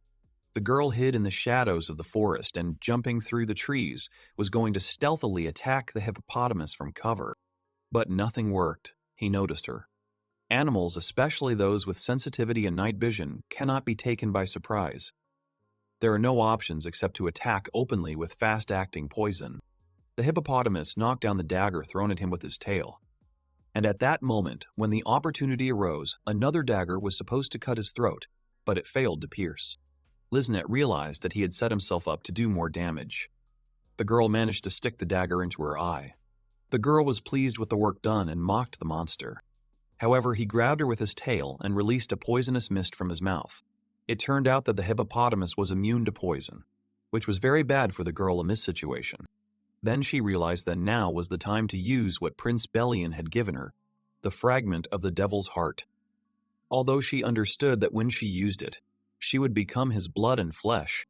Meanwhile, in the royal capital, Princess Carla was receiving a lesson in tea ceremony etiquette from Duchess Melinda. The Duchess explained that the chin should not be raised. It should be kept parallel to the floor. Letting go of the chin is excessive modesty. Raising it is an expression of contempt. This was very tiring for Carla. Also, when sitting, the legs should be crossed at the ankles. The left leg should be in front. This symbolizes friendship. And the right leg on top, enmity. Carla noted that this will not be noticed. Melinda also added that when tea is served, you cannot take 2 pieces. You are allowed to take only 1 or 3, even if 2 suits someone. Numbers divisible by an integer symbolize separation. When holding a cup, you need to gracefully raise your little finger. The princess covered her ears with her hands and screamed from despair and fatigue. Adjusting her tiara to be at 45 degrees, the Duchess assured Carla that she needed to become a lady who was impeccable everywhere and always. Carla's thoughts darkened. She remembered her duty. She said that she was married to a second prince unknown to her, for which the first tried to kill her. How could she even think about all this without malice? But Melina noticed that the princess's behavior directly affects the world and the development of the kingdom. As a person chosen from birth, she should think about her position and act based on it. Princess Carla de Glucken exhaled heavily and was about to say something about her life as a chosen one. She said she would rather choose how she lives her life. It may seem like she has been given more than other people, but it also burdens her, and the weight of those privileges makes her feel like she is in chains. The girl felt cursed from birth. Looking at the birds, she wondered if Gale could lift such a curse from her. However, the butler tore the princess away from her thoughts. He noted that not having disagreements with the neighboring empire is a guarantee that citizens will not shed blood. It is worth asking about the empire, but the only thing that interested the girl was the heart of the devil. She said she wondered if there really was a being threatening the people, but Vivian said that those who suffered from the devil passed on stories that were considered fiction. Then Carol asked if it was true, but Vivian said that no one knows for sure. But from these stories, the devil's heart is the most sinister, cursed artifact in this world. Meanwhile, the battle outside the capital continued. Liznit held the girl tightly with his tail and was already preparing to throw her into his mouth. However, her assistants noticed this, and one of them called out to his mistress and threw her some kind of brightly glowing ball. A bright light illuminated the entire area, blinding all the monsters and people, and Liznit seemed to have regained her strength. She dug her nails into the monster's tail and then tore it off, ripping the flesh with surprising ease. The tired girl was surprised that the flash grenade had an effect on the monster, but the short period of time was enough to put on the bracelet, which contained 1/6 of the devil's heart. The girl jumped sharply to the side, and the hippopotamus, only getting more angry, rushed at full speed straight at the girl. The boys were worried about their mistress, because such a giant moves at a huge speed and then its horns become a weapon capable of piercing anything. But the girl put her hands forward. Liznit held the roaring monster with her bare hands as it flew into her at great speed. The boys couldn't help but be surprised. Even after knowing her for a long time, they didn't expect this. The bracelet with the devil's heart seemed to give her an incredible power that simply cannot be described in words. The girl's eyes turned black. The monster continued to press, emitting a menacing growl. But it was clear that he could not hold out any longer. The girl, confident in her powers, grabbed the monster's horns more comfortably and lifted his entire impressive weight to the ground. And then, with all her might, she threw him to the ground, tearing off one of his horns. The hippopotamus was bleeding. The other monsters looked on in fear. Even Liznit's assistants froze in horror before the power of the lady, who burst into ringing laughter. The monster minions of the hippopotamus ran away in terror. Now it was no longer clear who the monster really was. The effect of the devil's heart was terribly frightening. The girl noted that the monster had paid for underestimating her. However, she immediately fell to the ground from the inexorable god, and her minions rushed to extract the curse. The girl's hands were covered with bulging veins. But the supporters reacted quickly. Spending a lot of money, they bought a church ritual to remove the curse in advance. The God King's tears magically formed a glowing circle around the team. The girl groaned in pain, and the bracelet that had already grown together with her arm fell to the ground. He screamed hysterically, and the girl remembered the words about her becoming flesh and blood and swore that she would not allow this to happen to her. She put the monster in a jar. This artifact cannot be completely removed by any means, but Liznit knows that a piece of the devil's heart has entered her. Now she understood why the prince had not given her a talisman to remove the curse. The girl herself was surprised that she had used something so terrible. However, now she felt better. They repelled the attack hippopotamus, so now we could calm down a little, although the convoy, of course, suffered significantly. Among the survivors, there were adventurers and mercenaries, but most of the carts had suffered significant damage, and it was now simply impossible to move on. They would have to wait for a patrol. The lady asked her assistants how badly they were hurt, but they were only worried about the girl. But it was important to note that Cash and his team were very weak. When it was already getting dark, the artifact was securely sealed. The guys were amazed, because with such power it is possible to suppress even the most powerful creators of artifacts. However, only Liznit understood that it was all at the cost of her life. The girl clenched her fist. She hated Gale Hamilton more and more. On the other hand, in the blacksmith's guild, Gale couldn't stop sneezing. Mora laughed because he sneezed so much that pieces of the undead were stuck to his face. However, the guy showed the girls his creation. He made something according to Shalina's drawings and instructions, but it didn't turn out so colorful. It was a lantern made of bones. The boy picked up the lantern and asked if the skull-shaped ghost fire generator would work. The source of energy is souls floating in the air, even the souls of insects and plants. Shalina explained that regular streetlights use firewood or magic stones, which is expensive. But the ghostly fire can be used constantly. It is not wasted and is safe. Mora whispered if it was a shame that they were skulls, but Shalina assured him that she would focus on practicality. But the girls didn't tell the guy anything and only asked him to replace all the lights. The blacksmith asked if the boy had made other things. Then he took out another cockatrice, a stone beam emitter. He also made some new farming tools. He began to list his creations: the damned thresher, the weeping grinder, the saw of sorrow, the trembling sieve of souls. Shalina was only surprised when the guy managed to do all this. The blacksmith asked if Gale and Mora were going to go and see the trading premises. The surprised couple immediately turned around and looked at the girl. The guy hesitantly agreed, and Shalina told me and that it's just the perfect option for him. On a small street a little away from the main street, Gale happily asked if his shop would be there, to which he replied in the affirmative. The building originally belonged to an alchemist, which was close to the theme of Gale's shop, and they would pay the deposit by selling his cursed items. Mora and the guy agreed that it was the perfect space. Shalina added that after cleaning, rearranging the merchandise, and replacing the sign, the store would be Gale's. The guys laughed happily, and the blacksmith said that while the guy was here, he could freely use the guild furnace and feel at home. Everyone already knew. And a little later, the exhausted column of carts continued its movement, a full 10 days after the attack of the behemoth.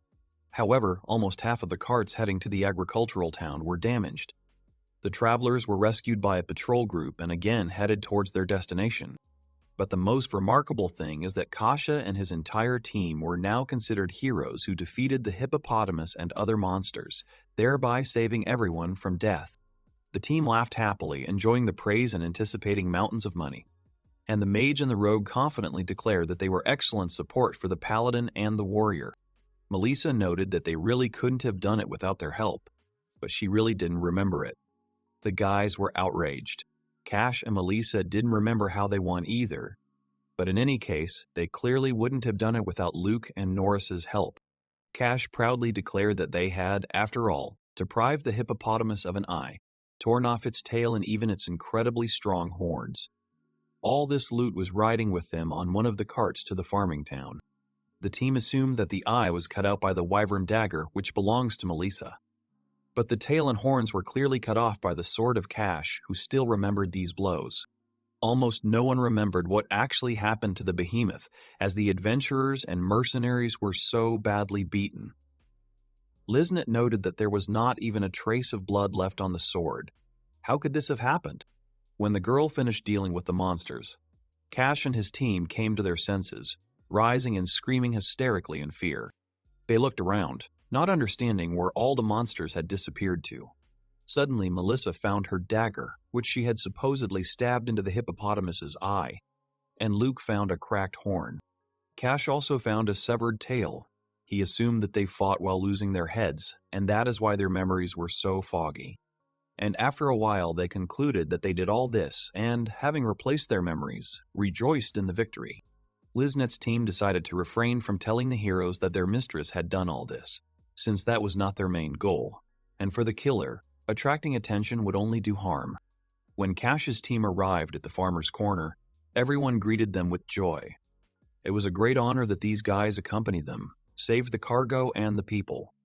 And Cash said that hippos were just like nuts to them.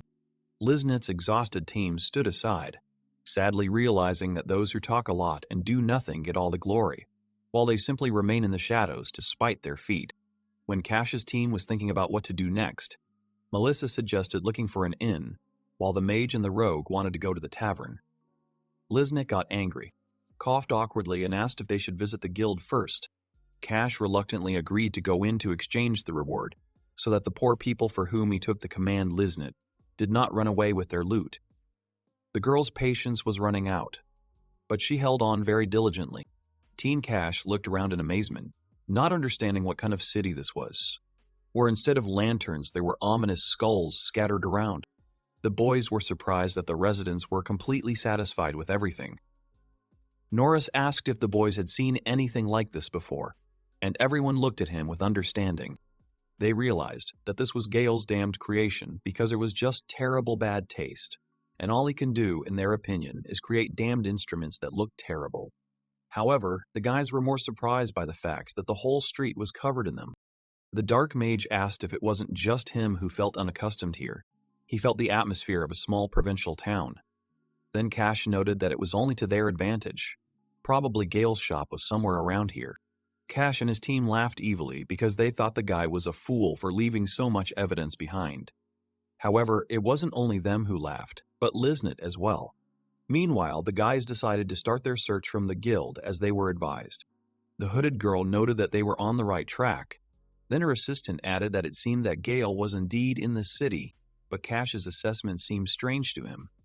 Then the assassin simply thought that Gale simply did not trust his team and hid his true skills. At the guild, a short girl greeted them with a wide smile, but Cash was not so polite. His team noted that this place was just a barn. They walked past tables and people discussing that, judging by everything, there were no good quests to be found here either. Cash proudly placed his elbow on the counter where the owner of the guild stood. He looked distantly at the girl who smiled at him. The guy said that they were an S-rank team and they needed her to call the guildmaster immediately. However, she said that she was the guildmaster herself and then asked what they needed. Cash called Liznit and her team rolled a huge cart. The cloth was thrown off her at the same moment onto the floor. The guy proudly asked, throwing the loot in front of Gimli, how did she like it, but she didn't even flinch. Without changing her expression, she asked what it meant, which only angered Kasha. The girl ran her hand over the tail and asked if it was really part of a hippopotamus. Then the team said that it was an S-rank monster and that they would be paid very handsomely in the kingdom. But Gimli said they should have brought back his whole head, or at least his heart, to count it as a kill, and they would have been told the same in the capital. The entire crew looked away when he sharply asked if they had run away without finishing the behemoth. Cash snorted that he remembered this girl, and clicking his tongue, the guys went to the exit. Gimli smiled and asked to kill the hippopotamus for sure next time, and Liznit's team started packing all these things with them. But suddenly, the master turned to Liznit and asked what organization the girl was from, which scared her greatly. The girl froze in place, and Gimli asked why she was pretending that they did everything themselves if it was she. If she really wanted to deceive, Liznit shouldn't have left such a jewelry cut. But it was too late to think about it. Liznit hurried her people, from the girl who worked with them in the same field. Gimli happily reasoned that these guys probably came from the same capital as Gale, which meant that something interesting was bound to happen. And Gale and Shalina were already on their way to look at the new little shop, which was already ready. Gale put the sign down and asked the girl how the work was done. She noted that it was again tasteless, but it even suited the master of curses. The guy thanked the girl, calling her a real professional, which she clearly did not like. They were standing right in front of a shop decorated with skulls and horns, and the sign read, Gale's Cursed Items Shop. Shalina noted that the best gratitude for her would be if the guy continued to accept her orders, and he of course agreed, because the girl was his regular client and helped him. The guy promised to visit the Kuznetsov Guild. Gale announced that the store would open tomorrow, and he suggested celebrating the event today. The guy said that he would call Mora, and the girl was already running behind them asking if the guys were finished. Kuznets noted that Mora came just in time because the store was ready to open and you could watch the work. The girl also wanted to help with the opening, but was late. The shop used to belong to an alchemist, so the renovation was easier than it seemed. The guy asked if Mora would be gathering a team to do quests again. The girl answered in the affirmative and noted that the guy was too busy with solo quests. The young man got pouty and said that he needed to get materials somewhere, but no one wanted to go with him. Well, who would want to take on a master of cursed objects? Gale was of course very happy about the opening of the store, but his plans did not include doing only that. He planned to continue being an adventurer. In the long term, he would like to hire a salesman, and he would collect materials and create new items. But for now, he hasn't had the opportunity. But Mora seemed to have an idea and wanted to tell about it. She offered to help as a salesperson and work in the team again. The girl noted that although they were both rear guards, they had done a great job with the quests. Mora blushed embarrassedly and, looking away, assured that if they were together, they could definitely do anything. And while the girl was quietly waiting for an answer to her request, the guy turned around and it seemed as if he was going to go to her. However, Gale ran to the display case with his invention because he noticed the mummy's bandages had come unglued. Mora covered her face with her hands in shame, realizing that he was not listening to her again. The magician assured that they would meet that same evening when it got dark. The blacksmith took on the preparation of strong drinks, and the young man prepared food for the table. The girls left, talking among themselves. Mora asked if Shalina had come up with a name, to which she agreed. And then the blacksmith added that if a person does not have a special goal, he is unlikely to come here. And Gale was glad that he opened his store together with real friends. Now he had a place where he could feel like himself, so it was hard to even describe in words how happy he was. On the door to the shop hung the Bell of Coolness. They say it belongs to the guardian who comforts the souls of children near the cemetery and sends them to another world. Its ringing can be heard from far away, and where it now rings, unique cursed artifacts are displayed on the shelves. When it was already dark and the stars appeared in the sky, Gale's attention was drawn to a noise outside. The guy heard people coming in and greeted them, saying that the store had not yet opened. But these were not ordinary guests, but a paladin. Cash walked in proudly, looking around, and then greeted the master of cursed items, insulting him. Gale backed away, not understanding what the team was doing here. But Cash was accusing him of ruining many people's lives and now enjoying life. The door flew off its hinges from a strong kick. The entire Cash team and 4 other unknown people burst into the room. Gale asked what they needed since his store wasn't even open yet, and the black magician asked them to go out to Liznit Street.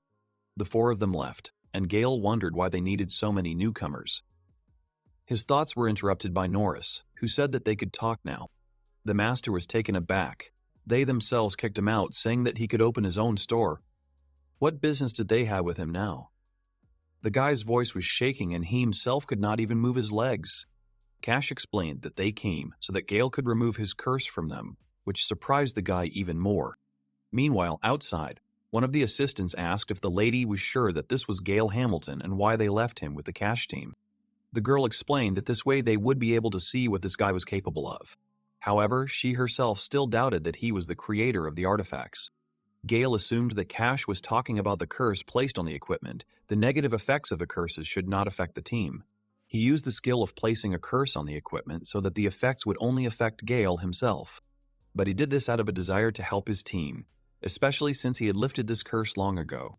Gale still didn't understand what kind of curse he was talking about, but Cash was sure that the guy had put a curse on them out of anger and hatred for being kicked out, and he grabbed one of the goods with a threat.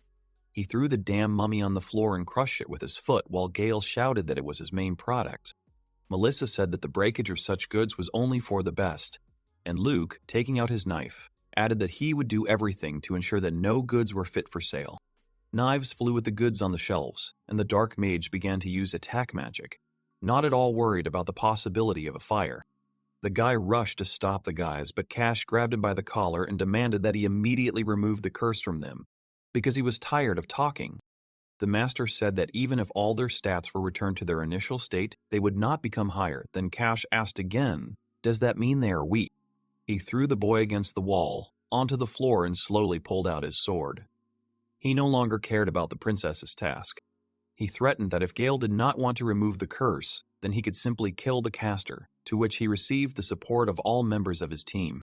Cash thought they were stuck in a wilderness full of losers, and he was just itching to get away. The master asked again what the paladin had said, and then he hit him with his fist with all his might so that the guy flew back. Gale didn't know all the details. What he did was just a reflex. In a cramped space where it is impossible to swing large weapons freely, fists will quickly defeat the enemy. Standing in front of Cash, the guy declared that he would not allow the store provided to him to be smashed. He demanded that the adventurer crew stop doing all this. Gale could tolerate insults directed at him, but not at his friends from the farm corner. Standing menacingly over the captain of the Wolf Fangs, the master declared that it was time to finish and clenched his fist tightly, full of uncontrollable rage. Everyone went outside, and Liznit thought that after this fight she would decide to kill Gale or kidnap him.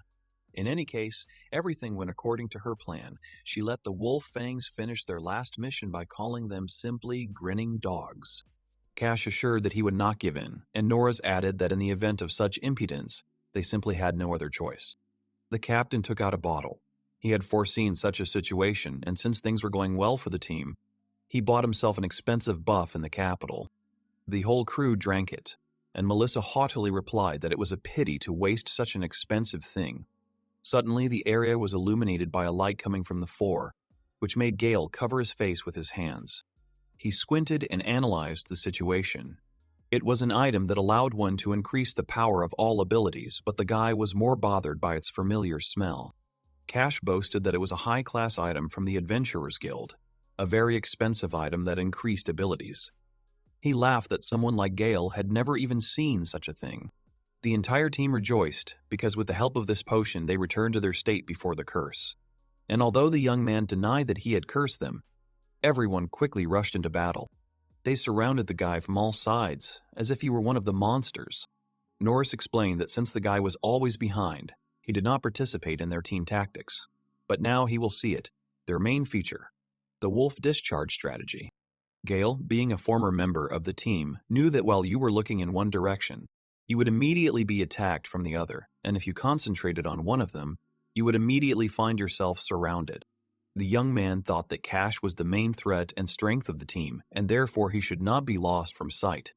However, when the boy concentrated on Cash, Melissa attacked him from behind, asking where he was looking. He noted that her stats had improved, and her movements were faster than he thought. But he was able to dodge the first blow because he knew that style of fighting. Then came the second blow. Gale deftly dodged the sharp knives of the robber who promised to pierce him. He understood that the combination of Cash and Melissa was tolerable, but Luke's attacks were a problem for him. He threw knives, but on the tip of which there was an unknown poison. Even a small scratch can be fatal. Meanwhile, the team captain was already behind the guy. But the young man again deftly dodged, to Cash's surprise, as if he had predicted every step and movement. But the most important thing for Gale was to watch Norris's fire while casting spells, because it was important not only to dodge it, but also to prevent it from entering the city.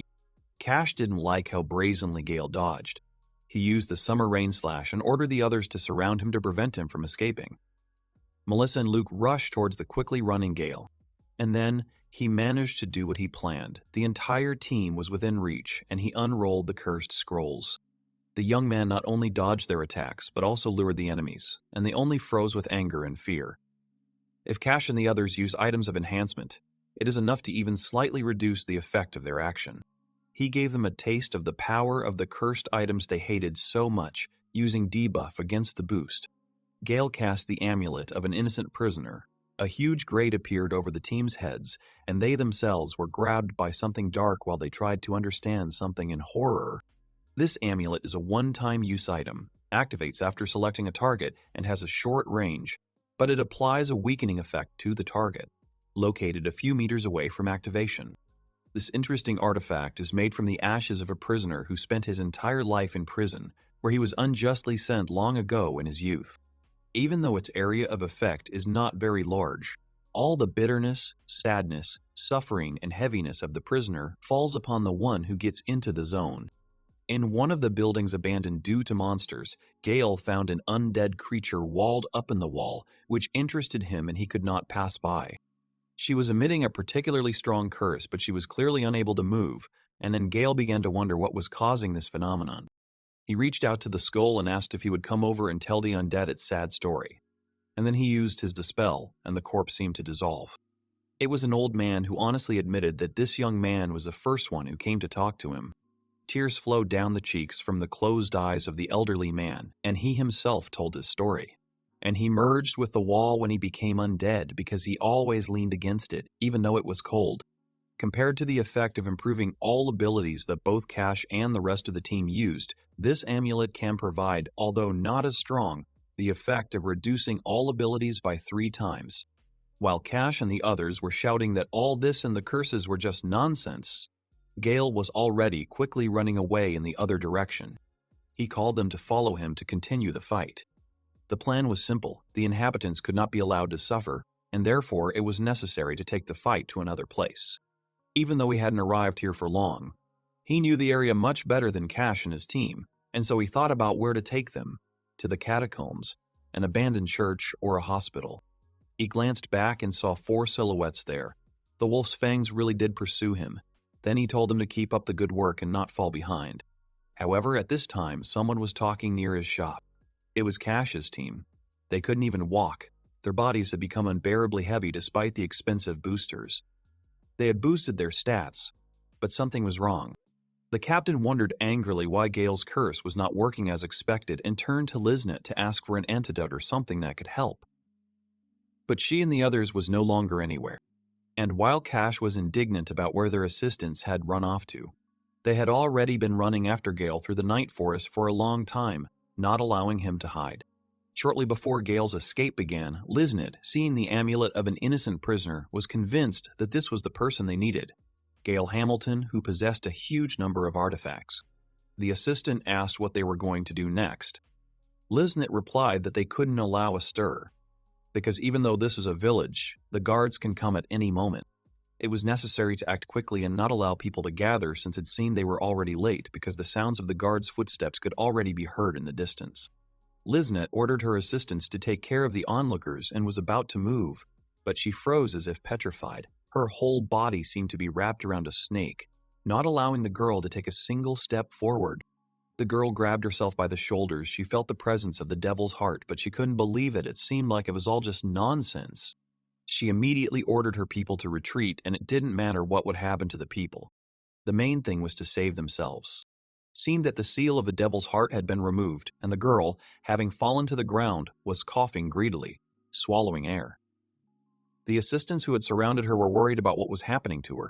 Even though the seal she left for her subordinates was securely hidden and sealed, and it was not so easy to remove the seal, she could not shake off the strange feeling. The girl turned to the Kasha team and realized that the devil's heart resonated with Gale's artifact, considering it equal in strength.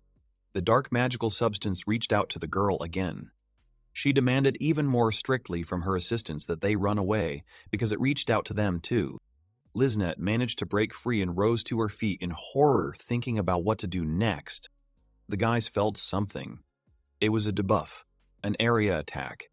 It immediately gave the feeling of a sharp decrease in stats, despite the very light touch. This was the power of Gale Hamilton's artifacts. The girl felt that the trembling and sweating all over her body did not stop. This was not just a debuff. There were other stat anomalies.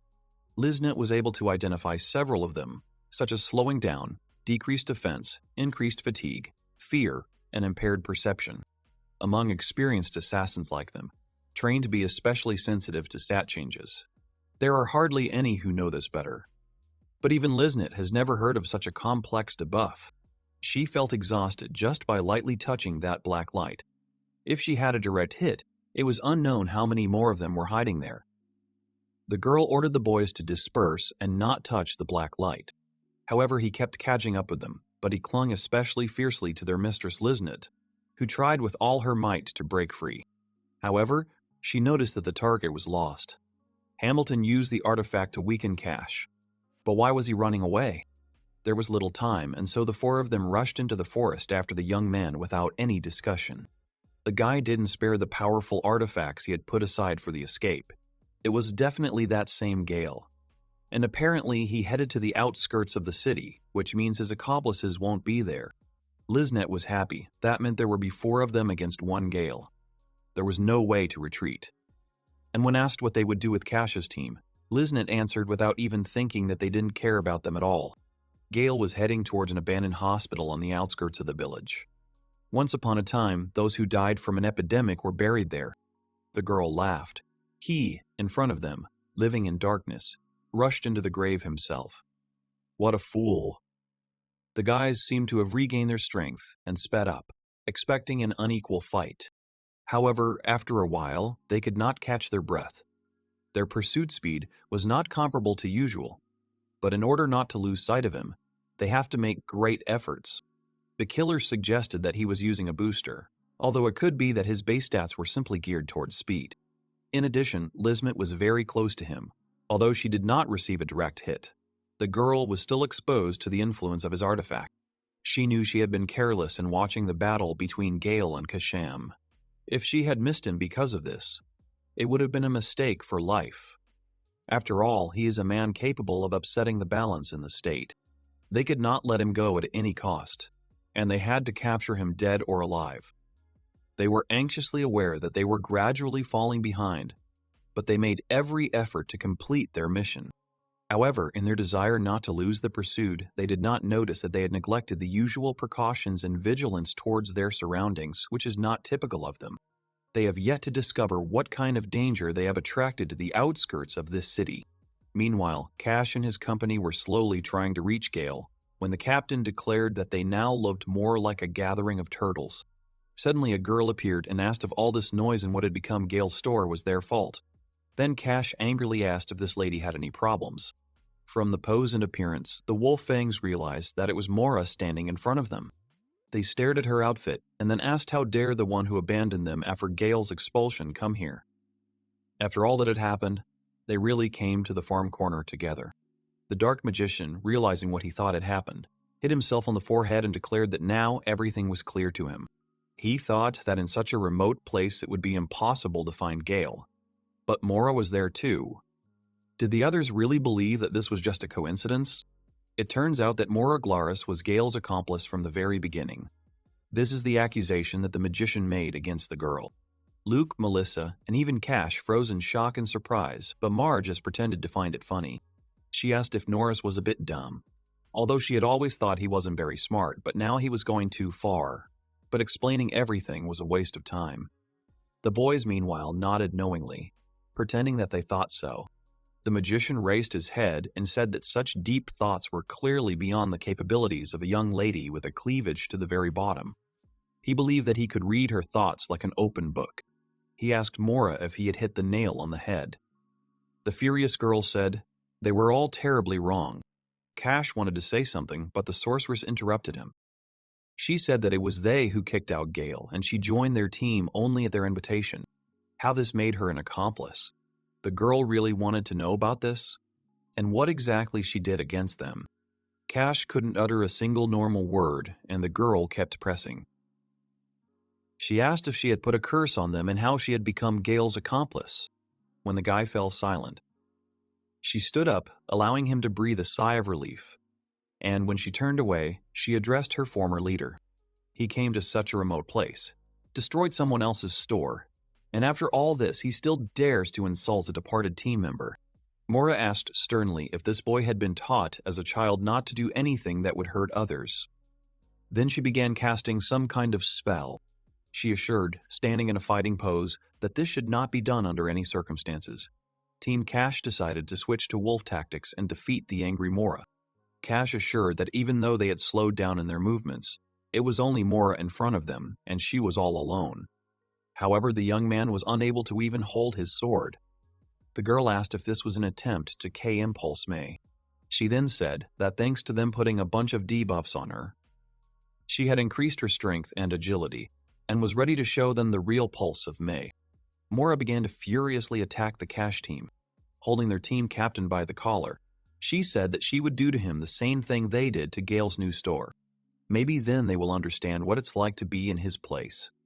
However, Melissa ran up to Mora from behind, swinging her arm to strike. She self-confidently noted that the girl was looking in the wrong direction. But Mora, not even afraid, with one sharp movement, hit the rude woman in the face who attacked from behind and without even turning in her direction.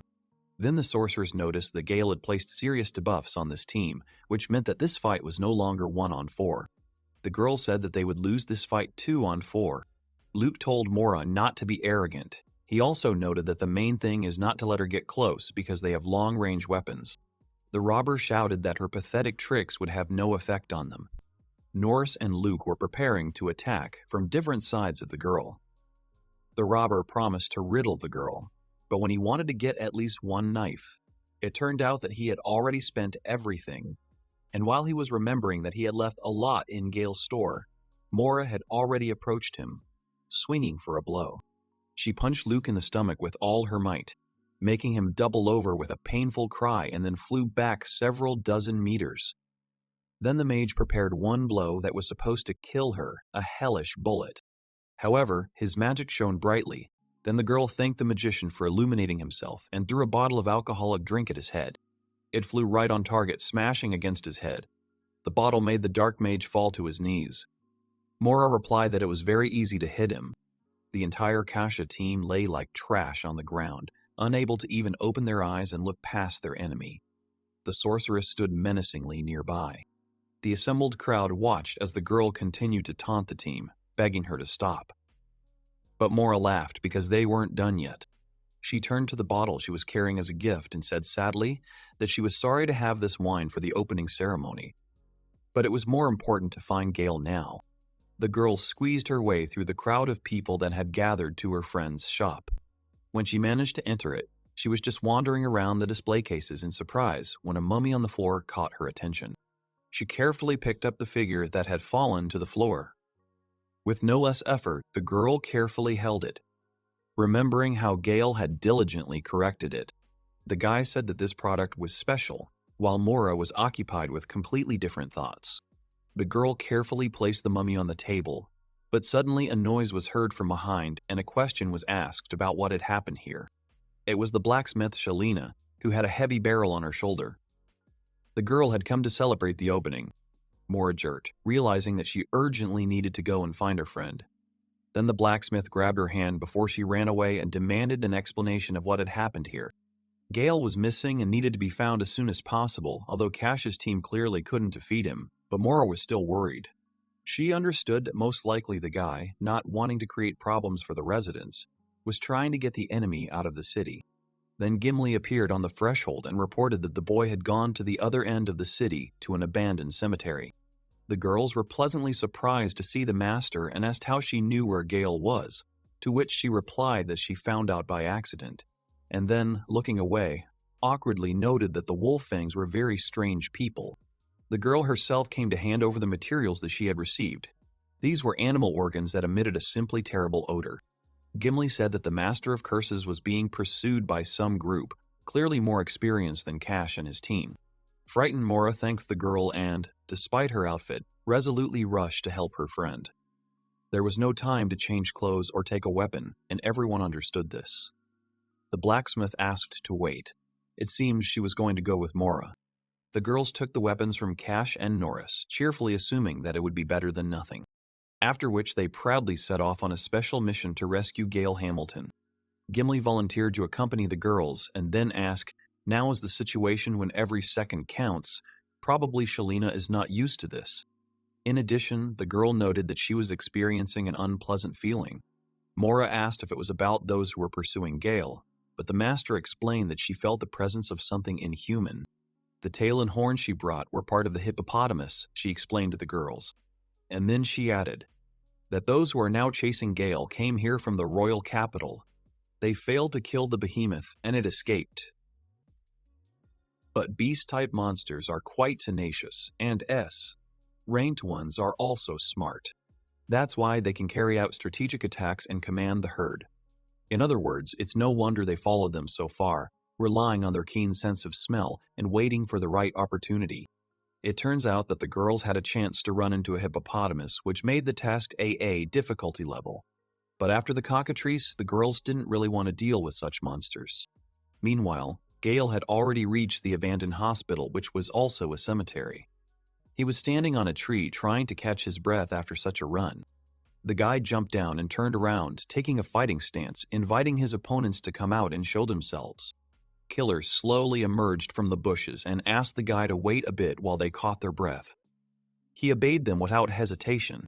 Gale wondered where he had seen these guys before, and suddenly he realized that they were Kasha's comrades, which caused a negative reaction from Liznit. She was angry and upset to hear that she was a comrade of these pseudo-heroes. The girl pointed and asked what his problem was. How could he run so fast? But the guy explained that he was sure that Cash and his gang were chasing him. Then the furious Liznit said that they would never be able to catch up with him. But the girl's throat went dry from screaming. Then Gale said that he understood her and therefore she could calm down and offered her a drink. He did not have water, but he did not have time to explain what he had, because the lady greedily snatched the liquid from his hands. She drank it all down to the last drop and then asked what it was because it stuck to her throat and smelled strange. The young man replied that it was a prototype of a potion for removing petrification, and then he added that it was the amniotic fluid of a cockatrice, which left Liznit stunned. The girl tried to spit out everything she had drunk, which the young man did not understand at all. She angrily asked why he had given her this to drink, but her assistant pointed out that the girl should first check what she had been given before drinking it. But she did not want to listen to the comments addressed to her. Gale was upset because he didn't understand why she was spitting out the medicine that healed petrification, despite the fact that these were the bodily fluids of a monster. There is a saying that good medicine tastes better in the mouth, and in general she herself said that she wanted to drink. Liznit raised her head and, taking out her weapon, ordered all the assistants to immediately grab Gale, who was already completely confused about what was happening here. The girl ordered to surround the boy and capture him alive or dead. The young man raised his hands and apologized, asking if the potion was really that terrible, but it seemed that it didn't matter anymore. The killers rushed to attack the guy who apparently had not yet figured out how to defend himself. The boy dodged Liznet's well-aimed blow, to which the girl immediately told him that he shouldn't even try to run. When the boy fell, she struck again, but he dodged and kicked the girl. Then 3 blades of the girl's assistants flew at him, but he was able to calmly dodge them with sharp movements.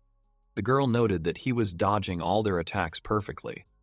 But the young man said that it was not about him, but about what was under their feet. The whole team lowered their heads.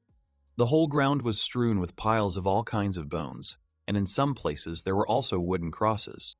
The girl clearly didn't like the sight, and Gale noted that there were even more bones hidden underground. Liznet concluded that he was an adventurer accustomed to graveyards, but his legs were definitely fine. The boys reasoned that although there were more of them, there were too many obstacles, and they were separated and could not get together. The young man assumed that they would soon give up. Neither powerful attacks nor well-thought-out joint strikes would help here, and the crunching of bones and other sounds of debris gave away all the team's plans. The girl threw a knife that flew incredibly close to Gale's face, but she was more surprised not by how he dodged, but rather by the fact that the guy was in no hurry, as if he was waiting for an opportunity. All around there were only graves that had been knocked together long ago and obviously in a hurry, and the rain and wind had turned the hospital building into ruins. All this left me wondering what was waiting for Gale in such a terrible place. The guy interrupted his thoughts and said that he didn't want to seem rude, but he would still suggest leaving. It seemed like the team had gotten used to moving around here, but that wasn't why he chose the cemetery. For him, this seemed like an ideal place to ambush cash, because good materials could be collected in this area. And so, he honestly comes here, so he knows the area very well. Something began, which clearly pleased the young man. The master of curses really belonged here, with scattered bones and remains, and lost souls wandering everywhere. The reason why Liznet's team had to go home was very simple and had already appeared from the ground. The guy assured that the team was being escorted out, and at that time all sorts of undead began to rise and crawl out from all sides. The guy, not being afraid of this, joyfully spread his arms out to the sides, foreshadowing his victory. Liznet and her team assumed there was an ambush, but quickly realized from the smell, dirt, and appearance that there were walking dead here. Princess Carla lay in her chambers and admired the leaflet about the search for Gale. She thought about how soon this guy would be brought to her. Vivian asked the high priest to look at the princess's condition because she constantly thinks only about Gale Hamilton. She didn't understand what was happening because he was a man the princess had only seen once. The high priest noted that the guy had saved her life. The priest and his assistant decided that the princess had fallen in love with this young man. Vivian asked, so instead of preparing to die during the attack, the princess had fallen in love? But ignoring the question, the man noted that Carla and Gale, with their special tastes, complemented each other. While they could not meet, the brain itself completed the drawing of the ideal person. The men tried in vain to calm Vivian down. Meanwhile, in the farmer's corner, Liznet and her team were guarding against the undead in the cemetery where the hospital used to be. Then the girl realized that this was part of the Master of Cursed Objects' plan. He made them think that he was being followed, and he surrounded the opponents with undead, setting a trap here. The boys, pressing their backs to each other, noted that it was the first time they had seen so many undead at once. Dodging a flying monster, he replied that if he fought 1 to 4, he would have very little chance of winning. And the 4 people he was talking about were supposed to be Cash and the others. Gale wondered what was wrong with them. Liznet snapped back that they were different from these fools. After all, they are killers who live in the shadows, which means they will never lose in a battle with the undead. After these words, the entire team rushed into battle, which impressed the master. However, the undead were not going to lose either. They were overwhelming Liznet's team with numbers, surrounding and clinging to the opponents. The guys fought with all their might. They heroically covered each other and tried not to leave blind spots so as not to lose. Liznet ordered a circular defense to be formed and maneuvered to lure Gale into the circle. They were going to kill the guy right then and there. However, a huge monster appeared right in front of him, which was quickly cut down by the girl. She noted with satisfaction that this was clearly the guy's trump card and he was indeed close to winning. But in any case, Liznet also had a trump card. namely a trump card called the Heart of the Demon King. However, it had too many restrictions and it was impossible to simply waste time. Then she realized that the moment when they destroyed all the undead would be the single best chance to use this artifact. Meanwhile, Gale's reinforcements were racing through the night forest. The girls discussed the fact that experienced assassins were targeting Gate in about 4 of them. Mora noted that they needed to get there as quickly as possible to even the odds. Kuznets, without slowing down, said that only after a person leaves do you truly realize how important he or she is to you. She screamed that Gale was under her protection because they had to create many more cursed items and bring an agricultural revolution to this farming town, and he is her partner. The guild master bowed her head and noted that she agreed because without Gale she would have much more problems. And Mora thought that the next time they met, she would note that even a master of cursed items as stupid as he is needed by someone.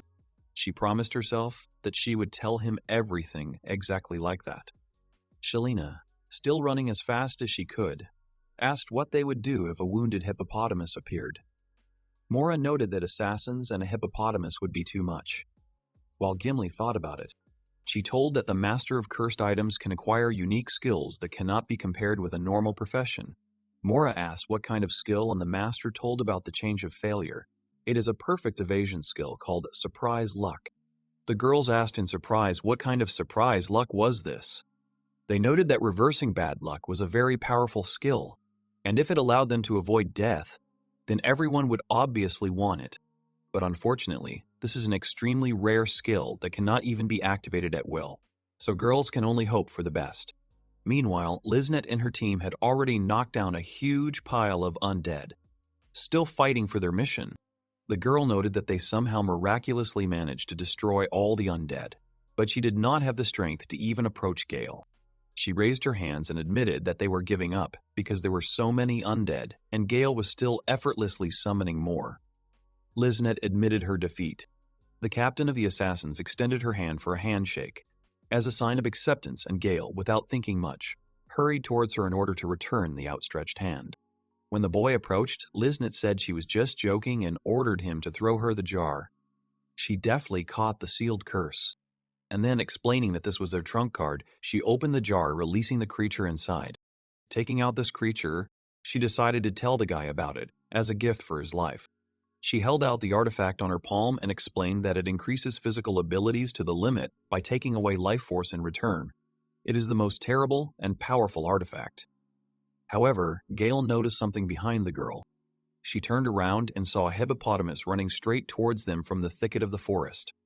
The same one without one horn and one eye.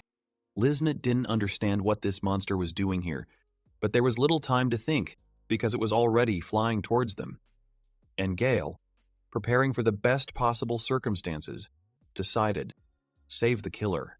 The guy pushed the girl, who hesitated and prepared to take the full force of the blow on himself. The heroine's head snapped around, her eyes widening in surprise. Her lips twitched before she breathed out Gale's name. She was in genuine shock. The huge creature strikes Gale with its horns. The blow sends him flying into the air and dust rises from the ground. Liznet watches, amazed at the force of the blow. The girl clenched her fists, looking at the clouds of dust that rose from the place of the blow. She whispered that it was with this blow that he ground him into dust, her voice a mixture of fury and cold awareness of the enemy's strength. Among the rubble of the roof destroyed by the body's fall, Liznet clenched her fists as she watched. Despite all his eccentricities and endless chatter, she couldn't deny it now. He was the one who saved her life. Her face still has a gloomy expression. She thinks that the man, despite everything, was quite unlucky. She stands confidently before a massive, horned opponent. Her posture is straight, her gaze is focused. She is not afraid. The heroine admits that he stubbornly followed them and showed persistence. The ruins and debris emphasize that the situation is extremely dangerous. The girl took out the artifact, carefully turned it over in her hands, and then began to tell her story with intrigue. The artifact in her hand shimmered as if echoing her mood. She didn't even bother with direct threats. Just an icy look and a phrase about how she liked persistence spoke for themselves. Black vortices or streams of energy emanate from the artifact.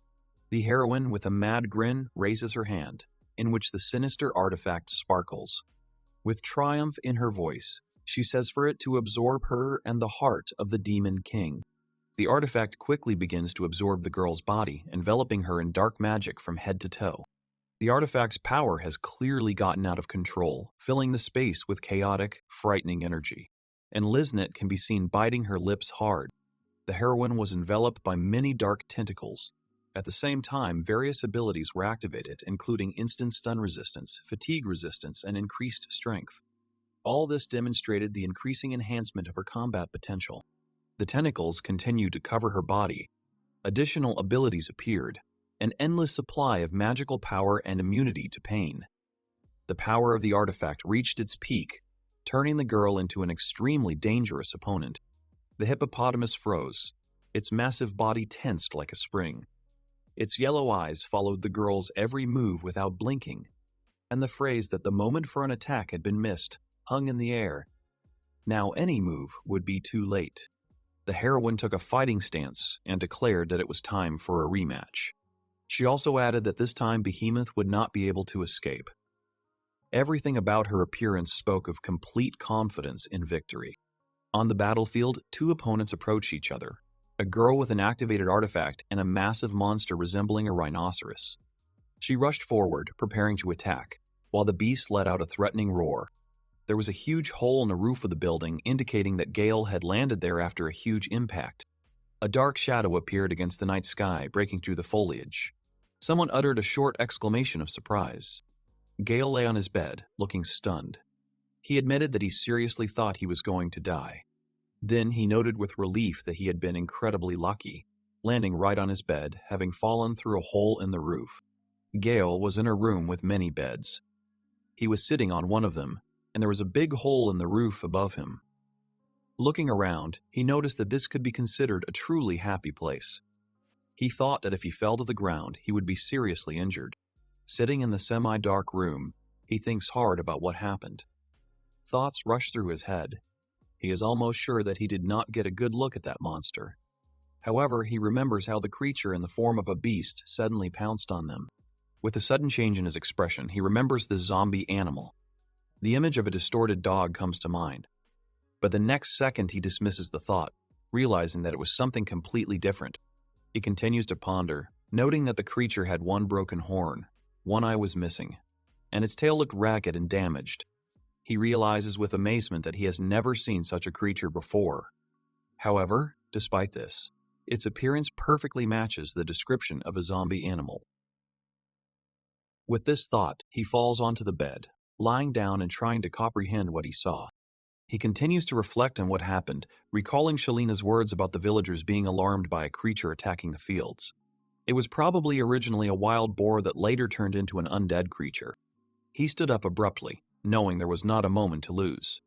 Gale had said that perhaps this monster could be a danger to Liznet. With a confident smile, he said that as a master of curses, he should do this. He also added that working with the undead was his direct responsibility. Cautiously peering out of the door into the dark room, he said with alarm that he was somewhere far away. It was dark all around, and he didn't know at all where to go. Liznet continued to fight the monster, who had an evil expression on his face. She tried to hold on and not retreat, despite the threat. At this time, Gale was quickly approaching to help her. But the question arose whether he would make it to Liznet. Gale walked forward, shown from behind. There was a tense atmosphere around him, and the question arose whether he would meet anyone along the way who could hinder his haste. The furious battle with the monster continues. The monster and the girl met eyes with a determined gaze and simultaneously launched an attack. The three observers watched the battle with anxiety and tension. Fear and concern were visible on their faces. Their eyes widened. The heroine descended swiftly from above, concentrating and preparing to deliver a powerful blow. Her movements were confident and precise, reflecting her determination in this decisive battle. Her sword fell to the ground and broke. It was clear that she had struck the monster's unyielding horn, after which he became angry, and evil rage was reflected on his face. After the blow, the girl fell to the ground, and at that moment a piercing and ferocious roar of the monster was heard. She managed to lean on the monster's horn to keep from falling completely. The observers shouted at Liznet, and thanks to this, she managed to catch herself in time and, instead of falling, Smoothly assumed a fighting pose. She raised her head, gathering her strength and preparing for the next move. She said that she wanted to gouge out the monster's other eye. But even for the Demon King's heart, the artifact she used in battle that enhanced her physical strength, it was too difficult. Observers said Lisnet needed a replacement weapon, but she said it was not necessary. She claimed that she had torn off the monster's tail, an important and powerful part of its body, with her own strength. The girl said that this time she would tear the monster's head off, revealing his face and his fist. However, before she could finish speaking, she began to cough. The coughing got worse and the girl lost her strength, falling to the ground. On a dark background, they began to show the girl's heart, as if it was beginning to beat with difficulty. She lay on the ground, raising her head with effort, making a weak wheeze. A dark spot was visible in her heart, as if something black had begun to spread inside. The others anxiously asked what was happening to Mrs. Lisnet, looking at the girl lying on the ground, unable to get up. She lay on the ground, could only lift her head, clenched her fists tightly and bit her lips, trying to hold back the pain. One observer said with alarm that this was impossible. Something black in the girl's heart began to grow, spreading more and causing a noticeable weakness in Lisnet's body. The heroine rolled over onto her back and began to hold her chest in the area of her heart. Feeling increasing pain and discomfort, she couldn't breathe and the others quickly approached her, concerned about her condition. Her eyes were wide open. Her breathing became ragged and heavy. She began to choke, unable to cope with the growing internal tension. The artifact's tentacles began to wrap around the girl's body. The effects disappeared one by one. Death resistance, strength enhancement, fatigue ignorance, and infinite magic power. The body quickly lost support. She still lay there with her eyes wide open, unable to breathe, overcome by weakness and a lack of understanding of what was happening. The man who approached, lifting her body, said that the curse had gone out of control for the second time. It seemed that the effects of the Demon King's heart had begun to fail. He concluded that the artifact would likely only stop once it had completely absorbed Miss Lisnet. A monster began to approach them from the opposite side. One of the observers gave the order, "Two must stop the hippopotamus." The two quickly approached the monster, taking up fighting positions and preparing for the upcoming fight. Lisnet tried to stop them, saying that they couldn't handle this monster. The monster's powerful blow sent the two of them flying in different directions, and stones flew up and scattered around them. She was half sitting, leaning on the arms of one of the observers, and they looked at what had happened with alarm. Her eyes were wide open, and sweat was beading on her forehead, betraying the tension and fear of what she was seeing. Two of them flew off with the stones, spitting blood. Traces of blood were visible from their mouths, which indicated serious injuries. The monster roared ferociously, and Lisnet shouted that it was enough. She shouted at one of those present to clear his head. He answered tensely that it didn't work. He cried out in despair that the Divine King's tears were ineffective. This was impossible, as the artifact was considered a top-tier church item. He cursed and dropped the artifact on Lisnet. The drop immediately evaporated without even touching her skin, as if it had been rejected by something inside Lisnet. The girl looked at him with anger and said, "Has this curse really become so strong that it can't even be dispelled?" Lisnet's eyes rolled back in her head, and blood began to spurt from her mouth. The man holding her cried out in horror, calling out to her, panic and desperation in his voice. Lisnet, who had undergone extensive training and developed a high tolerance for pain and loss of consciousness, continued to endure. She clenched her teeth tightly, trying her best to hold back the suffering, not allowing herself to lose consciousness. Her body is shown convulsing, her limbs shaking. Death cries are heard from deep within, and the Demon King's cursed heart beats with unnatural fury, as if it were trying to break out. Scattered around were numerous bodies of fallen undead, lying motionless, some in unnatural positions with distorted faces and remnants of darkness. The battle grew more and more furious, as if attracting not only the hippopotamus, but also another dangerous opponent to this royal battle. A dark creature began to appear, its outlines distorted and sinister. This creature was considered the closest to the underworld. Its very appearance violated the laws of nature. The air around it thickened, filling with oppressive darkness. From a high mound of undead corpses, a dark figure began to rise. The creature emerged from the mass of bones, decaying bodies, and the stench of death. Its presence seemed to be the embodiment of doom. The skull-faced silhouette said it was magnificent and that he could feel the stylish aura of death beginning to unfold. Liznit heard a dry voice, like that of an old man, and turned her head in that direction to see the source of the sound. She noticed a figure that was even darker than the shadows cast by the dead bodies. The heroine saw a glowing lantern that emitted a dim but noticeable light in the surrounding darkness. The scythe wielded by the dark figure was huge and ominous, with a long curved blade that reflected the dim light of the lantern. Lizette's eyes widened in doubt, and she thought it couldn't be. Something vague was visible, and a silhouette gradually began to appear. Gradually, the features of the dark figure began to emerge from the darkness. It was gloomy and inescapable. Behind it, the silhouette of her long and sinister braid slowly appeared, which seemed even more threatening. The figure of Shinigami appeared, the god of death, who comes to this world when he senses a strong presence of death. His role was to collect the souls of the living and direct them to the world of the dead. Liznit said the hippo was unexpected, but this creature's appearance was even more unexpected. The figure of Shinigami appeared, an unusual and frightening creature, causing everyone to be surprised and afraid with its mysterious power. This creature belongs to the type of gods or demigods that do not usually appear on the surface of the world. This entity is said to be the ruler of death. Although such creatures are rarely seen, this time it appeared in the world of heroes, causing a sense of horror and inevitability. The creature slowly opened its arms, as if greeting everyone present or intending to embrace everything around it with its sinister power. Opening his arms, he began to speak in a slow, deep voice. He addressed those present, calling them the children of men who hunt for life in the company of their accomplices. Liznet's eyes widened when she heard the voice. The one holding Liznit in his arms managed to say that he couldn't even move. His voice sounded tense, and his body seemed to be frozen by the powerful pressure coming from the mysterious creature. Liznit and her companions were completely paralyzed. Their bodies did not obey, as if they were pressed to the ground by an invisible weight. All this because of the terrifying voice of death, awakening a primal fear, suppressing the will to move. The creature chuckled and uttered a short, chilling sound. But the overwhelming effect was not limited to Liznit and her companions. Even the monster who had been growling ferociously until then stopped. No one could move.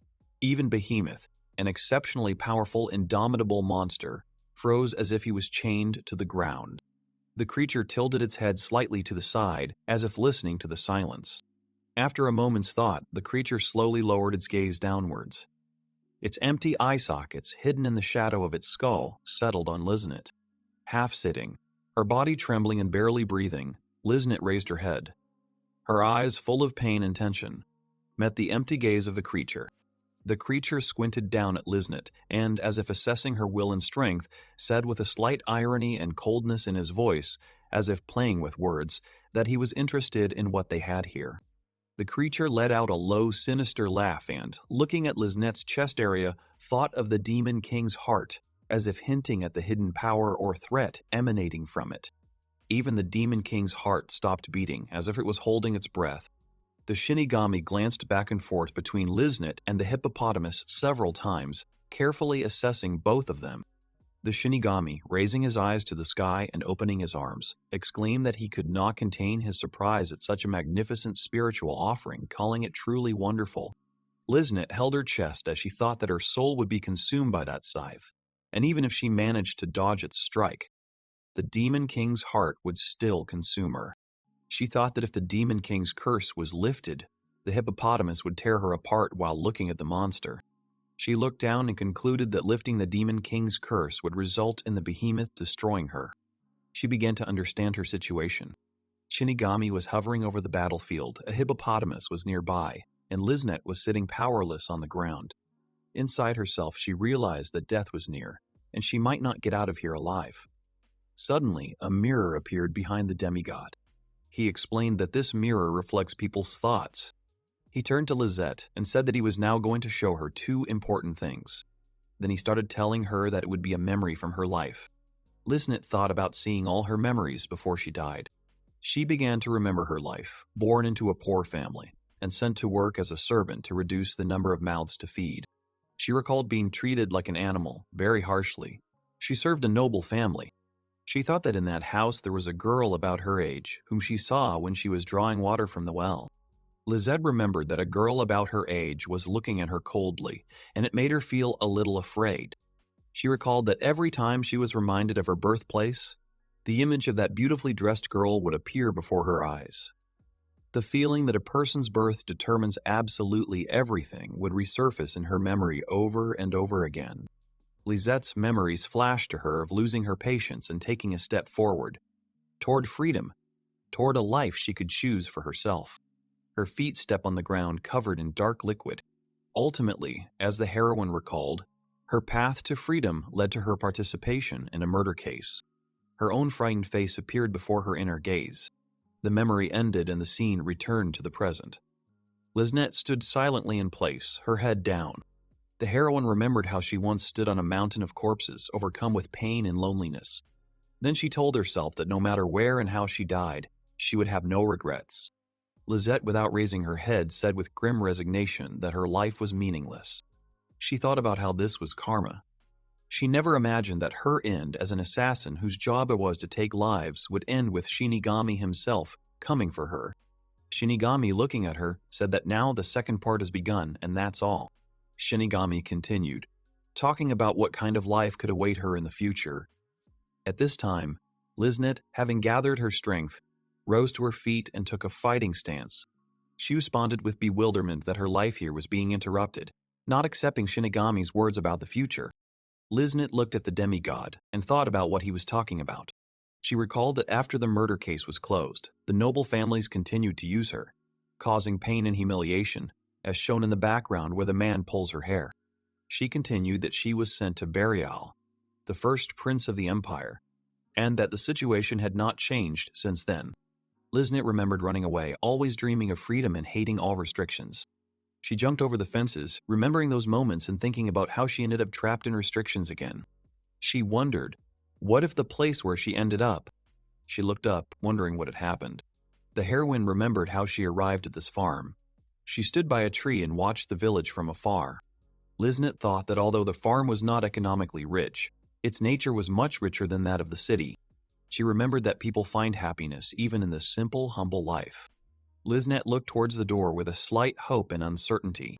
The heroine approached the door and thought about what if there was someone who would accept her as she was. From that moment on, she began to dream of a quiet life on this farm, reaching out to the door with the intention of opening it. Despite the uncertainty and fear, she opened the door. The memory of her desire to live peacefully on the farm is interrupted.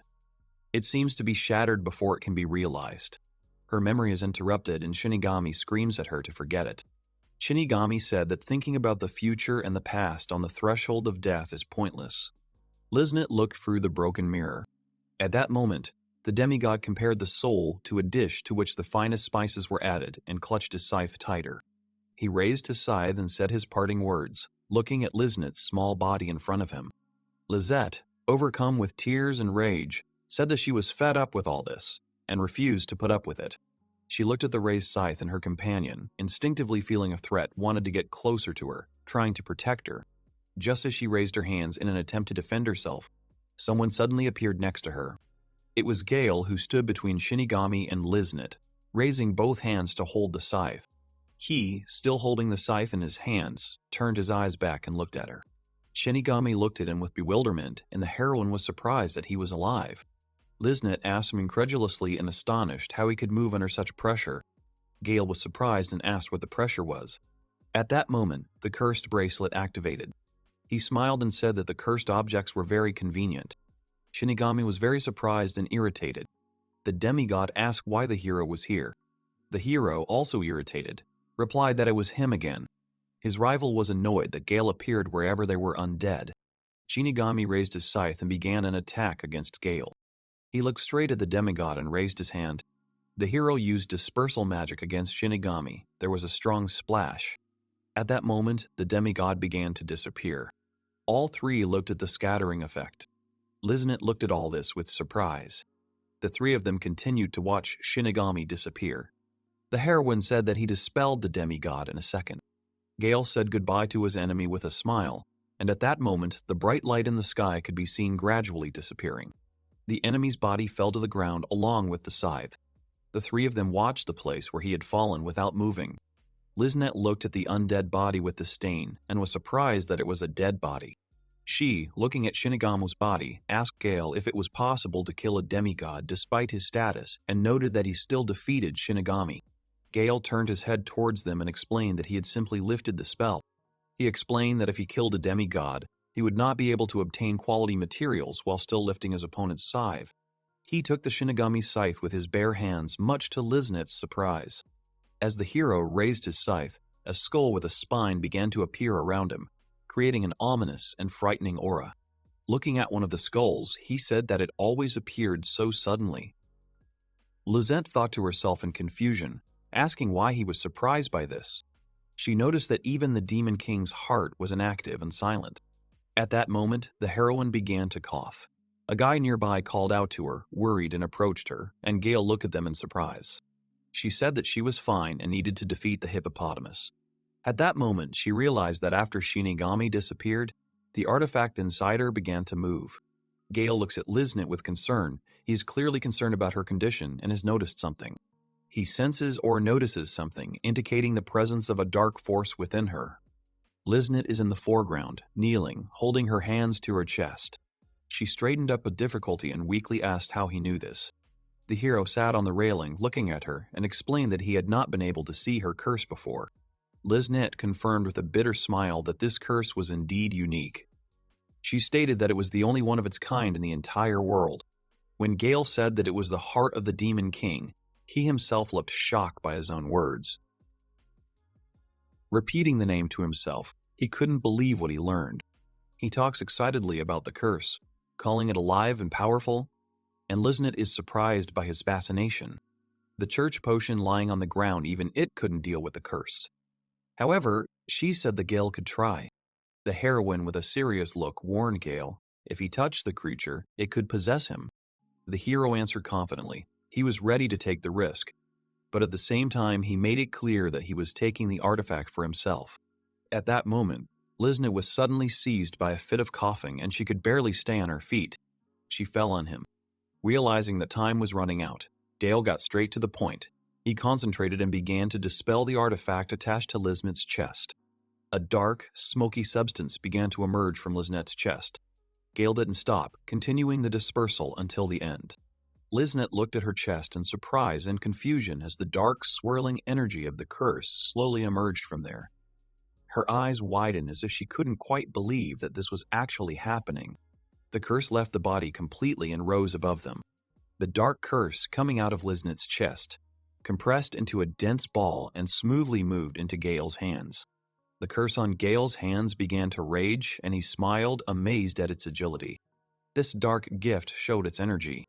Gale spoke with interest about his desire to break the curse into small pieces and create objects from them in order to study it in full. Liznet, sitting on the ground, marveled at how quickly the curse dissipated. The heroine, looking at him, thought about how steadfastly he resisted the Demon King's heart. He held a vessel of liquid in his hands and handed it to the heroine, asking her to drink it, while still holding the curse with one hand. She said with irritation that she had spat out the liquid too stupidly. He explained that this liquid increases physical parameters and its main effect is to remove petrification. He smiled and said that living things contain nutrients. That is something that cannot be ignored. At that moment, something distracted him. At that moment, the hippopotamus monster was looking at them, and Liznet drank what Gale gave her. She began to rise, thanking him for his help. She stood up and warned Gale, but he had to run while he was still alive. As she approached the monster, she hoped that it had not yet recovered from the pressure of the Shinigami. She looked at the monster with determination and said that in the end, she was his target. He spoke as a vicious monster was shown in the background, explaining that the animal had taken the body and that it was a miracle that she had survived.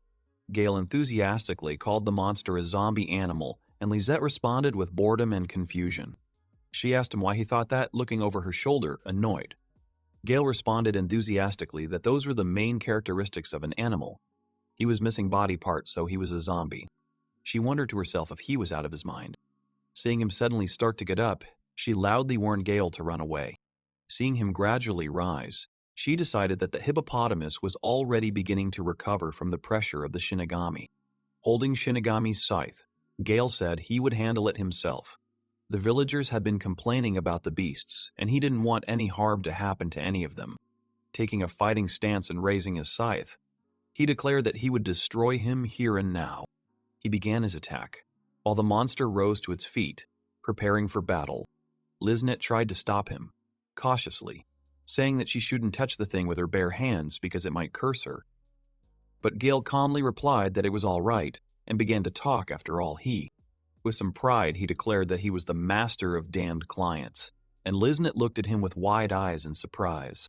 The behemoth approached him as Gale got into a fighting stance, preparing to fight. They looked straight into each other's eyes, and the tension grew. The battle was about to begin. The hero said that Shinigami's scythe was so sharp that it could cut through flames, storms, and even waves. There was nothing it couldn't cut. With these words, he used it in action. He chopped off the hippopotamus's head with one powerful swing, and Liznet watched in shock as it fell to the ground. Looking at the ground where the hippopotamus's body lay, Liznet thought that Gale was a true master of cursed items who was able to defeat even the Shinigami god. She also thought about banishing the Demon King's heart. Looking at the hippopotamus's head, she thought that Gale had defeated him too. Looking at Gale, she thought that she had already saved him 3 times and loudly called out his name. He looked at her with a smile and turned his head in response. She fell abruptly to her knees.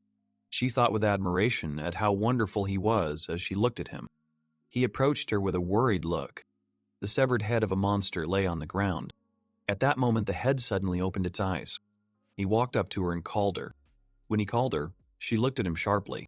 He started to lift her up, and she apologized and said that she was okay. She said with admiration that he had defeated the monster, and looked at him through it with her eyes wide open, as if she had noticed something. The headless body of the hippopotamus began to rise up right behind Gale. Liznet screamed a warning at him to look behind her.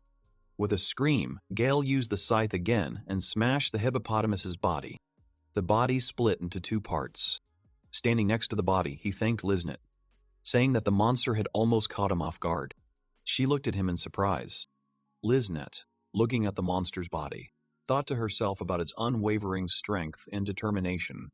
Despite being decapitated and dying, it continued to attack with only its torso, maintaining its fighting spirit and relying only on its sense of smell. Looking down at his body, she thought that he was worthy of admiration, even as an enemy. Remembering their fight with the monster, she thought their first encounter ended in a draw. And the second time, Gale saved her. She thought if they fought 10 times, then he could probably survive 9 of them. Looking into his lifeless eyes, Liznet bid farewell to the fallen beast, calling him a fierce fighter who lived to fight, and wished him peace. The heroine thought bitterly that if even one thing had gone wrong, she would have lost her life. Holding her hand, Lizette wondered in confusion what to do next, while Gale calmly handed out the cockatrice liquid and other potions. Watching him laugh with the others, Lizette felt relieved, comforted by the thought that he was alive. Looking at him, she suddenly realized that she had completely forgotten about her mission. After all, she had to kill him. The 3 who had just been helping each other up stood next to each other, and next to them, Gale watched calmly. Lizette looked closely at his smile. The heroine looked at the 4 and informed them that Prince Burial's mission had failed. Gale's eyes widened as he looked at her, and she said they were giving up. After these words, 3 people bowed before the hero. At that moment, when he was surprised by the sudden bow, someone called out to him from behind. Gale said Sharina's name in surprise, and in response he heard that she was not alone here. A girl was looking at them in surprise. She looked from Gale to the other girl, wide-eyed, not believing her eyes. The girl, with tears in her eyes, thought to herself how happy she was that he was safe and how much she wanted to see him. Gale looked at the girl in surprise, and she, looking at him, thought that the time until they saw each other seemed like an eternity to her. Without holding back her emotions, she rushed towards him, running to close the distance. Running up to him, she wanted to hug him, enthusiastically thinking that she would never let him go again, because he was close, alive, and that was all that mattered now. Looking around, she noticed the corpse of a behemoth, a pile of undead, wounded mercenaries, and a bloody reaper's scythe, traces of the battle she had just survived. Mora, almost overcome with emotion, was about to hug Gale, but stopped. There was an eerie atmosphere around that made her freeze. The two girls exchanged impressions, noting that what was happening around them was so intense and dramatic. Gale, demonstrating the scythe, told Sharina that it was a very sharp weapon that could be used to make good farming tools. The girl with the sword, looking at the chopped-up body of the monster, thought that everything has its own limit of sharpness.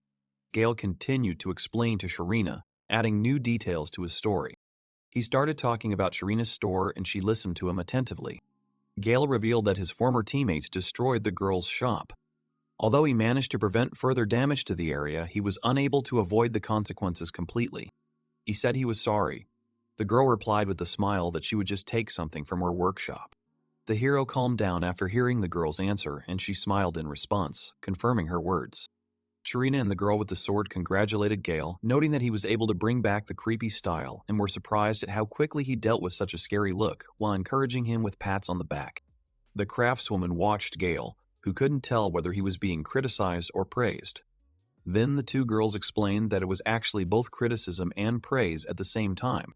She turned to Lisette, noting that they had met again, calling her Miss Killer. She replied that her journey was already over. The girl began to tell that recently an event had happened that had completely changed her outlook on life. At that moment, her three comrades noticeably lowered their heads, as if they felt the weight of what was happening. While Lisnet acknowledged that her outlook on life had changed, she added, head down, that it didn't mean she had any new perspectives or plans for the future. The craftswoman listened to her attentively, showing genuine interest in understanding. The girl informed the guildmaster that they would not be staying there for long. They needed to rest, as she and her subordinates were badly injured. In response, the craftswoman promised to provide them with clothes, food, and shelter until they fully recovered. Gale offered her and her team temporary work at a store so they could recover and not feel like a burden. The girl asked doubtfully if she was sure. The hero answered with a smile that the store was in a difficult situation now, and until it started working normally, he would not be able to pay much.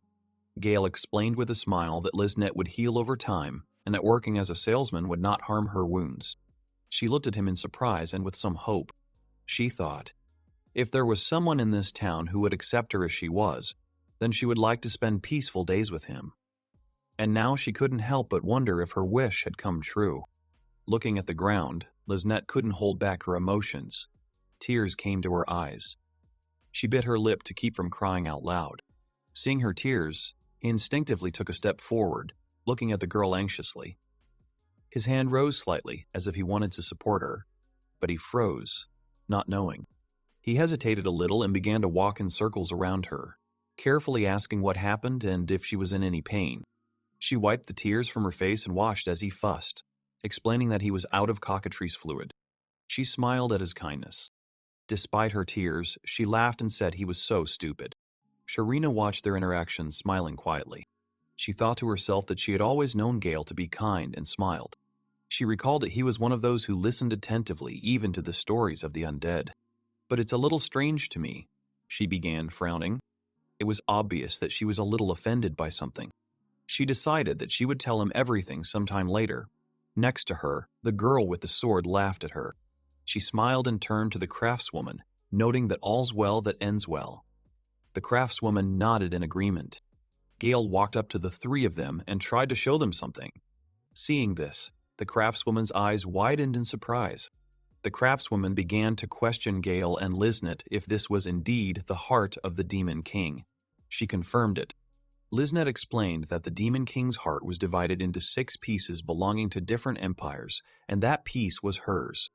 The girl said that Gale had helped her get rid of a piece of the Demon King's heart before it completely consumed her body. The master listened to her attentively. The craftswoman, looking at the item in Gale's hands, understood that even 1/6 of the cursed equipment with the essence of Polad demons was mortally dangerous. An ordinary warrior would die, and a priest would not cope with it. The craftswoman continued to think with a serious face.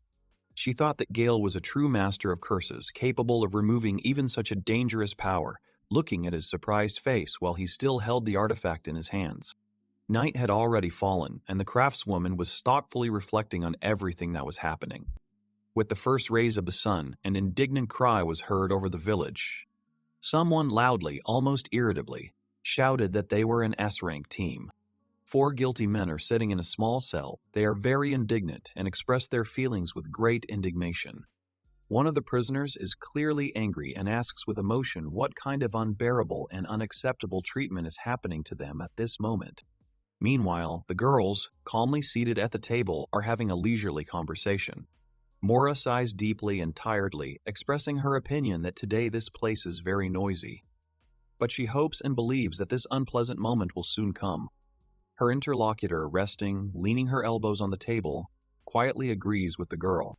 She realizes and understands that the wolf fang that was the source of this fight could not be simply released without any punishment or consequences.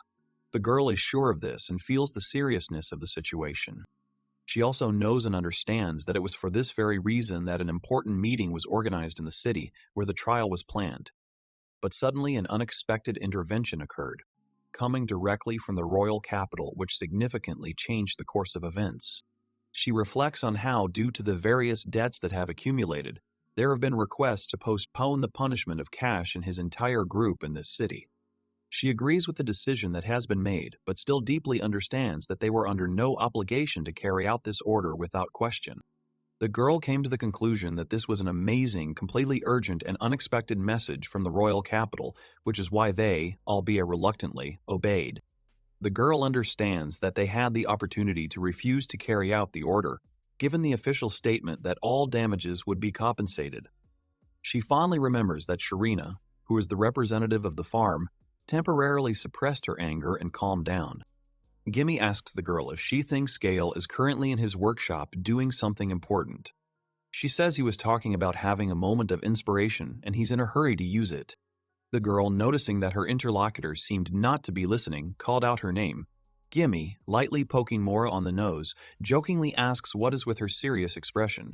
She wonders if it is because she does not see Gale at the moment. The girl, blushing, denies her words and, embarrassed, asks why she is talking about this. To which her interlocutor at the table tells her not to worry because she understands what the girl is talking about. Mora becomes even more embarrassed and, changing the subject, says that this quest turned out to be interesting, and she will go and kick him out right now. Gimme smiles, holds the paper in her hands, and understands that what a girl is not straightforward in such situations. Both women agree with this, and have no doubt that there are people who will not be outraged even by the heart of the Demon King. The girl says that it is quite common that if a person has outstanding skills and special talents, then he inevitably becomes popular and attracts attention. She honestly admits that to some extent she can understand why Mora and Lizanie are in love. Her face lights up with a sincere smile, and then she becomes a little sad. Raising her head and looking with confidence, she says that the woman who truly desires him is, without a doubt, herself. She tells how their clan of dark elves was cursed by the Demon King himself, and because of a terrible 1,000-year curse they are now on the brink of extinction.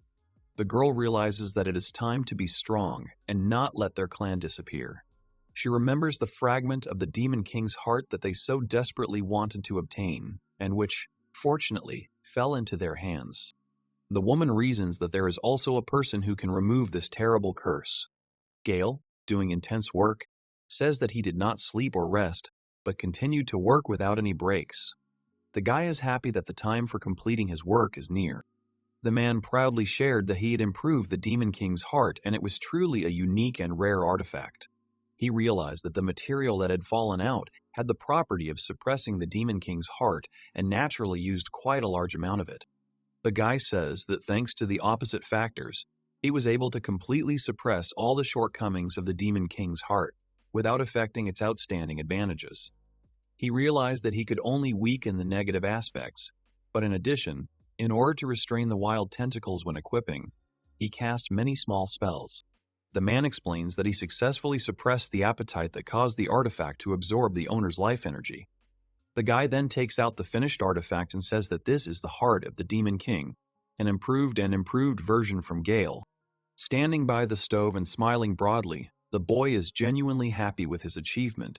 He says that this is the newest and greatest creation he has ever made. The man brought a letter for the man sitting at the table. He read it carefully and, indignant, asked what it was, whether it was really a letter from Liznit. The letter said that she was resigning due to personal reasons. The man was very indignant. stood up from his chair and loudly asked what happened to her demon king's heart that he had given her.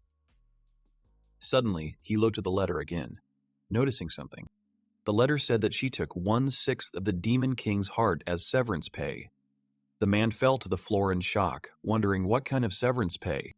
The man says that after reading Liznet's letter, Prince Belial's face turned pale, and they say he looked worse than any undead in the area. The night girl and the princess look at the bound culprits in front of them, angry and indignant. They are clearly ashamed and look away. The princess addresses the Sea Cranks group Wolffang. She admits that she suspects that they haven't realized everything yet, given their happy, unhappy faces. She says that she's been keeping them under surveillance all this time. The girl admits that she knows everything that happened. She says that she doesn't know who they think they are to destroy a personal store and gather all the guards. The girl speaks, the knight is indignant and says that it was an official order, and what they did on the farm is a matter of the kingdom's incompetence. The girl says that she has already settled all the issues on the farm side and it has been decided to consider the issue resolved and grant information. The guys look at them in surprise. She says that she doesn't need to consider their feelings, because she can't allow such a disgrace to tarnish the history of their glorious kingdom. The boys are indignant, saying that they did nothing wrong. They admit that they were only trying to break the cursed objects that looked like trash, displayed in the store. The girl looks at them in surprise. She covers her face with her hands, pitying Gale's wonderful creations. She asks him to hold on. Suddenly she turns with a stern look and says that if they follow such logic, she wonders what kind of punishment they deserve. The guys were scared by what they heard. The guy, worried, asks if they have been pardoned. He asks with hope if they will be released. To which the girl Kate Knight silently approaches and, waving a stack of papers, gives the guy a strong slap. The girl says that they open an account in the name of Princess Carla, buying everything from the shops. The princess replies that after calculating their expenses and payments to the farm, they must pay 2,310 gold coins and 82 silver coins. She says that their expenses are for their stay and meals at the hotel and dinners at exclusive restaurants, as well as the bill for various items and equipment. But suddenly she asks what happened to their equipment that they bought. The girl admits that they covered all these expenses from the state treasury, but they will pay for them in full. She says that she knows that they will not be able to pay, because they have spent all their money and have no savings. To which the man replies that it was all an expense. The woman starts to get angry and, screaming, asks where it is written on the paper that the expenses are covered, because besides, this was investigative cooperation. The girl predicts that they will be taken away. To which the guy gets indignant and asks where they are taking them. The girl replies that if they cannot pay, they will work off the debt with their own hands. She says that they will do unpaid work to the extent of their extravagance. The woman says it's a tough environment, but considering their bad behavior, they are lucky to have found a place that will hire them. The man looks at them in shock, realizing they will be forced to work unpaid. The guy is indignant and, standing up, asks how much they need to pay for everything. The girl, thinking with a cold look, answers that they will need about a decade. The boys are frightened by the verdict, realizing that it sounds like a life sentence. They are forcibly taken away from the place while the girl watches what is happening. Suddenly, a man comes up to her and says that starting today, this task will be for them too. The man is indignant and asks what kind of task this is. He is interested in what kind of work they will be doing. To which the girl, smiling, says that for a start she will give them some peace and quiet until they start working. She assures them that they do not need to worry about work. The boys are frightened by the girl's face and behavior, to which the girl replies that they should not pay attention to her kindness, and the guards take the culprits further away.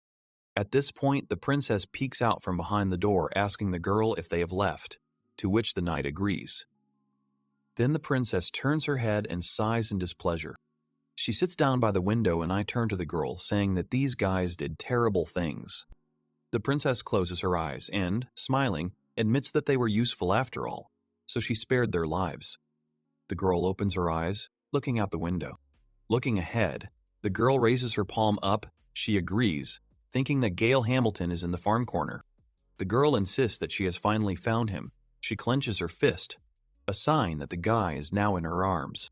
The princess smiles, saying that she was just thinking about where she should go on an expedition. The girl turns to Vivian, saying that she needs to contact her father, to which the woman looked at her in surprise, not believing her words. The girl turns to her, smiling broadly and placing her hand on her heart. She admits that it is time to pay more attention to agriculture. Gale is on the farm in his workshop, busily making something. Suddenly something happens to the guy. He lifts his glasses, worried. The man looks towards the door, calling Liznit. The girl peeks out from the other room, asking what happened. The guy apologizes, saying that he got carried away with his work and didn't notice that it was time for her to change. He thanks her for her work, to which the girl replies that there is no need to apologize, because it is better this way if she does not interfere with his work on the artifacts. The guy wipes away his sweat. He is very grateful to the girl, saying that she helps him a lot when she is on duty at the store. The guy understands that she meets clients when he doesn't have the opportunity, and, smiling, admits that he even managed to make a laughing turtle during this time. The guy looks at the skull, which is an interior element made of a lich's skull, grinning creepily at the guests.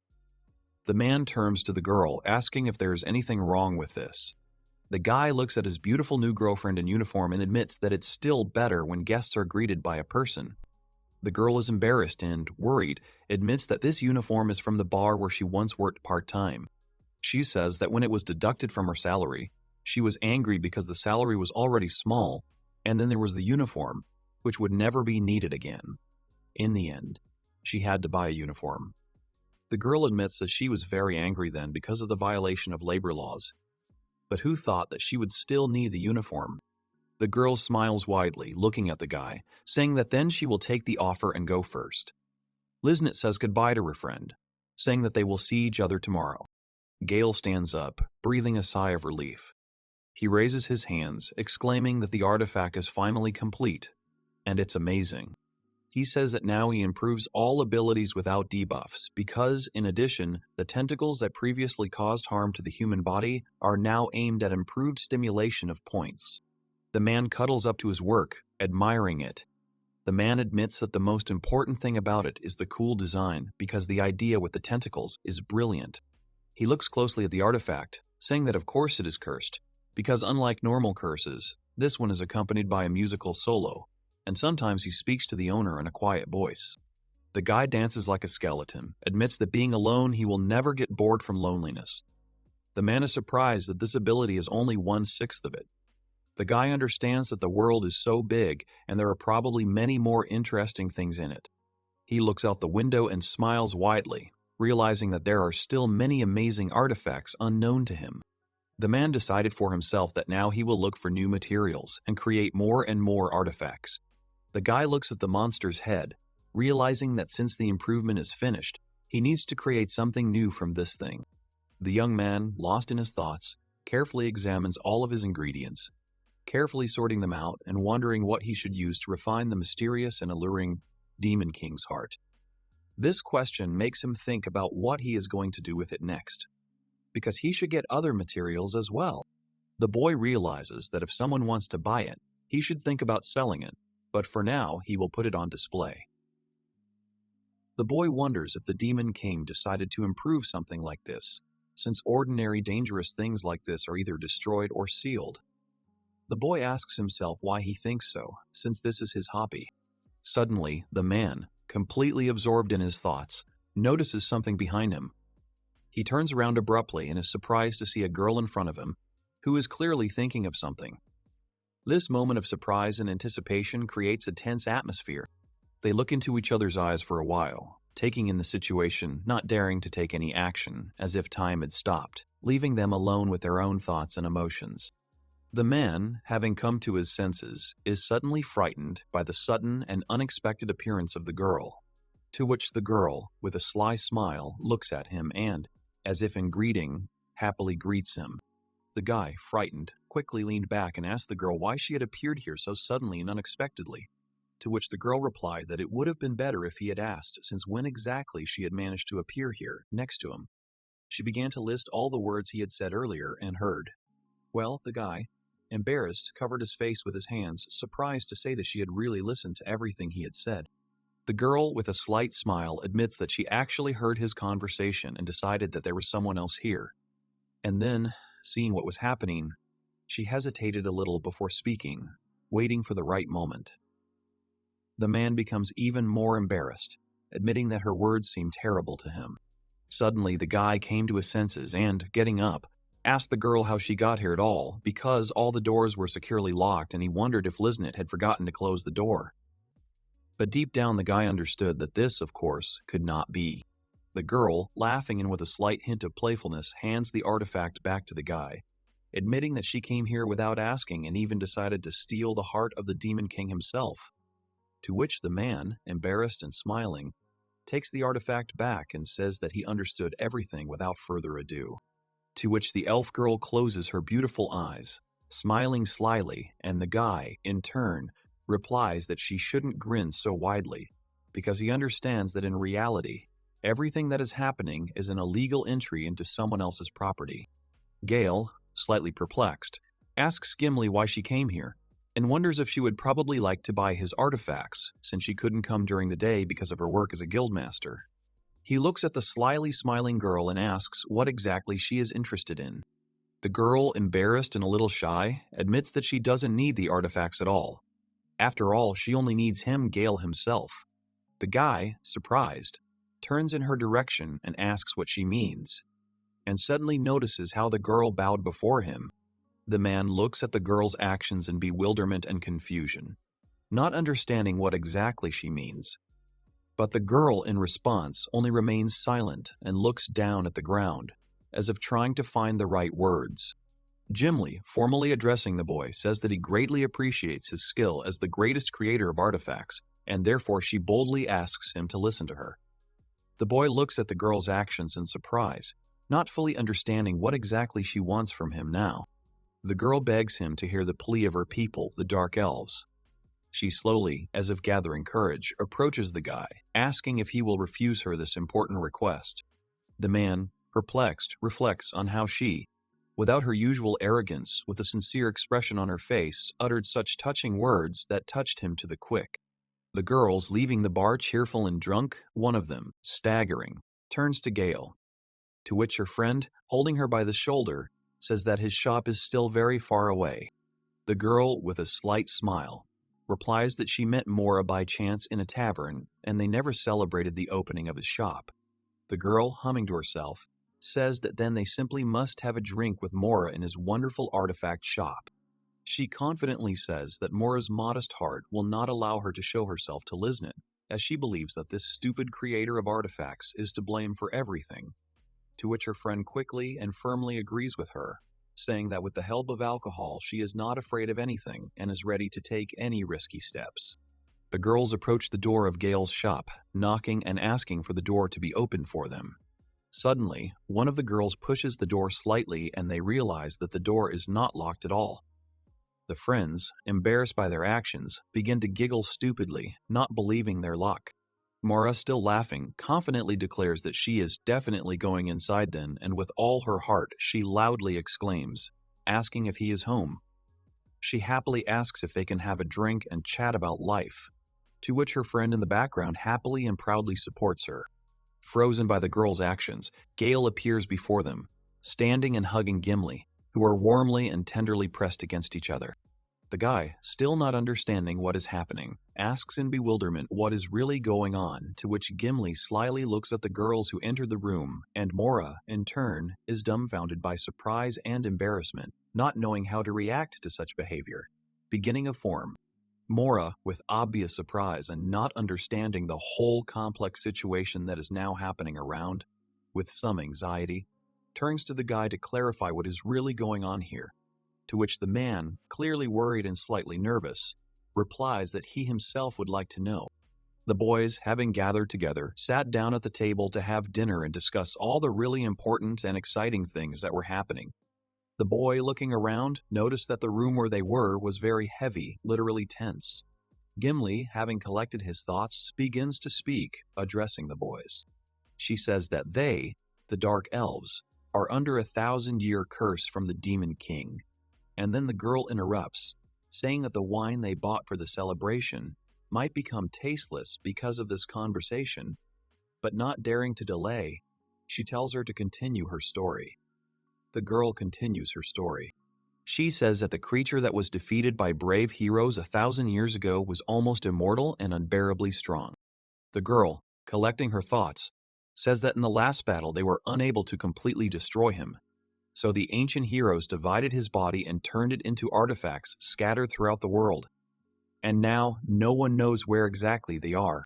Mora, having understood the whole gist of the story, asks if the heart of the demon queen was not just a name, but actually the real heart of a demon. The guy, not hiding his surprise at what he heard, reacts in amazement, to which the girl smiles warmly and confidently confirms her words.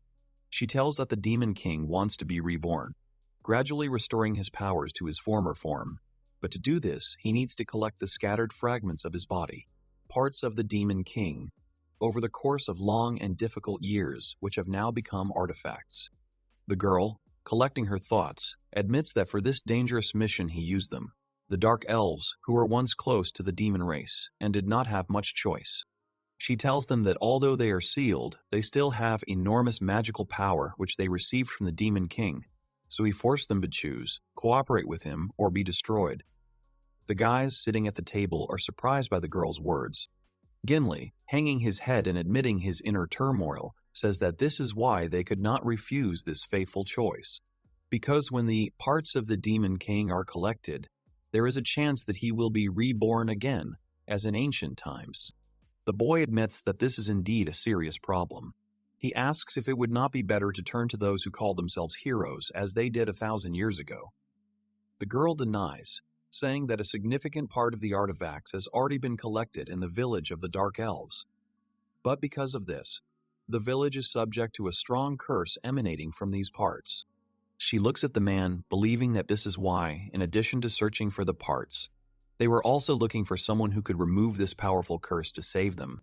The girl continues to say that it was then that Gale Hamilton, the master of cursed items who could remove the curse of the Demon King's heart, appeared, bringing a sense of hope to the conversation. The guy listens to her attentively. The girls, paying attention to the guy, look at him, not believing what they heard. The man first thoughtfully, then looks at the sad Melly and tries to understand what to do next, and asks what they should do. She, realizing that Gale has looked very thoughtful since their meeting, goes into her own thoughts, wondering if it was the right decision to reveal this important information to him, or if it was completely in vain. The girl thinks that something that is feared and avoided, because even the Empire treated the heart of the Demon King as a weapon of self-destruction. She wonders if it was reckless and crazy, and if there will be someone who will fulfill this request. The girl becomes disappointed, thinking that there is apparently no hope.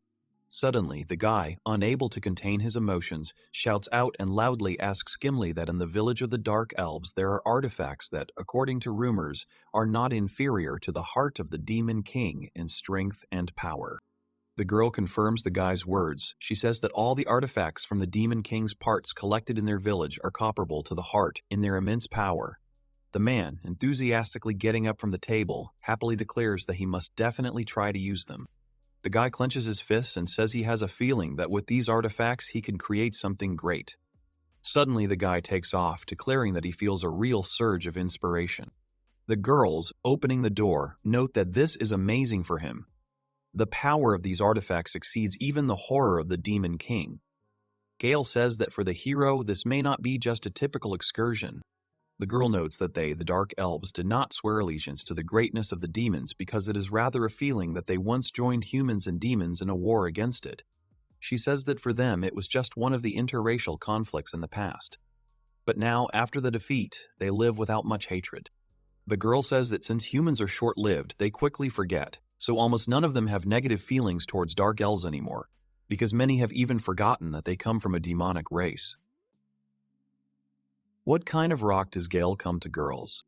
Mora says that the very existence of the Demon King has become something of a fairy tale for non-humans, to which her interlocutor agrees. The elf says that therefore her relatives will be glad to have him, when suddenly a guy approaches, happily agreeing with her. Suddenly the girl asks to wait for them for a minute. She stands up and, angry, says that she doesn't like this story at all. The guys look at her in surprise. She looks at Gimli with a stern look and says that she does not trust these elves, to which the girl only smiles slyly at her. Sharina admits that they have known each other for quite a long time. She asks why she has been silent all this time. If she hadn't accidentally dropped in here with her friend this evening, She would never have found out about this at this very time. The girl bares her teeth, to which her interlocutor continues to tell her story. She says that information about the Demon King's parts is a top secret outside the village, and threatening it is strictly forbidden. So before telling Gale everything, she carefully tested his abilities. Sharina starts to get even angrier, baring her teeth. Suddenly, the guy standing next to them felt déjà vu. Sharina couldn't resist taking a sip from her glass, asking the guy how he was doing and if he liked Farm Edget. The man, not understanding, asks her what kind of sudden questions these are. She says she just meant how good life is here. Has he settled in? To which the guy replies that it's a nice town and it has good food and several suitable dungeons and no shortage of undead materials, because that's very important to him. The girls just look at him in surprise. The guy says that if only the goods from his shop sold better, it would be quite good. Sharina says that despite the sale of goods in the shop thanks to Gale, the infrastructure of this city has become more interesting. She admits that she has seen many masters over time and has no doubts about the guy's work, which confuses the man, asking if it is true. The girl continues to say that they have worked together for some time, but he is the first master of cursed items whose items she has ever faced. Gale says that this profession is usually not given much attention because those who have talent, as a rule, having reached a certain level of skills, quickly change it to another profession. The guy admits that there is no craft that would be so worth bringing to perfection, to which the girl, looking at him, agrees with him. She says she doesn't think she's useless, because all professions have their place and deserve respect. Mora says maybe she means that when you see them among the adventurers, you realize how hard it really is for her. The guy gets it and says that it should be acknowledged that this profession is simply useless, because in fact the master of cursed items plays a support role, but is not capable of fighting alone, to which the girl says that the guy fights in battle. The man looks down and says that Cash and the others constantly told him this. Gale recalls the man saying that he is completely incapable of combat, as he is just a craftsman, nothing more. The most he can do is throw knives without debuffs from behind his back. The man says he was told not to push forward and not to act like an advisor. Mora says that when they said that, all she could do was silently put stat buffs into their gear. To which the guy replies that he doesn't think he should have left before he was kicked out. Gale began to feel sad, saying that he had become so withdrawn that his outlook had become very limited. Suddenly, Sharina came up behind him. She patted the immunologist on the head with her palm, encouraging him and telling him that he shouldn't listen to such idiots. She says that it is understandable that once self-esteem is broken, it is not easy to restore it, but now that he is a resident of Farm Edge, he should stay here forever. The girl smiles widely and says that if he wants, she will take care of him. The boy is confused by the girl's words, when suddenly Gimli says that she thinks Sharina also sees potential in Gale. When suddenly the girl says that they should return to their conversation. The girl says that the boy is not only needed by Gimli because she also does not want him to leave. The girl asks if it is not better to turn to the church in such cases, to which the interlocutor denies, saying that ordinary priests cannot cope because they also had to turn to churches for help despite the shame. She admits that they kidnapped and forced famous priests to try to remove the curse, but everything was in vain.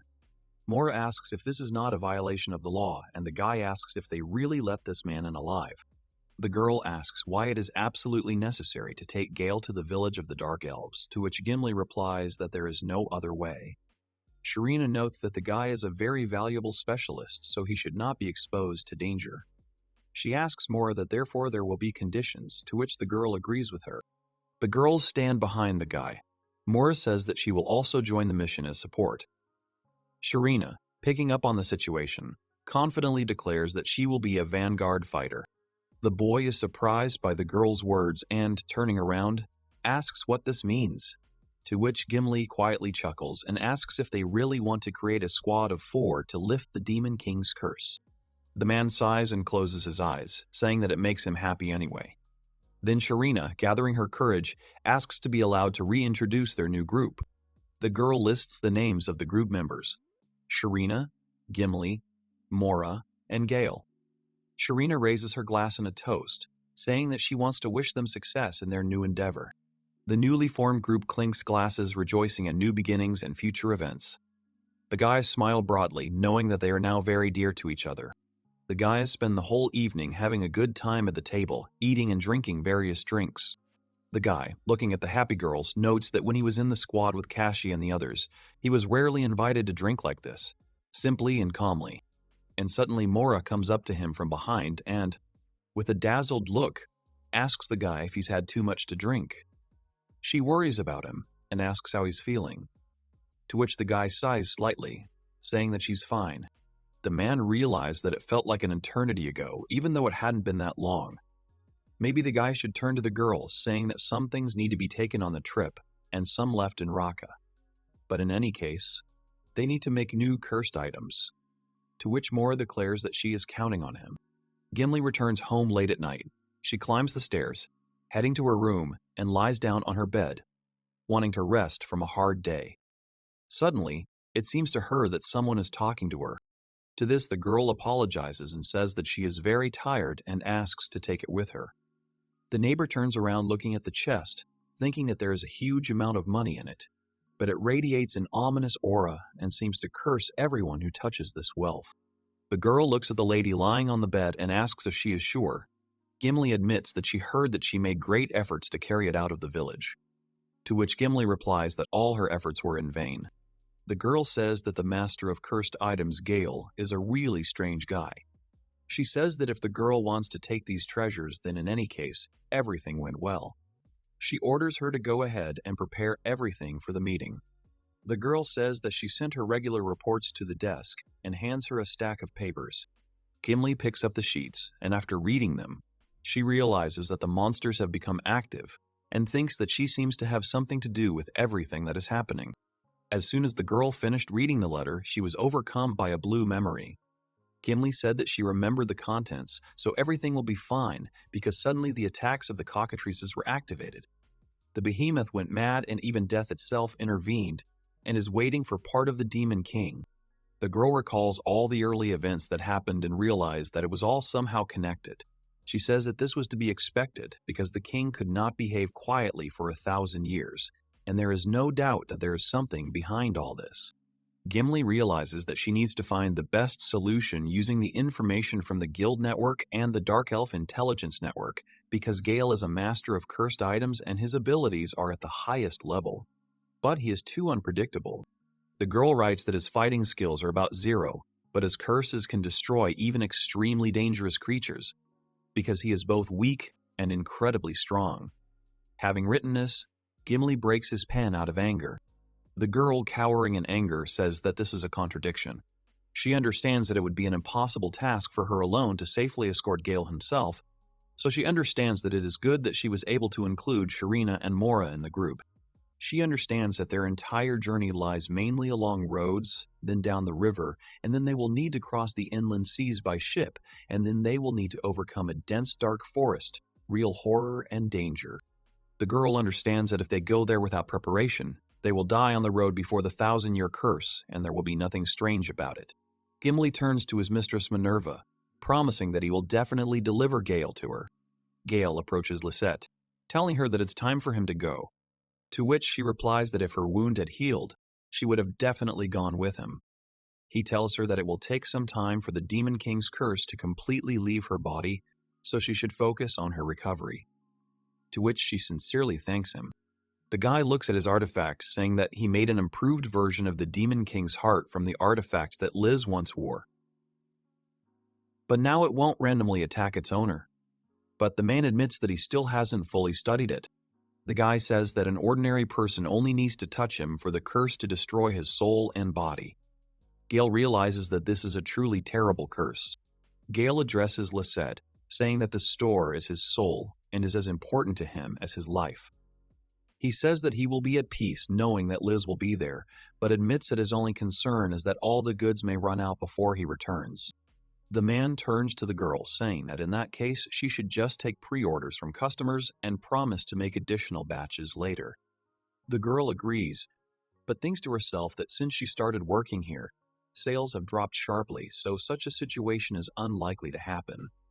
The girl sees the guy off, waving. She understands that despite the fact that he is about to face such terrifying curses, he is still so inspired. The girl admits that Gale Hamilton is truly an unusual guy. She looks at him with a sincere smile, wishing that luck will always be with him. A guy is walking through the city when suddenly girls notice him and Mora calls out to the man. The guy who notices his girlfriend waves to her with a warm smile. Shalina says that everyone is here. The guy asks if she is really the master of the blacksmith's guild. He wonders if she can really lead the department for that long. The girl replies that the guild will not fall apart because one of them leaves for a while. She turns her head and notices Gimli walking towards them. The girl tells her not to forget about their agreement because she convinced the Belgians to agree only on this condition, to which the girl straightens her hair, saying that she remembers this. The guy, not understanding, asks what they are talking about, to which Gimli replies that she decided to supply ore from her village to Shalina's forge. She says that usually its export is prohibited, to which the guys are surprised. Shalina gets angry and says that the girl can also lie, so it is better for her to check it herself. Mora asks if this ore is so valuable that even Shalina wanted to go. The guy is also interested and asks what kind of ore it is. Gimli says that since they are both going, then they can tell. She looks at them with a sly smile, to which the guys do not understand what is happening. The girl shrugs and says with a smile that it is orichalcum.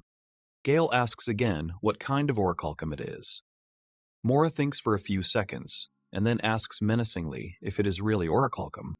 The man is surprised by the girl's reaction, asks why she is so surprised, to which the girl asks why he is so calm.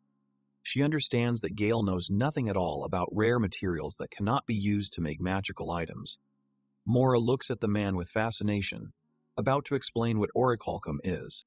She tells that this legendary ore, from which a sword can be forged, is so valuable that it is enough to build a castle, and if you equip yourself with such armor, you will not be afraid of any battle because the ore has an unbearable hardness. The guy realizes that this is for Gimli, and he will receive a valuable magical item, and Shalina, valuable ore. Gale says that it would be great if Mora got something valuable too. The girl, having listened to the guy, turns away and says with a smile that then she will also definitely try to get something. She asks him not to worry. Gale was surprised by the girl's courage, but suddenly Shalina says that it's time for them to go. The guys get into the cart, to which Mora says that she hasn't ridden in a cart for a long time. The guy looks at the girl, realizing that for him, it is more valuable than orichalcum. The boys got into the carriage. Mora, looking carefully at Gale, understands that it is time to travel with him. The wheels creak along the road from Farm Edge. The caravan of several wagons heads northwest to a huge city far from the kingdom, to the trading city of Ablintz, close to the Empire. Gale and Mara are bored on the road. The girl asks why this measured shaking makes her so sleepy, to which her friend says that the drink, on the contrary, always tastes better. Mara replies that for some reason she is not surprised by her behavior. The guy says it's okay because they've taken up the entire cart. Shalina replies that it's true that half of it is occupied by cargo, so you can't say it's very comfortable here. The guy looks at her and says that he asks if she really doesn't know the norm because the journey is still long. To which the girl replies that that's why she's drinking because there's nothing else to do anyway. Gale is curious and asks the girl where her village is. The girl says that it is in a dark forest. Mora sighs, realizing that it is still a long way away, and says that even if they hurry, it will still take several days. Suddenly she stops and asks if this is the dark forest. Gimli agrees, saying he doesn't know what forest the girl means, but she only knows one with that name, so it must be that one. Mora grabs her head, bending over. The boy, worried, asks if she knows about this forest. The girl gets angry, asking if this is not the same legendary forest where the army of the kingdom perished, to which Gimli replies that this really happened.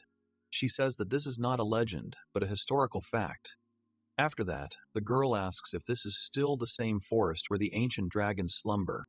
Gimli replies that this is not true, for in fact they are not dormant, but actively building nests. The girl, hearing this, begins to curse, asking if this is not the forest where anyone who enters will not return alive, and asks if she really wants to take them to the forest of death. Gimli says that it seems that the army of the realm was devoured by the ancient dragons, and admits that she saw them hunting humans for their young. Mora is frightened and asks if she really saw it all with her own eyes. She asks hesitantly what difficulty level this actually is for adventurers. Shanli explains that adventurer ranks can understand the level of danger. Gimli replies that it is at least a sea crank's quest, maybe higher. The girls realize that this was their end. Gimli replied that they would not be going the route where the ancient dragons nested, so they should not worry, because as far as she knew, they were taking the safest route to the Dark Elves' village. The girls still looked at her with distrust. The girls get angry and say that they will go to bed to rest. But suddenly the guy comes to his senses, asking them to wait. Shanlina asks him if he remembered something. Gale says that if they go that route, they will meet many undead from that dead army. Shalina starts to get even more angry, to which Mora calms her down, saying that the guy should meet them in a dream. After some time, the boys fell asleep. Gimli says that of course she will lead them along the safest route she knows. She knows that relative safety does not guarantee absolute safety. So she asks them to be on guard, and this applies to everyone. And so the first stage of the journey ended. Gimli, full of joy, wishes for the boys to wake up and tells them to get up, because this is where they will change seats. The boys get off the cart and see a large ship. The girl says that she has made some arrangements for the journey and warns them that when the cargo is laid out, they should sit down as if in a cart. The guy wonders if she booked the ship in advance. The girl happily agrees, saying that unlike the cramped carriage, the ship will be more comfortable. Mora and Gale exchange joyful glances. Gimli says that they will sail further along the Cactus River, a large river that flows near the agricultural cities. The boys, approaching the ship, exclaim that they are glad that they will begin new adventures. Gimli called out that they were boarding the ship quickly. Shalina asked not to push because she would not run away. Gale set out on his first voyage, as did Mora. Stepping onto the ship, the young man said that it was rocking quite a bit. The dark elf said that it always happened like that at first, but once they sat down in their seats, they would stop feeling it. The sails filled with wind, and the ship smoothly began to move away from the shore. The ship majestically unmoored from the pier and set off on a long voyage. Mora said that sailing was much more pleasant than sailing under the scorching sun. The master believed that the measured sound of the waves had a special calming effect, helping to relax and forget about all worries. Gimli stated that it seemed they would soon reach their destination. The teen gathered around the map, carefully studying every corner of it. They wondered if the map was made by the guild.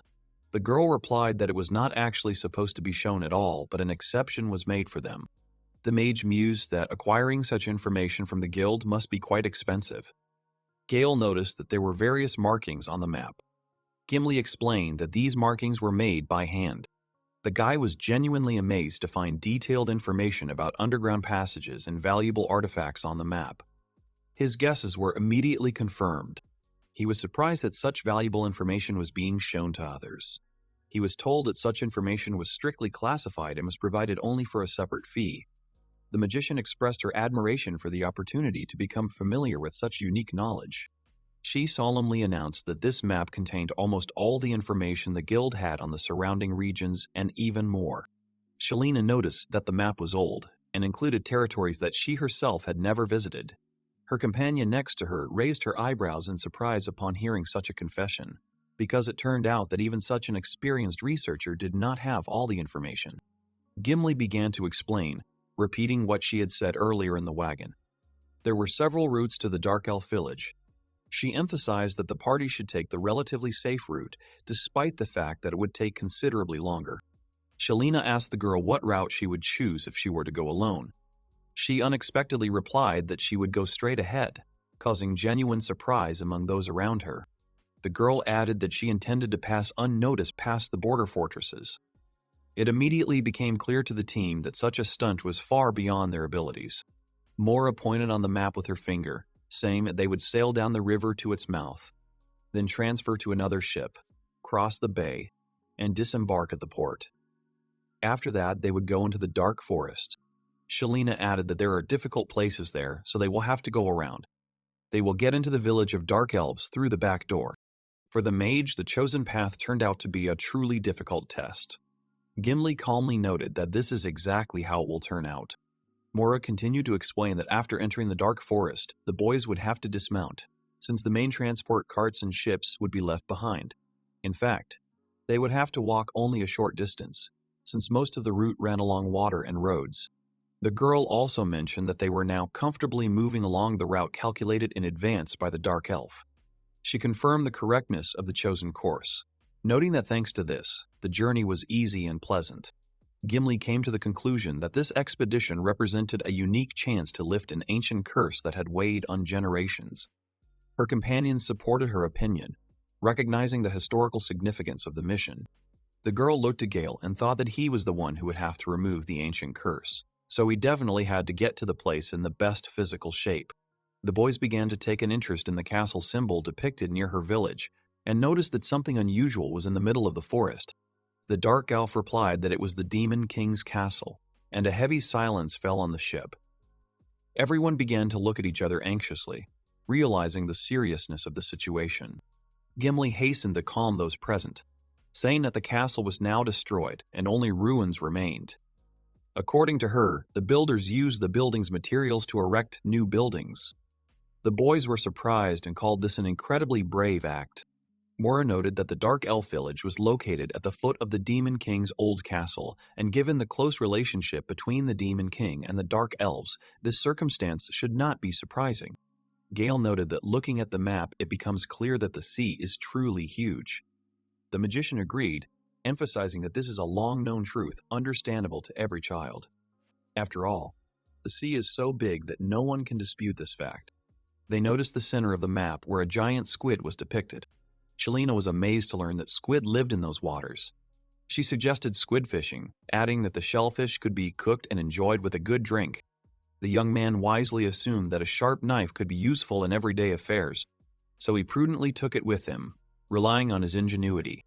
The girls were sincerely happy with this decision because they knew that he masterfully prepared delicious dishes, turning ordinary products into real culinary masterpieces that could please any appetite. Gimli remarked that while it was reasonable to suggest that a knife would be useful, such a large squid would hardly be suitable for a simple snack. The other participants in the conversation became interested and asked her to clarify what exactly she meant by her remark. She said it was a sign of the Kraken. Mora feared that this sea demon was capable of sinking ships. Shalira asked if she had made a dossier on all the sea monsters. The Kraken is a giant squid that often attacks, and those who stand in its way are doomed to die. The boy thoughtfully asked what to do if they suddenly had to come face to face with this terrifying creature, and whether there was any shelter at all that could save them from inevitable death. The girls trembled as soon as they imagined it. The magician screamed loudly that she did not want to die at all and insisted on returning immediately. Gimli tried to calm the others down, urging them not to panic, while the two wondered out loud if they would somehow manage to avoid the Kraken and how well everything had been planned before starting the journey. The Dark Elf added that this was a common trade route, regularly traveled by numerous ships, often without incident. She hoped that their ship would slip through. Gale noted that this was just an attempt to escape from reality. Mora dreamed of returning home. But the Dark Elf emphasized that it was impossible to just get off the ship. The others cried out that she had taken into account absolutely every possible circumstance. Gimli knew that an encounter with the Kraken would leave them with little chance of escape. However, their crew would have no other way to reach the Dark Elves' village except by sea. In addition, they have a curse master with the ability Stunning Luck, and if the enemy cannot be defeated, it is better to avoid meeting him at all. She placed great hopes on the Master of Curses, believing that his abilities would be the key to the success of the expedition. Meanwhile, the owner of magical powers himself was in complete relaxation, enjoying the warm springs and completely forgetting about all the dangers of the upcoming voyage. The girls warned Gale not to try to spy on them in the women's bathhouse. To this, the guy casually retorted that even if he wanted to, the high walls made such an undertaking impossible.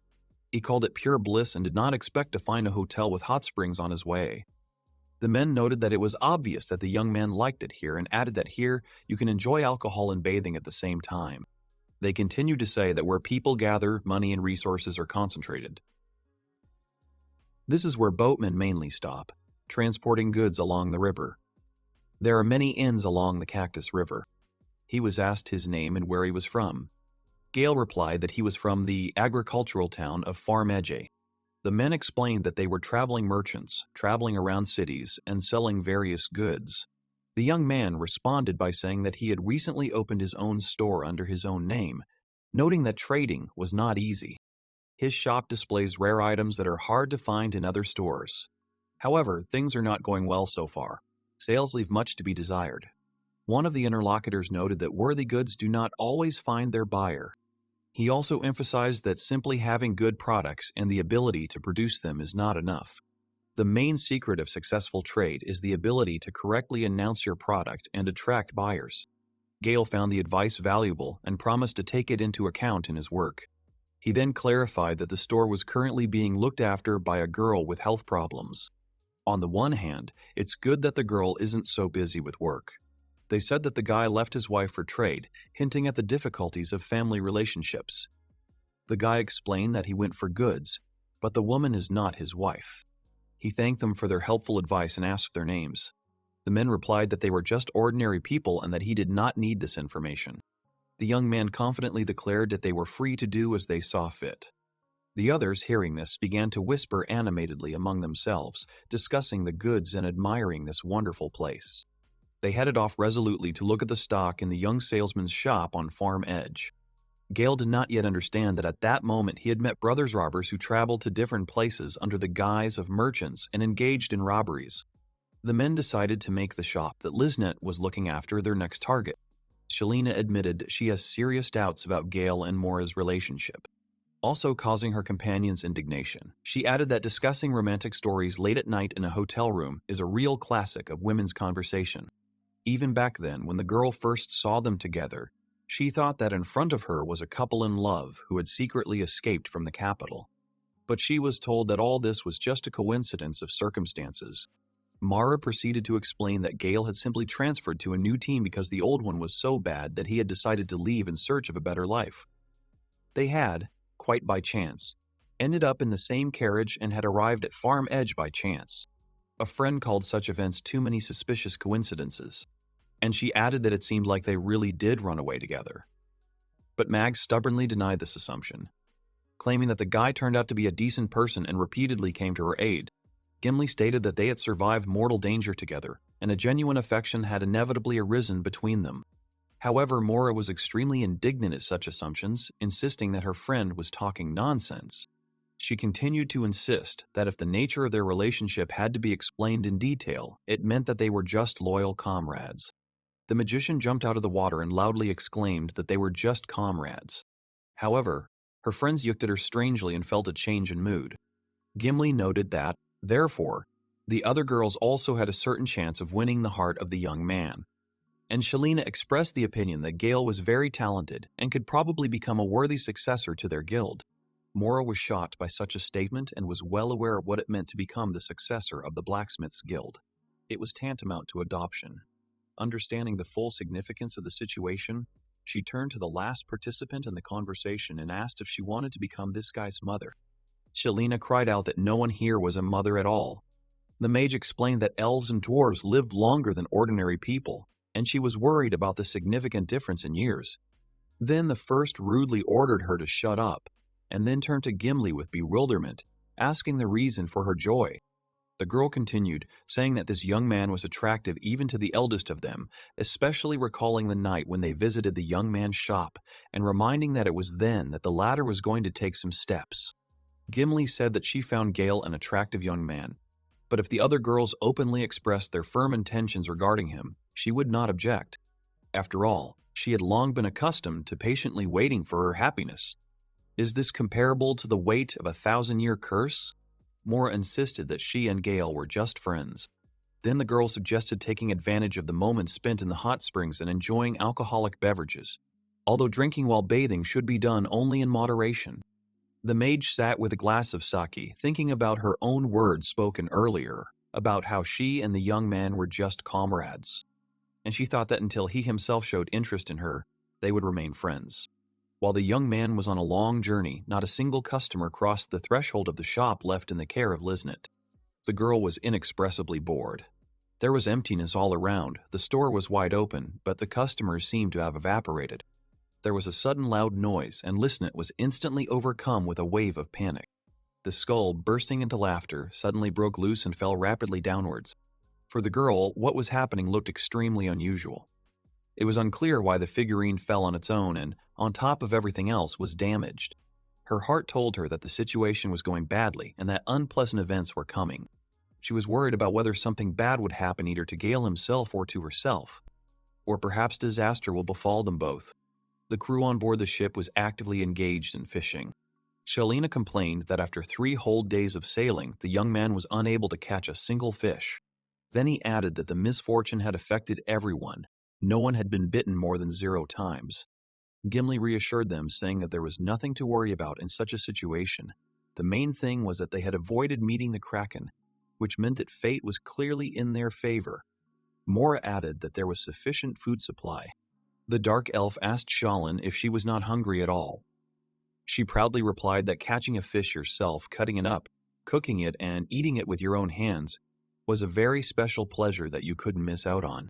Gale admitted that he too had dreamed of trying out the new knife in action, if only he could catch a single fish. Upon hearing this confession, the entire team froze in amazement, their eyes wide open and staring at the blade. Shalina stated that it was easy to handle even a huge fish with such a knife, and then asked a rhetorical question about whether this tool was an artifact. Mora confirmed that she had a strong sense of déjà vu, as if she had encountered something similar before. Those gathered were puzzled by the question of whether this unique thing belonged to the legendary weapon, the Scythe of Death. The young man calmly explained that he had converted it into a regular agricultural tool and turned the remaining parts into a handy knife. Gimli was genuinely glad that no one had managed to catch the fish, because with such a powerful tool they could have accidentally cut through even the hull of the ship. Shalina noted with disdain that such adventures seemed absolutely incredible and said that she noticed something in the distance. She was interested in exactly when the small river managed to expand to the size of a full-flowing river. Mora noted that the shores were almost invisible, and Gale added that the landscape now resembled a real sea. Gimli agreed, adding that one could feel the salty sea breeze and hear the quiet murmur of the waves. The team was treated to a majestic view of the endless expanse of water stretching far beyond the horizon. Shalina felt the gentle breath of the sea breeze, and Mora enjoyed the pleasant aroma and emphasized how close they had become to the real sea element. The girls felt joy from the light, refreshing smell of the wind, filling the air with pleasant notes of freedom and adventure. But soon the pleasant impression was marred by the unpleasant smell of rotting flesh emanating from the box where the mysterious object was kept. Gale guessed that the foul smell was coming from the material obtained from the slain undead he had recently delivered. He was immediately asked to close the lid immediately and to stop talking as if it were wine, creating false associations. From somewhere far away came the melodic ringing of a ship's bell, announcing the imminent departure of the vessel. Amidst the usual bustle of the city, the measured rustling of the sea waves, slowly running up to the shore, was clearly audible. The intermittent cries of the fresh fish sellers drowned out the disorderly and rough cries of the sailors who had been out for a stroll the day before. Gimli asked to take a closer look at the vast river harbor, where numerous ships lay quietly at anchor, waiting to load goods and passengers. Their final destination, the river port, was already very close. The boys looked at the huge ocean liner sailing past with delighted amazement, amazed by the size of the ships. Meanwhile, Gimli, laughing merrily, asked the boys to pay attention to their own facial expressions, reflecting genuine surprise and shock. She asked the boys to wait for her for a while, deftly jumped off and said that she would go look for a suitable merchant ship to which they could move, asking her friends to stay near the pier. The boys were unhappy that she left them alone in an unfamiliar place. This place, filled with the clean sea breath and the sounds of numerous screaming seagulls, is called Nenan Port. It is here that the huge inland bay connects with other countries, forming an important trading hub. Returning to her friends, Gimli happily announced that she had been fortunate to find a merchant ship that was about to set sail, and that fortune seemed to be on their side. She also had some pleasant information that her friends demanded she reveal. She continued by saying that there were rumors of a recent Kraken attack on a warship of one of the countries. Shalina wondered what positive side could be seen in such an event. Gimli added that the captain of the merchant ship claimed that the Kraken rarely attacked, destroying one ship and then disappearing from sight for a while. Mora joked that perhaps it was a way to relieve stress after a long rest. The first sympathized with those who had fallen victim. The Dark Elf specified that it was precisely because of this circumstance that one ship would wait for the right moment today and go out to the open sea. Then she pointed her finger at a ship standing nearby. The ship looked very worn and battered by time. People hurriedly loaded the ship with heavy bales and boxes. Each bag was carefully placed, as if it determined the fate of the upcoming voyage. Captain Nick sat smoking a cigar with a cheeky grin on his face, causing obvious irritation and hostility among the crew members. Mora sarcastically noted that it was clear as day that the captain intended to enrich himself at the expense of desperate passengers, taking advantage of the convenient opportunity to cross the sea before the Kraken appeared. Shalina added philosophically that any crisis situation is a chance to prove oneself and benefit. Gale intervened in the conversation, offering to first load things on board the merchant ship and offering to help carry the luggage. Shalina suggested stopping the pointless bickering and moving on to a constructive discussion of further actions. After all, despite everything, the sea route remained the only available option, and, as a guildmaster, she had an idea of the principles of organizing transportation. Mora frankly admitted that she still didn't see the full picture of what was happening, and Shalina decided that she would have to go over the details of the recent discussion again.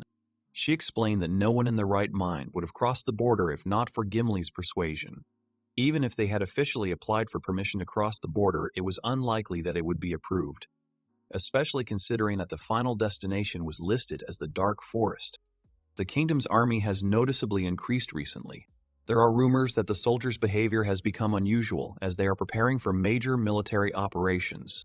Mora nervously asked what the consequences of such tension were, but her friend tried to calm her down, emphasizing that for now these were just whispered rumors with no reliable evidence. The guildmaster added that there were rumors of several failed assassination attempts on high-ranking people in the capital. Apparently, a serious political conflict is growing between the Empire and the kingdom. Shalina finished her story by mentioning that at the very center of political intrigue there is some powerful artifact that has the ability to overturn the foundations of the state. It is hard to imagine that such an object actually exists and is capable of exerting such a huge influence. Mora excitedly asked her friend to speak more simply and directly that it was true that this unprecedented artifact was now being passed on to other people. She asked her to shut up. Shalina added that the kingdom and the empire were said to have had a huge fight. Gimli concluded that the sunken warships were strong evidence. Mora was worried that the situation was so serious that the navy had intervened. The Dark Elf noted that both sides were trying to avoid the dissemination of any information at all costs. The girls explained that this is why they have increased security at the border. These are the security measures taken, and now the task of the fleet is to prevent the possible leakage of valuable artifacts. Mora stressed that the problem is real, as the use of land routes at the border has become impossible. That is why this merchant ship is the ideal solution for the upcoming journey. Shalina explained the situation in detail, emphasizing that in the current circumstances, the only possible solution is to go by sea. The girl also said that on the way to the Dark Forest, the borders of several countries will have to be crossed. According to her, there should be no obstacles to the movement of ordinary citizens. Otherwise, this situation will inevitably stop the exchange of goods between the countries. Mora, deep in thought, stated her position, finding it very strange. After all, she had heard that the relationship between the kingdom and the empire had remained quite stable until recently. Gimli agreed that her friend's arguments sounded convincing. Perhaps the states really were playing secret political games, hiding their true intentions from their own subjects. From the outside, such actions could be perceived as an attempt to maintain the balance of power. She continued the thought, arguing that once the balance was upset, valuable artifacts suddenly appeared on the market.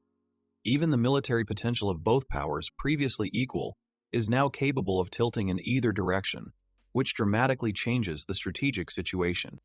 Now we can safely say that two powerful beings are fighting for a dominant position in the world, and one of the key players becomes the Demon King, eager to regain his lost influence and establish complete control over all nations and territories.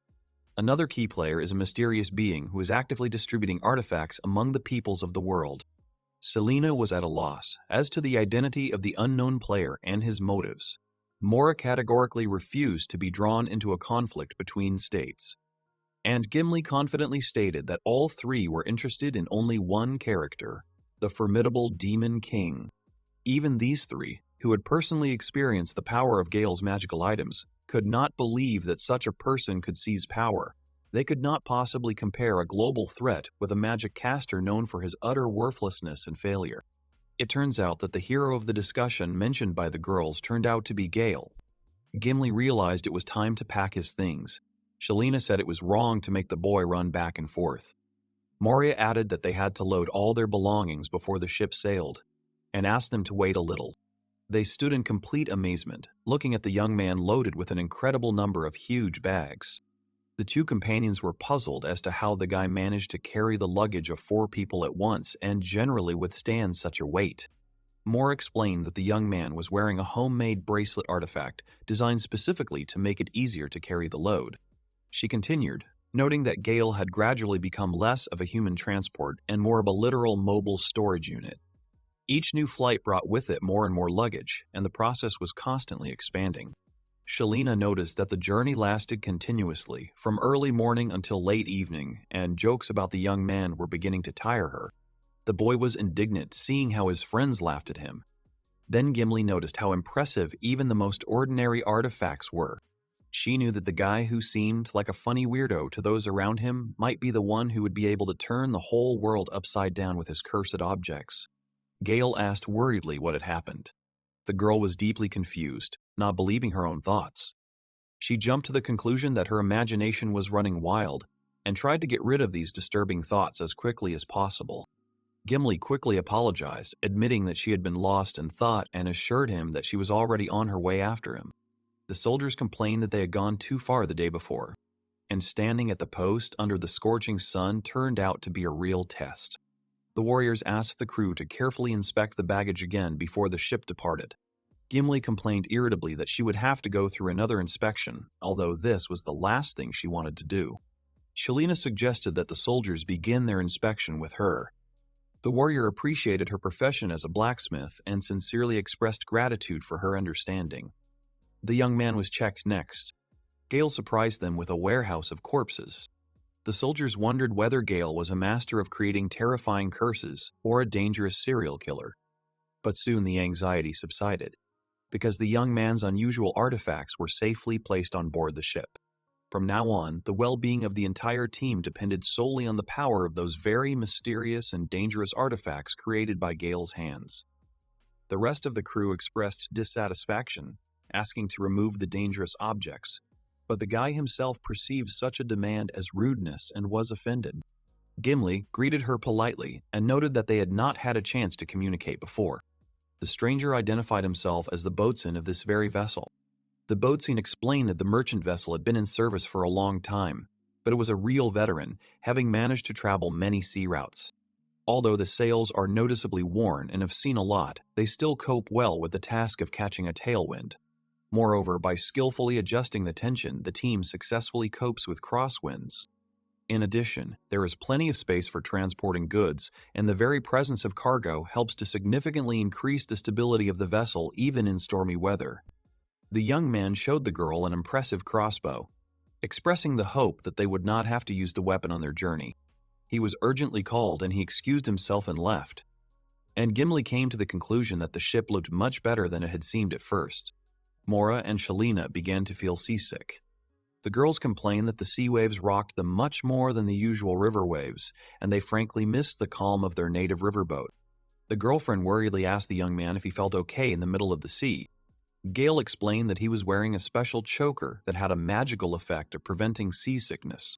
It seemed to her that the decoration resembled thin, bony female fingers, as if trying to squeeze the throat with an invisible grip.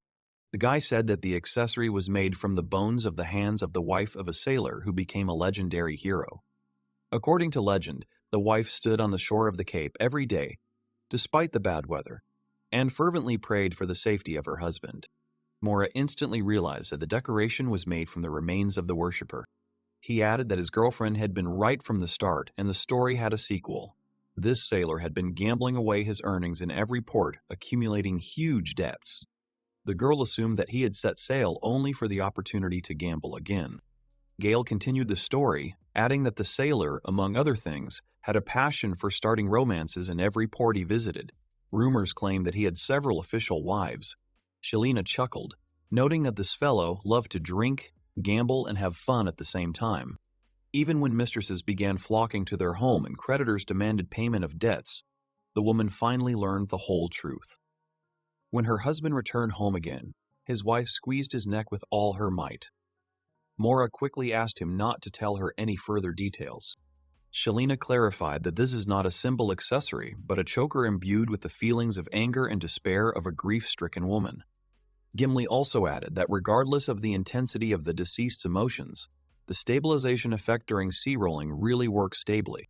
The guy apologized to the girls for only having one such item and was worried that he had left his team members behind. However, his girlfriends reassured him, saying that they did not want to experience the sensations that come with putting on such an ornament, preferring to endure the motion sickness. Gale was wondering out loud why no one appreciated the miracle cure for seasickness he had created. His thoughts were interrupted by an unexpected noise. Chaos broke out on deck.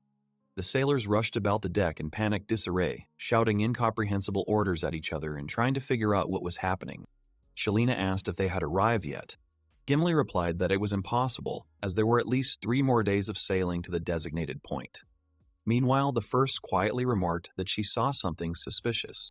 Suddenly, a small mound appeared from under the water. Gimli didn't understand what was happening and said that they couldn't see anything yet, but it looked like a ship. Mora, remembering the ships, added that it wasn't surprising since it was a trade route and other ships often met there. Gale smiled and suggested that it was probably a pirate ship, a play on words. One of the girls laughed, noting that the likelihood of meeting real pirates was negligible. A loud alarm siren suddenly sounded on the ship, and Shalina impatiently asked for the signal to be stopped because the noise was giving her a severe headache. One of the sailors loudly announced that a huge suspicious body had been spotted and decisively gave the order to immediately take up combat positions. The people on board immediately rushed to arm themselves, seized by the growing panic. Shalina shouted that something was definitely wrong with that sailor. Mora asked if a giant kraken had sunk a warship and that pirates were now operating nearby. Gale insistently demanded not to joke like that, warning that they would definitely not be able to handle the pirates. Dimly was in a state of complete shock from what she saw and the dark suspicions that overwhelmed her. She recalled the recent news that monsters were becoming more active than usual. This information caused her great concerns, and such events rarely boded well. A sailor armed with binoculars spotted a suspicious object ahead. Looking more closely, he realized that this monster was the famous giant kraken. A moment later, doubts disappeared completely. Giant tentacles rose from the depths, confirming terrible fears. It was the kraken. The sailor continued to scream shrilly, warning the crew that a terrible kraken, which had recently destroyed an entire warship, was heading straight for them. Gale knew that such an attack did not fit into the planned scenario. Mora was excitedly shouting that the plans were clearly going awry. Shalina, in turn, was tensely watching the rapidly approaching threat, noting that the monster was moving incredibly fast. The team froze in fear, watching in fascination as the colossal monster tore apart the surface of the sea with a powerful movement. The crew stood paralyzed with fear, watching as the giant kraken ripped open the surface of the water, shaking the hull of the ship with the mighty blows of its tentacles. The crew shouted that the kraken was astonishing in size. It was not just big, but almost equal in size to their own ship. It is speculated that the influence of the returning Demon King extends not only to land creatures, but also to the inhabitants of the deep sea. The sailors strictly ordered everyone to gather together. Then the young man commanded in a commanding voice to raise the sails and prepare to leave the danger zone as quickly as possible. Captain Nick screamed nervously in a trembling voice, asking himself painful questions about why the monster's attacks had become more frequent lately and why exactly the kraken had started hunting ships again. Gimli irritably said that now was not the time to build theories. It was important to survive in the current critical situation. The girl emphasized that fruitless discussions were pointless and could cost the lives of each crew member. Instead, they should have concentrated on developing an action plan that could stop the deadly monster. The sailor told the captain with conviction that running was the only reasonable way out. Otherwise, there was no chance of salvation. The captain accepted his subordinate's opinion and loudly gave the order to move forward at full speed. The ship picked up speed and tried to distance itself from the terrifying monster. The kraken suddenly dove back into the depths of the sea, disappearing into the dark waters. The kraken rushed straight towards the ship. The sailor screamed shrilly that the monster had not only caught up with the ship, but had also gone around it. The captain realized with horror that the monster was moving too fast. Gimli reminded herself that octopuses were among the fastest sea creatures. This animal is able to hang motionless in the water thanks to its developed fins, which allow it to instantly brake and accelerate sharply in any direction. A huge kraken appeared right in front of the merchant ship, causing wild terror among the passengers and crew. Looking at the nightmarish size and terrifying appearance of the sea monster, everyone felt helpless and despairing. This monster pulled its gigantic tentacles out of the depths of the sea, menacingly extending them towards the ship. It seemed that there would be no limit to this endless movement of flexible limbs. The monster began to destroy the ship with powerful movements of its tentacles, causing rage and indignation in Gimli. First, the kraken crushed the mainmast and tore the sails, depriving the ship of the ability to maneuver and maintain movement. The sailor cried out in despair that there was no more hope. Then the captain called for someone to come to help. Shalina cried out that the captain must continue to perform his duties no matter what. Mora, in turn, reminded that the crew was armed specifically to repel threats and must engage in battle to drive out the enemy. The sailor responded emotionally that the idea was crazy. The ship's equipment was designed exclusively to protect against small predators like sharks. It is unimaginable that a merchant ship would be equipped with means to fight such a giant as the Kraken. Gale pointed out to the others warily that someone was fearlessly jumping straight into the choppy waters of the sea. Shalina desperately tried to hold a man back, arguing that he would certainly die of hypothermia in the cold water. Gimli sadly admitted that the unfortunate man had gone mad with terror and was no longer able to adequately perceive reality. Apparently, the poor guy preferred to die himself rather than face the Kraken's cruelty. Now the friends had to rely solely on their own strength. The whole team united in a desperate fight with the monster. Gimli announced that she would take up an observation position at the top of the mast from where she would transmit information on the Kraken's activities. Shalina approved of her friend's initiative and gave the signal to the monster to prepare for an attack. She felt the monster's heavy gaze fixed directly on her, and her heart began to pound wildly from a feeling of inexplicable horror and anxiety. The girl screamed hysterically, struck by the sight of the monster's huge and terrifying eyes, inspiring mortal terror.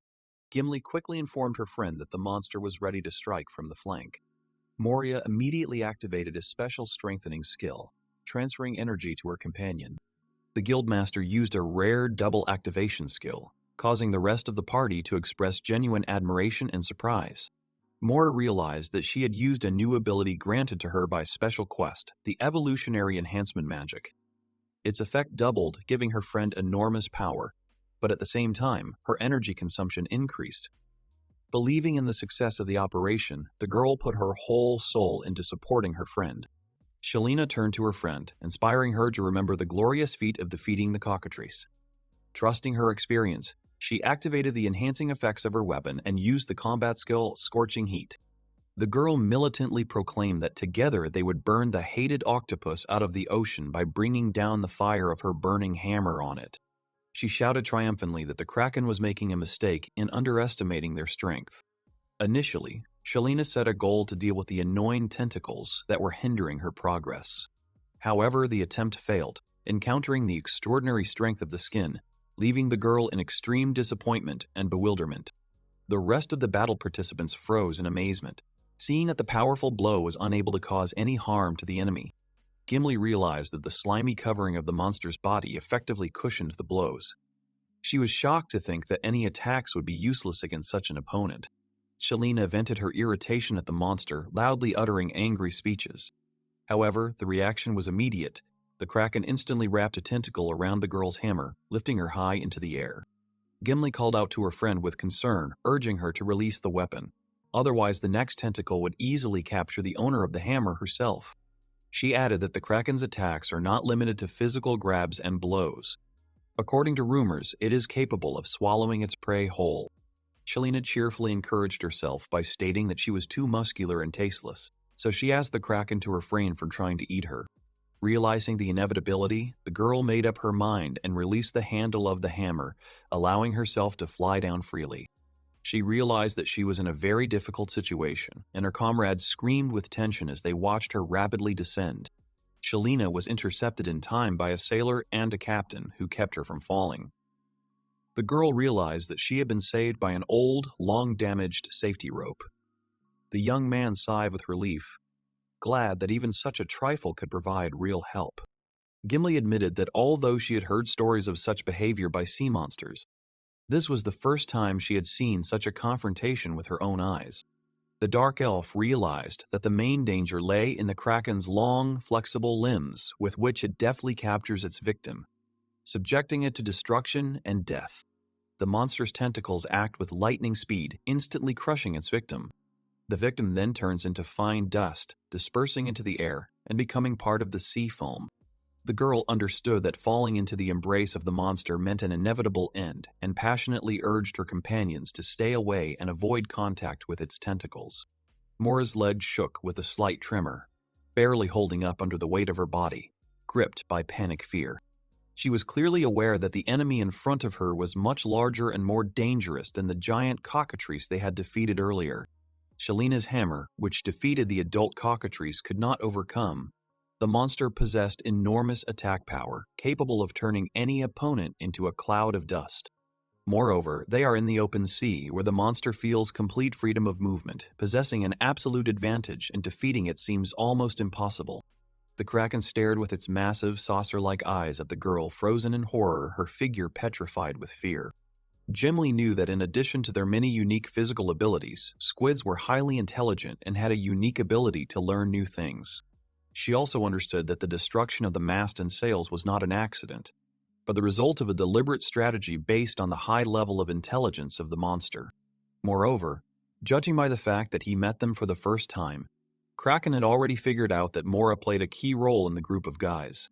The dark elf cried out in alarm, urging her companion to exercise utmost caution. The Kraken's tentacles closed around the girl's fragile figure with lightning speed. Shalina was well aware that her trusty hammer was no longer in her hands, and now she had to rely only on her own ingenuity. Besides, she understood that any aggressive action taken by her unarmed would lead to only one outcome. She herself would end up captured by tenacious tentacles. The girl frantically tried to think of what decision to make next. Suddenly, Gale materialized nearby, imperiously demanding that the monster immediately release the captive girl. Gimli noticed the blade of the knife and realized that even the cunning Kraken had failed to predict the actions of the most unpredictable member of their squad. Gale cut the tentacles with a quick and precise movement of a sword, instantly freeing the girl from the monster's deadly grip. Mora was extremely surprised. Small particles of Kraken's flesh were slowly circling around her, creating a strange, ominous dance in the air. The girl's heart was pounding wildly, mixing fear and relief. She was still alive, but now she had to fight on. The guy returned her gaze and noted that this blade, made by him personally for himself, turned out to be very convenient to use even against such a giant. The Kraken, accustomed to reigning in the depths of the sea, was shocked and confused by the pain of losing a tentacle. Facing resistance for the first time, it felt weak and its dominance threatened. The young man quickly ran up to the girl, carefully looking into her face, and excitedly asked if everything was okay with her after the attack. She looked warmly at her savior and sincerely expressed gratitude for his courage and quick reaction, thanks to which she remained unharmed. Mora couldn't believe that she had lost her head in the middle of a battle. But when the monster grabbed her with its powerful tentacle, adrenaline rushed in, returning clarity of thought. Moreover, it was at that critical moment that she unexpectedly discovered the enemy's weak point, which could become the key to victory. She explained that this knife is the blade of the world's most powerful reaper of death. In battle, it must cut through absolutely everything.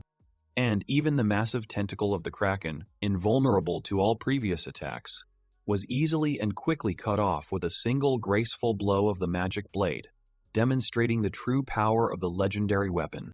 However, there was a major drawback. In order to strike, the owner had to get very close to the enemy, risking being counterattacked by the giant creature. The mage looked at Gimli and firmly ordered her to continuously monitor every movement of the huge Kraken, warning her of any changes in the monster's position. And she ordered Shalling to focus her attention and efforts on the remaining active tentacles of the monster. The girl said that if he could hold back the other tentacles, Gale would have the opportunity to get closer and attack the Kraken. She added that, in turn, she would cast support magic on Shalling and the young man, enhancing their combat capabilities and increasing the chances of a successful attack. The mage clarified that she would be able to cast magic on 2 people at once, since she had recently achieved a new level of mastery that allowed her to master such a complex technique. First, she decided to remove the influence of the rocking of the water in the ship on the boys, and then activated a spell that ensured simultaneous adaptation to the surrounding conditions. Mora then buffed each fighter's abilities, granting extra defense and improving reaction times. At the same time, she reminded the team to timely switch between attacking and retreating, gradually cornering the monster and weakening its defenses. Gale knew that if the remaining 9 tentacles were cut off, the Kraken would be unable to attack. Shalina added that, in addition, they would no longer have problems with cooking squid dishes. The Kraken came to its senses, regaining the ability to move and actively defend itself, preparing to repel the next wave of attacks from the heroes. Gimli let out a fearful cry, warning her comrades as the remaining tentacles of the monster began to attack aggressively from both sides, forcing the team to quickly regroup and defend themselves. The young man clearly realized the seriousness of the situation. The situation had escalated sharply, and now every wrong step could lead to the death of the entire team.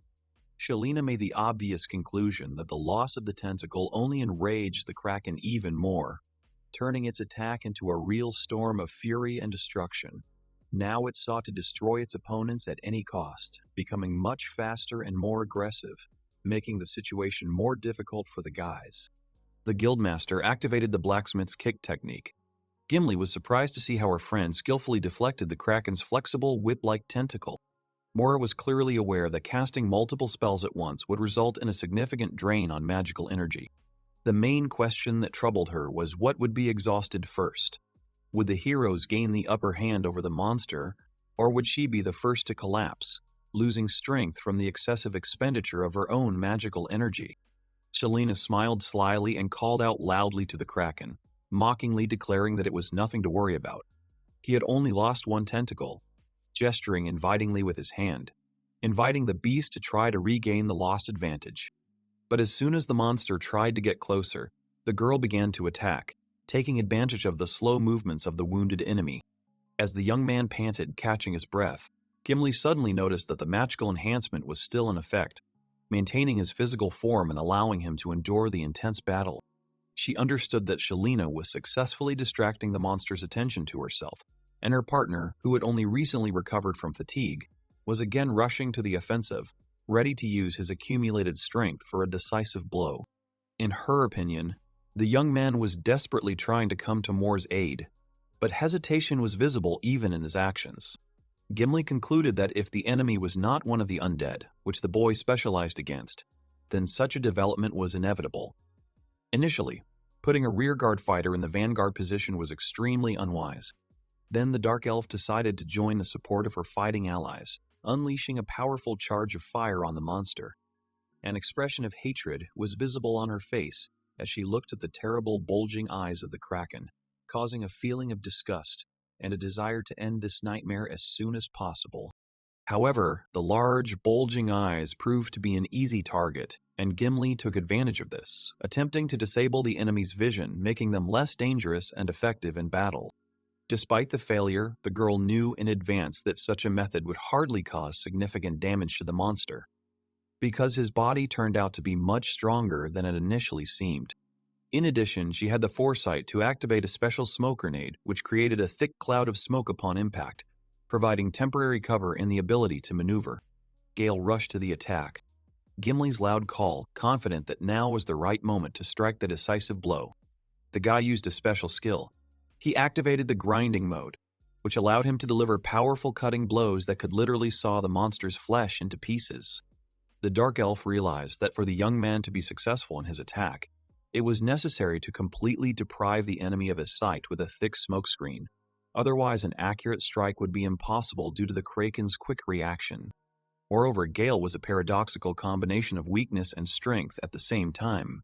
His fragility made him easy prey for powerful enemies, but his mastery of weapons allowed him to deliver decisive blows that changed the course of the battle.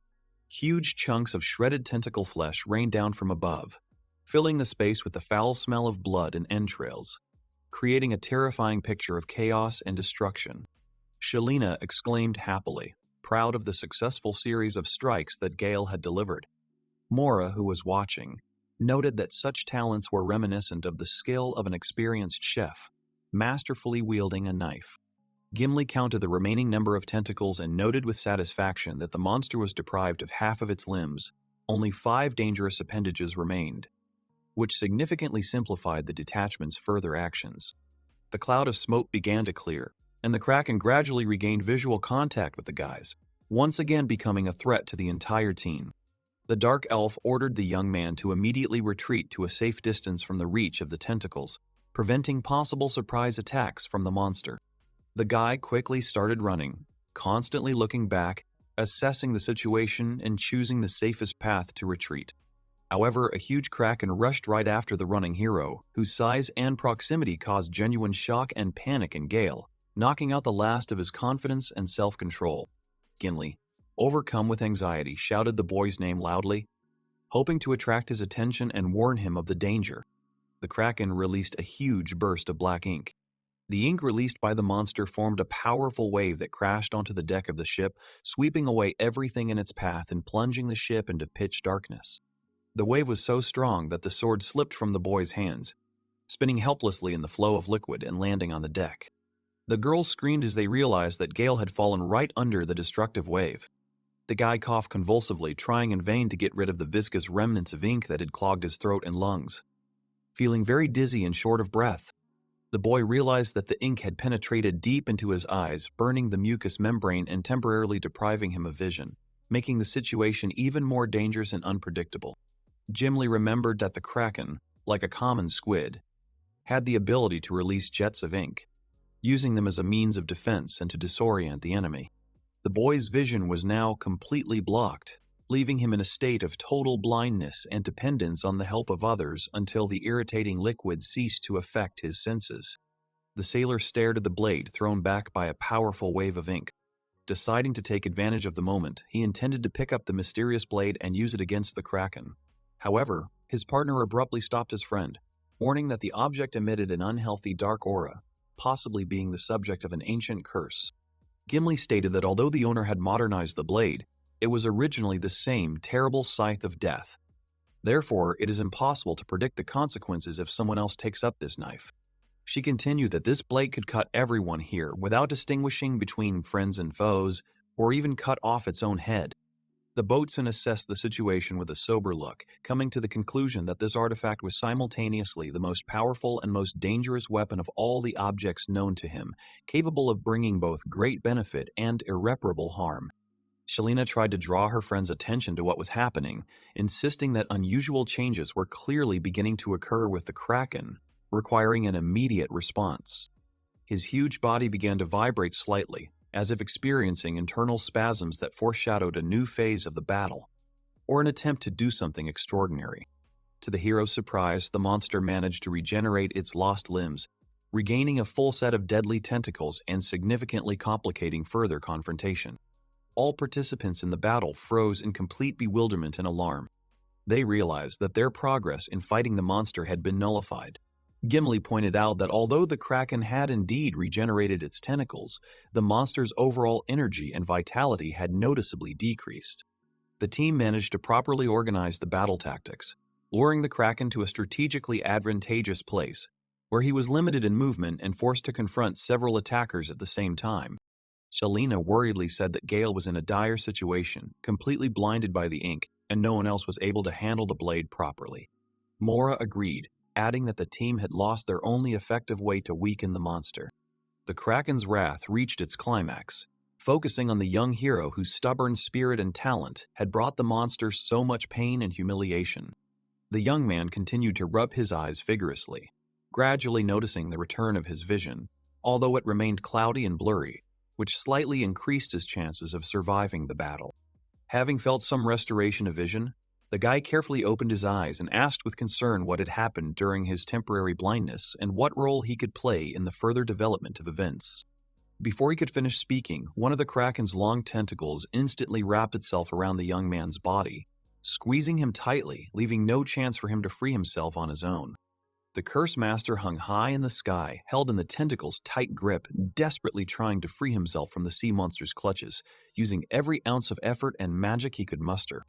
Gimli suddenly realized that the Kraken had activated a special ability, deadly destruction, which turned every movement of its tentacles into a potential threat to the life of anyone who got into the affected area. Mora was horrified to realize that the same thing would happen to Gale as happened to that hammer. Shalina, overcome with anger and anxiety, tried her best to shout over the noise of the battle, calling on the monster to let go of her friend, who was in mortal danger.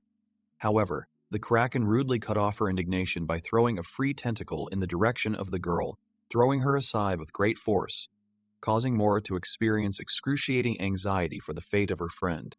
Gimli was overcome with a deep sense of guilt and regret, lost in doubt, wondering why she had ever brought her beloved friend on this dangerous journey, full of unknown threats and the risk of losing a loved one forever. Her soul was tormented even more by memories of the past, because it was she who involved a young man unknown to her in the secret affairs of the Dark Elf clan, drawing him into a conflict where the stakes were incredibly high, and the cost of a mistake could be fatal. The girl's soul was torn apart by heavy thoughts. If she had not insisted on his participation, the young man would have avoided the inevitable meeting with death hanging over them all in this last, desperate duel. I would continue to lead a quiet, measured life, spending my days in a cozy little shop, doing what I love and enjoying simple human joys, far from bloody battles and the constant threat of death. Gimli quietly whispered words of forgiveness, sincerely wanting to atone for her guilt for her participation in the fate of the young man, considering herself the culprit of the tragedy unfolding before her eyes. Mora, overcome by a feeling of unspoken love and the acute injustice of fate, was unable to accept the cruel reality, hysterically screaming the name of her loved one, as if hoping to stop the inexorably approaching end. The Kraken launched its most powerful ability, deadly destruction, sending streams of destructive energy capable of turning any living creature into ash. The girl stood motionless, frozen in horror, paralyzed by the spectacle of the catastrophe unfolding on board their ship, powerless to influence the fateful events unfolding right before their eyes. Suddenly, Gale activated his unique ability, reverse death destruction, sending destructive waves back towards the Kraken, tearing apart the monster's body from the inside and weakening its defensive barriers. The girls looked on in amazement, trying to figure out what was happening, amazed by the unusual turn of events that had arisen thanks to the resourcefulness and courage of their companion. Gimli was particularly surprised to realize that the effect had worked in reverse, reversing the energy impulse and turning the destructive force against the wielder, something she had previously not believed possible. Mora was shocked to see the Kraken instantly disintegrate into countless pieces, while Shalina was confused as to what phenomenon caused such an effect and what consequences awaited their group further. The two turned to the young man. The guy slowly turned around, meeting the girls' curious glances and giving them a slight smile, filled with confidence and the inner calm of a winner. Gale explained to them that the whole thing was caused by the artifact hanging around his neck. Carefully removing the jewelry, he gently placed it on his palm. But as soon as he finished the sentence, the necklace shattered into small pieces with a crash, scattering across the deck of the ship. Mora suddenly realized that the destroyed artifact was the very same legendary cursed necklace. Gale detailed that when receiving a crushing blow, the damage is doubled and then returned back to the offender, causing a special effect called Wife's Revenge that multiplies the effect of the first blow many times over. Shalina called the unusual amulet a symbol of great justice and revenge, repaying any aggressor 100-fold for the evil caused. The guy continued his explanation, noting that the Kraken first regenerated its lost limbs, depleting its own strength, and then received its own deadly technique back, doubled, which quite naturally led to its instant destruction. Regardless of the number of sunken ships for which this sea predator was famous, fate decreed that it ended its life as food for small fish, clearly illustrating the capriciousness of life cycles and the laws of nature. Shalina asked the young man whether he had expected such a development of events, and received a negative answer, emphasizing the randomness of success and luck during the struggle. Gale clarified that he was fully engaged in the execution of his mission, focusing on saving the lives of his comrades and achieving the common goal, completely not expecting such an unusual outcome of the conflict. At the same time, he emphasized that if the Kraken's technique had been different, for example, a direct blow or sucking the victim in, then there would have been no special effect from activating the artifact, and the fight would have ended completely differently. Mora could not hide her joy and relief, convinced that all her friends were alive and well, and the threat had passed. giving hope for a happy future. Coming closer, she tenderly embraced the young man, expressing in words and actions her deep affection and joy at the successful completion of the test. The young man reminded her that she risked getting stained by the ink left on him, hinting at the need for caution. But for more, this circumstance turned out to be unimportant, because the happiness of being next to a loved one outweighed any trifles and inconveniences. She passionately confessed to Gale that the feelings of discomfort and anxiety caused by the unpleasant grip of the tentacles made her replace the unpleasant sensations with warm and pleasant embraces that gave her peace and confidence. By touching the man's shoulder, the girl caused genuine bewilderment in her partner, who was embarrassed by the frank displays of feelings and tenderness, especially in the presence of outside witnesses. The young man took the initiative carefully, gently running his fingers through Mora's hair, trying to calm her down and express his own concern and sympathy. Gimli cheerfully announced that the destruction of the leader meant ridding the trade route of the threat of other members of the species. It appears that Gale's luck and unique skills will play a major role in ensuring the safety of future travel along this route, helping to avoid many potential dangers and ensuring the steady development of trade. One of the crew members expressed bewilderment as to the cause of the Kraken's explosion, but his colleagues unanimously raised a fuss, declaring that the main thing was victory, and no one was particularly interested in the details. The crew raised their hands in a triumphant gesture, joyfully proclaiming the salvation of the ship and the elimination of the main threat, noting the importance of the achieved result for the general prosperity and well-being. Gimli was well aware that despite their heroism and important achievements, their feat would remain unnoticed and unpaid by the authorities, since the world is arranged in such a way that true heroes rarely receive the reward they deserve. Captain Nick asked incredulously if the Kraken had retained any signs of life, which caused the girls to become very stressed and excited, causing them to carefully examine the sea from the ship's deck. The sailors enthusiastically asked the captain to return to the ship. The captain insistently asked that boats be sent to pick them up from the scene. They were told that once the damage to the ship was fully repaired, the mission would be officially considered complete. However, the boatswain hastened to make a correction, apologized, and informed those present that he had an unpleasant surprise. The blade that had cut the Kraken remained lost, and the crew was forced to leave it on deck, fearing the possible consequences of the curse associated with using the weapon. During the powerful explosion, it was probably blown into the depths of the sea.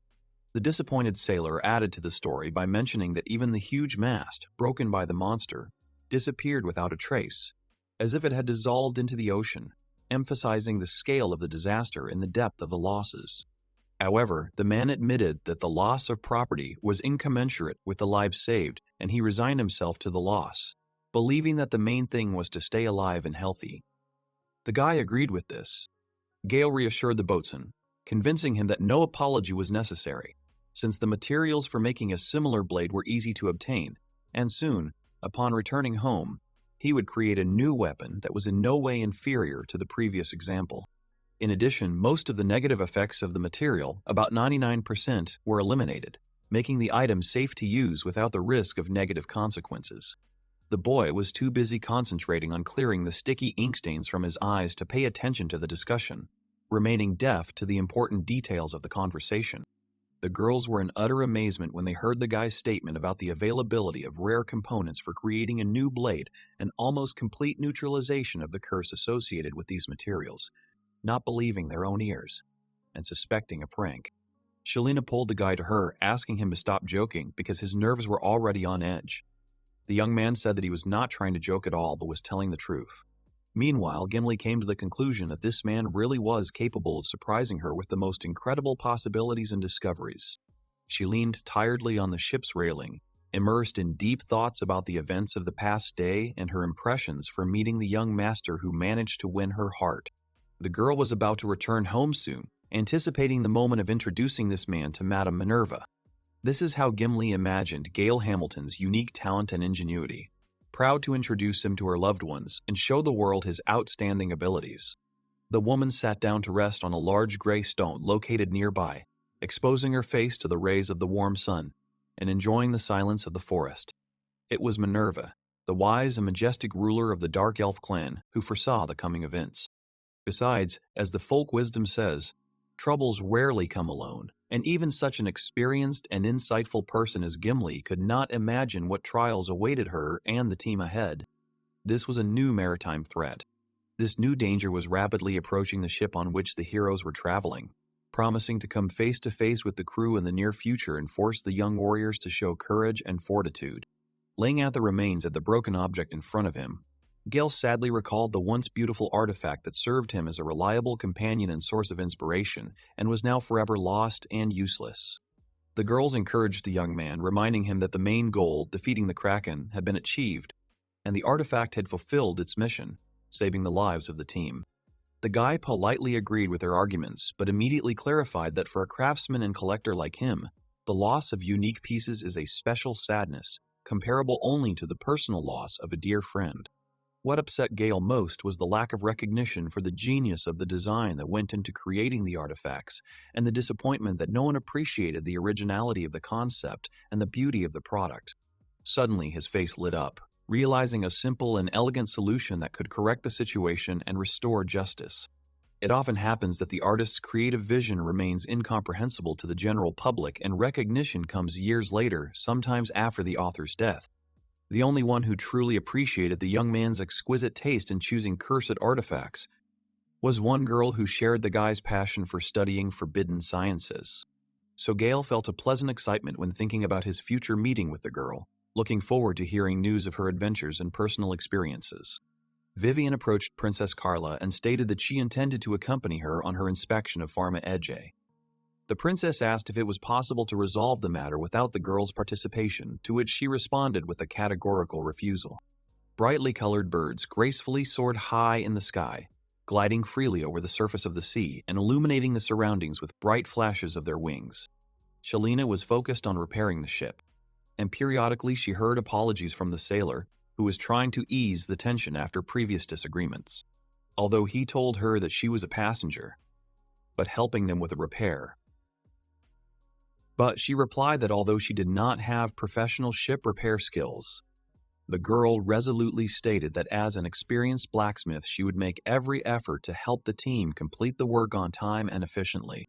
So far, through joint efforts, the travelers have managed to prevent a catastrophe by sealing the holes and strengthening the ship's hull so that it does not sink. The sailor noted sadly that the biggest problem was the damaged central mast, which had been damaged by the Kraken's tentacles and had sunk to the bottom beyond repair, and such a loss could not be repaired with the available resources and tools. Gimli rightly pointed out that without a repaired mast, it would be extremely difficult, if not impossible, to navigate the ship, and alternative solutions must be urgently sought to reach the location. Thus, the situation was extremely unfavorable. The crew was effectively isolated on a damaged ship in the middle of an endless ocean, in need of urgent assistance and supplies to move forward. Gale commented that their ship now resembled a larger vessel than a sailing vessel, but Mora added that given the difficulties they had been through recently, it was at least worth rejoicing that the ship was still afloat and had not sunk to the bottom of the ocean. Gimli good-naturedly agreed with her friend's opinion. She began to feel a sense of isolation and loneliness that spread to the entire crew, who found themselves in the middle of an endless ocean, causing internal anxiety and uncertainty about the future direction and rescue plans. Over time, this feeling will intensify and be accompanied by increasing hunger as limited food resources begin to run out. Of course, passengers and crew members, finding themselves in such isolation and facing a shortage of resources, risk losing control of their emotions and sanity, which is fraught with the emergence of conflicts and unrest caused by the struggle for the last available supplies. Gimli prayed fervently to the gods, sincerely hoping that the situation would change for the better long before open conflict began and hunger pushed the passengers to extreme measures for survival.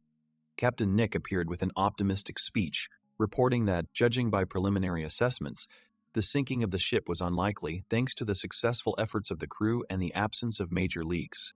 In addition, it was time to demonstrate the skills of a captain who loved the sea with all his heart and received mutual love from the water element. Mora asked doubtfully whether it was really possible to control the ship in such an emergency condition, but the man confidently promised that now everyone would witness the real art of control and be convinced of the correctness of his decisions. It turned out that the captain's actions amounted to nothing more than releasing simple signal smoke.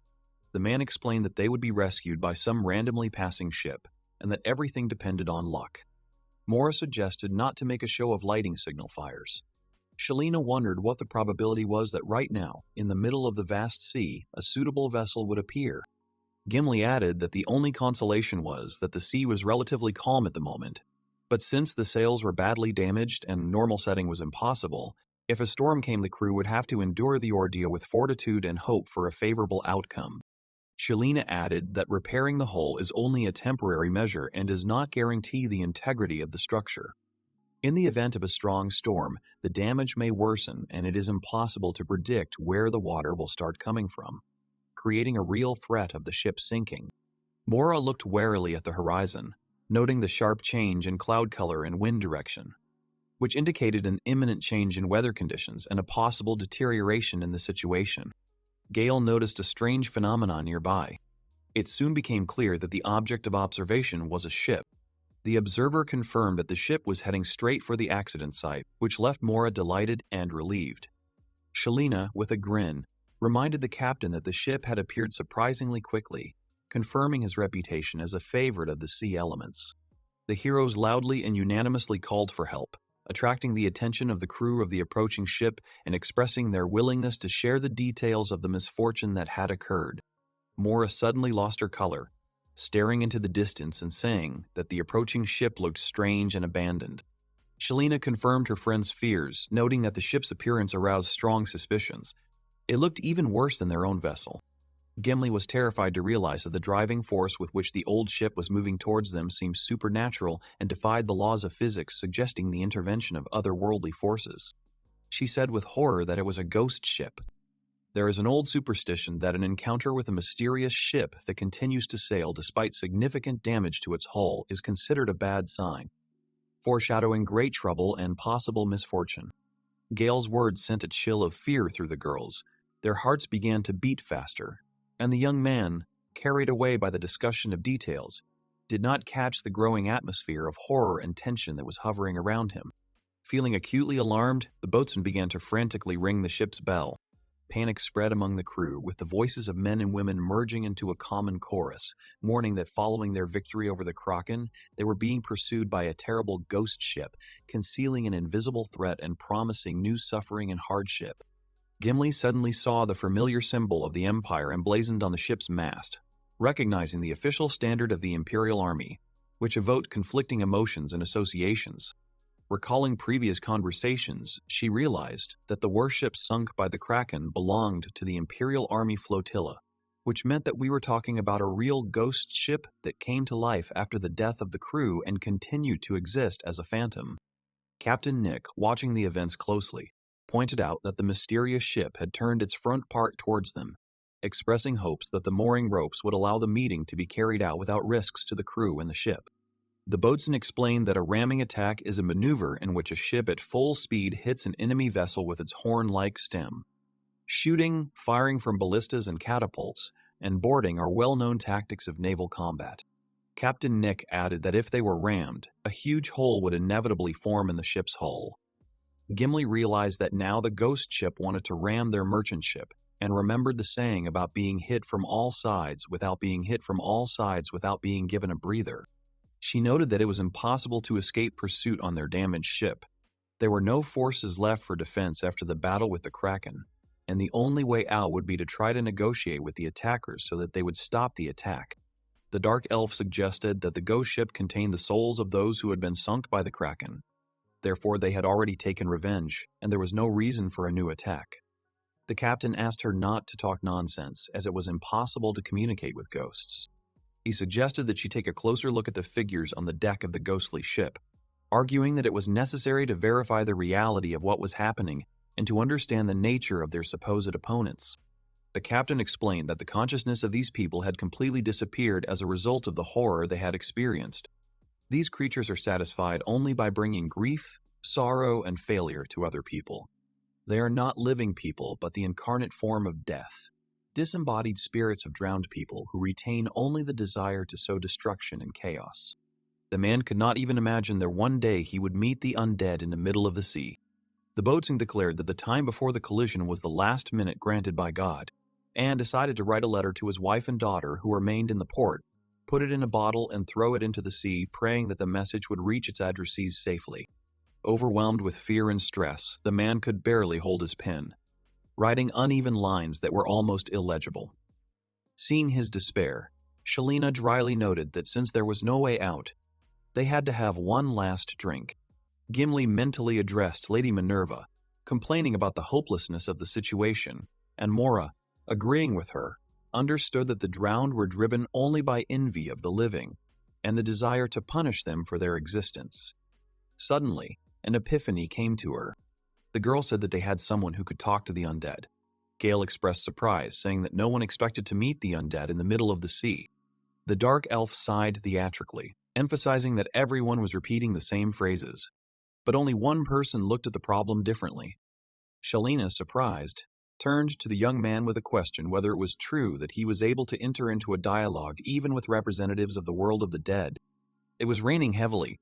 The girl called out to the guy in the black raincoat. She looked worried and seemed not to notice the rain at all.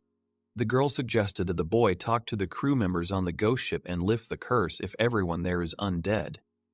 She recalls how the boy had done something similar before. She pressed her lips together, watching his expression closely. She waited impatiently for his answer. Gale quickly said that it was a good idea. He looked too happy for the situation they were in. The girl thoughtfully said that at sea, battles with so many enemies would look completely different from those in the dungeon. Gale was asked if he had a plan, to which the boy immediately replied that he did. Luckily, he still had time to install the magical artifacts. The young man, working with concentration, installed 3 amulets on different parts of the ship, which had an unusual appearance and resembled an inverted slingshot with a skull. Once he had completed this important task, Gale, with a slight smile on his face, walked towards the captain of the ship. The captain was standing on the deck at that time, watching with horror and alarm the ominous ghost ship that was approaching them. The man in the hat, realizing the seriousness of the situation, said that when a ramming attack is carried out, not only the attacked ship suffers damage, but the attacker is also subjected to considerable damage, which could lead to serious consequences. In the worst case, he noted, their own ship could sink along with the enemy ship, which would be a real disaster for the entire crew. His gaze was fixed, his pupils narrowed. He went on to say that this crude way of seeing combat had gradually fallen out of use because ships were very expensive things. However, the ghost ship that was moving swiftly towards them did not pay attention to such trifles. It confidently cut through the waves and its tattered sails fluttered in the wind. Gale tried to calm the captain, whose thoughts were preoccupied with the ramming attack, by saying that he needed to be on hand if the ship made contact. It is at this moment that the young man will be able to transmit the most enhanced effect of magical artifacts. Once the guy finished, the girl asked if he really wanted to do the same thing he always does with the undead, but this time with an entire ship. Without holding back a smile, Gale stated that this is exactly what he was going to do to lift the curse from the entire ship and its crew members. The long-haired girl did not immediately believe the young man, so she asked again if this was really possible. The guy answered that theoretically it was, but they would not be able to know for sure unless they tried it in practice. The elf, lost in her thoughts, thoughtfully looked up at the bottomless sky. There was a note of alarm in her voice when she said that if their bold plan was not crowned with success, the misplace would inevitably become their nameless grave, which no one would ever remember. So they were faced with a choice. Either certain death awaited them all, or perhaps they could lift the curse that hung over them like a dark shadow. The ships were rapidly approaching each moment, bringing them closer to the inevitable outcome. The entire team, gathered in a circle, repeated this alarming phrase, creating an atmosphere of unity and determination. Then the girl with glasses on her head, looking closely at the spellcaster, said words of encouragement that they could only rely on him, because their fate depended on his strength. The long-haired girl, feeling the need to act, called Gale over to her. She held her hands on her chest, as if she was about to do something important and significant, and her eyes showed the desire to help and support him at this crucial moment. A moment later, the girl cast the spell Adaptation to the environment, and a glowing magic circle appeared between them. The guy was surprised by this. Morris said that when the ghost ship approached, even if their merchant vessel was rocking on the waves, she would be able to keep the boys' balance. Gale thanked her with a good-natured smile. The girl exclaimed enthusiastically that between death and the lifting of the curse, She was betting on the latter. Her words, full of confidence and hope, spread throughout the ship. Moore thought that she still had too little time with Gale, but she did not say it out loud. The guy agreed with her words and confidently walked towards the ghost ship. The hero looked up as the ship approached them. It was very old. The planks in most of the ship were worn out. The weapons were rusty. A whole crew of dead men looked at the boy from the ship. Their skin was rotted. Most had no eyes. And despite this, all the crew members were dressed in uniform. As expected of an imperial ship, it was much larger than a merchant vessel. The crew was talking amongst themselves, saying that if they were hit, it would be the end. And also that apparently the crew was as difficult to communicate with as a giant squid. The captain, holding on to a part of the ship, ordered everyone to prepare for the impact, because now there would be a collision. Everyone obeyed him and grabbed onto something that could help them survive it. The magic caster spread his arms and looked at the ship seriously, his gaze filled with confidence. Gale cast the spell Great Curse Removal, causing huge magic circles to appear under both ships, illuminating the sea. The young man was straining himself to use his strength. It was obvious that he was tired and worried about all those whose lives were in his hands. Mora, with wide eyes, looked at Gale and mentally prayed to him to save the people from their ship, as well as the people from the ghost ship. Everything around was bright and empty. Only flickers appeared in the air. Gale stood in front of the captain of the ghost ship. Behind the leader, there were several dozen sailors who lined up in one line. The dead man in the captain's hat stared at the young man with his half-empty eye sockets, silently and intently. The boy, not expecting such a meeting, also stared back at him in surprise, as if trying to comprehend what exactly was happening. Then, the magic caster smiled warmly, his lips stretching into a soft and friendly smile. He nodded his head slightly, as if confirming something important. His gaze was gentle and full of understanding, without any fear or contempt, which was quite unusual when meeting a dead man. The huge ship, which had almost rammed the small merchant vessel, began to turn around just before reaching it. The girls, who were holding tightly to the side of their vessel, watched the scene with bewilderment. One of them, unable to contain her interest and surprise, asked in a loud voice what all this was. The two ships were side by side, and it seemed as if one could easily jump from one to the other without any safety net or extra precautions. This created a sense of closeness and tension between them. The merchant vessel was half the size of the majestic ghost ship, but it looked much better on the outside. Its sails glittered in the sun, and its hull was patched but without any visible holes. The wind had died down and the waves had calmed, creating an atmosphere of strange calm in this unusual place. The dark-haired elf said that the ship stopped as soon as it touched their transport. The captain said that it looked as if the ship had carefully moored side by side. They looked at each other with a bit of bewilderment and began to simultaneously say what it meant. The whole crew was happy that they managed to avoid the ram attack at the last moment and escape. The sailors even began to cry with happiness. Mora looked at the sky and decided that this was not the only thing that had happened. The squall wind that had previously raged with incredible force gradually began to weaken and turned into a light, almost weightless breeze. The flag that had proudly fluttered on top of the ship now gently swayed under the influence of this gentle wind, as if greeting the surrounding world. The girl, with glasses on her head, looked closely at the surface of the water and was surprised to notice that the storm waves that had previously raged with fury had now turned into ordinary ripples. This change was so abrupt that she could not resist sharing her observations. Raising her gaze to the high sky, she also added with calmness in her voice that the gloomy sky began to gradually clear up before their eyes, as if the weather itself had decided to give them a little light and clarity. Meanwhile, the man in the striped shirt, leaning against the table and kneeling in one of the cabins, felt that everything around him had become quiet and calm. Realizing that the storm outside had finally died down, he raised his head and began to listen carefully to the sounds. Nevertheless, having overcome his inner doubts and having decided to leave the cabin, he carefully opened the door and stepped outside, looking around the ship's deck. His eyes swept across the space and he looked at the giant ship, realizing what had happened as a result of their strange journey. On the ghost ship, the captain and his sailors watched the people below, their faces emotionless as if they were waiting for the next order. Meeting the gaze of the dead man in the captain's hat, Gale called the attention of the entire crew of the merchant ship to himself. He continued to stand on the wooden beam and put his hand to his head, saluting.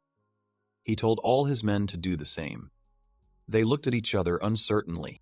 However, the next moment, everyone on the small ship repeated after the guy and also saluted the ghost ship and its crew. The souls of the dead began to be released and dissolve in the sky. The dead captain's intangible form suddenly appeared above his body, clad in light, saluting the young man's gestures. His face was lit by a soft smile, his eyes closed. The magic caster smiled back, feeling a mutual understanding and connection between them. The spirit, as if it were entirely real and tangible, carefully and with majestic grace, drew its sword from its scabbard. The gesture was so light and sure that it seemed as if it were actually holding a physical object in its hands, despite the fact that its form was only a memory of the distant past. The captain, showing respect and gratitude, drew a figure in the air that resembled a symbol or sign and bowed slightly, as if expressing his sincere gratitude to the young man for all that he had done for him. Gale then watched with bated breath as the silhouette of the liberated soul gradually dissolved into thin air, disappearing into the vast expanses. The sun's rays began to filter through the clouds, softly illuminating the space around, creating an atmosphere of a new beginning. A girl with long ears and dark skin asked if it was an incredible sight. Mora replied with a smile that she still couldn't believe her eyes. Gale was asked if it was true that these were the souls of all the undead from the ghost ship, to which the boy answered in the negative, closing his eyes. The girls instantly stood with their backs to each other and looked around in fear when they asked the caster if there were any more dead people left. The guy stood at a distance with a calm but tired look.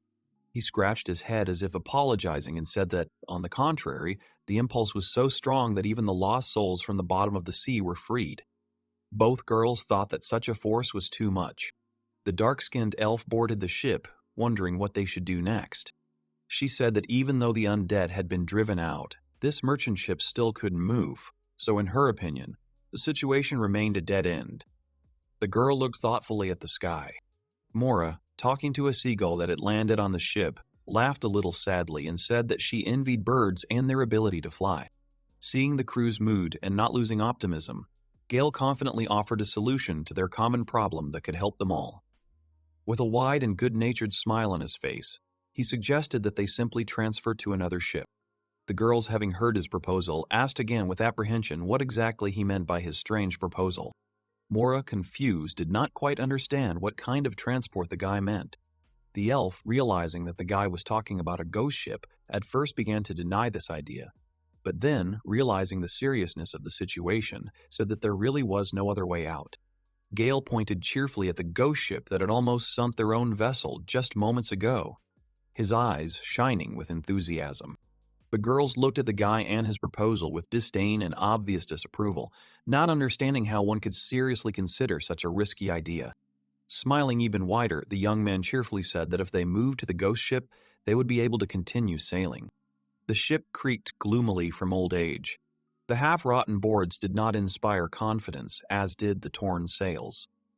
It seemed that the vessel was about to fall apart, but the sorcerer seriously suggested moving. Before the crew boarded their new transport, Gale told them what the dead men had told him.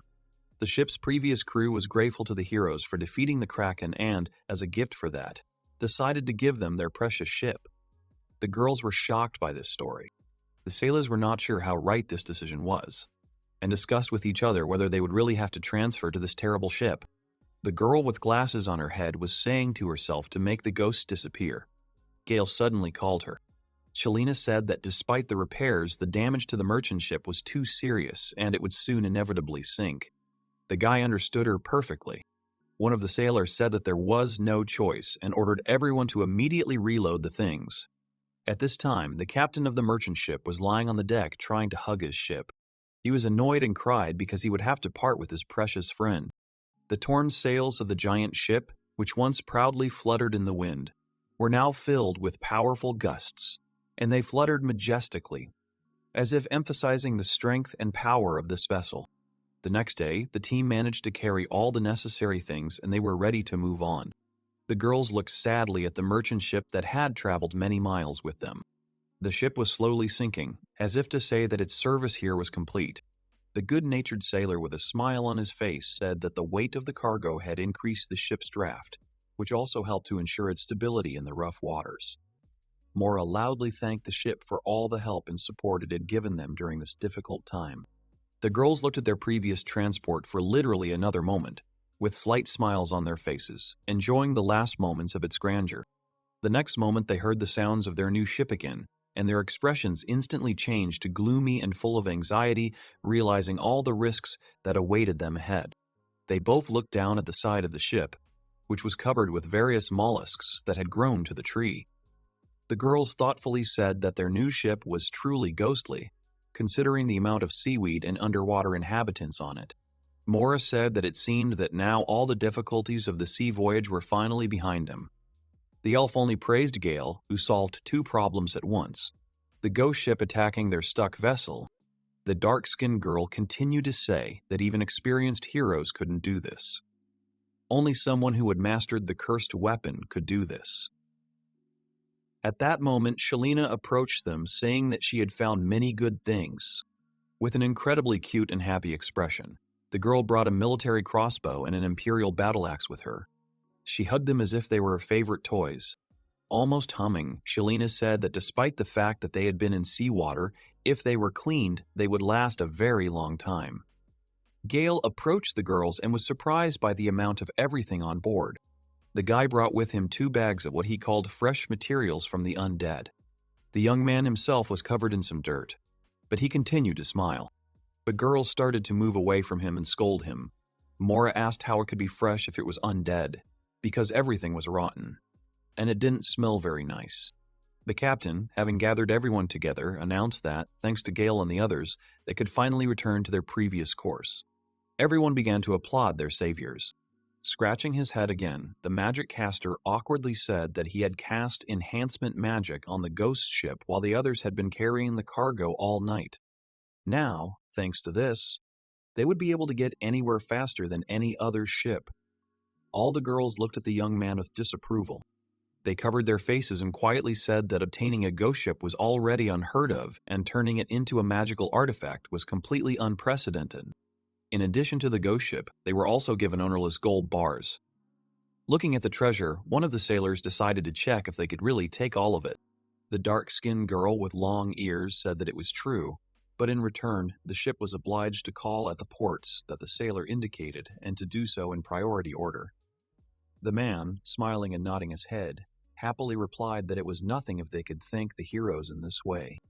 The captain said that he had already explained to everyone who had made it possible for them to obtain this ship, as well as who had helped them defeat the Kraken, so there was no one on this ship who would object to the Savior's request. Gale cleared his throat as if he wanted to start a speech, and then said seriously that now, as the creator, he would tell everyone about the characteristics of this magical artifact created from a wild ghost ship. With pride and joy, he raised his hands and spoke loudly so that everyone would be prepared to hear about his outstanding capabilities. The ship's crew looked at the guy in bewilderment, wondering what characteristics he was talking about. They didn't understand a word. The girls, with awkward expressions on their faces, listened to the young man and talked among themselves about how it had started again. However, yesterday he had performed an incredible feat, so there was nothing terrible about it. The caster began with the backstory of the artifact, telling how it was originally a large imperial ship, gradually transitioning into what it became after becoming undead. Now, the ship has incredible effects, speed, and unsinkability.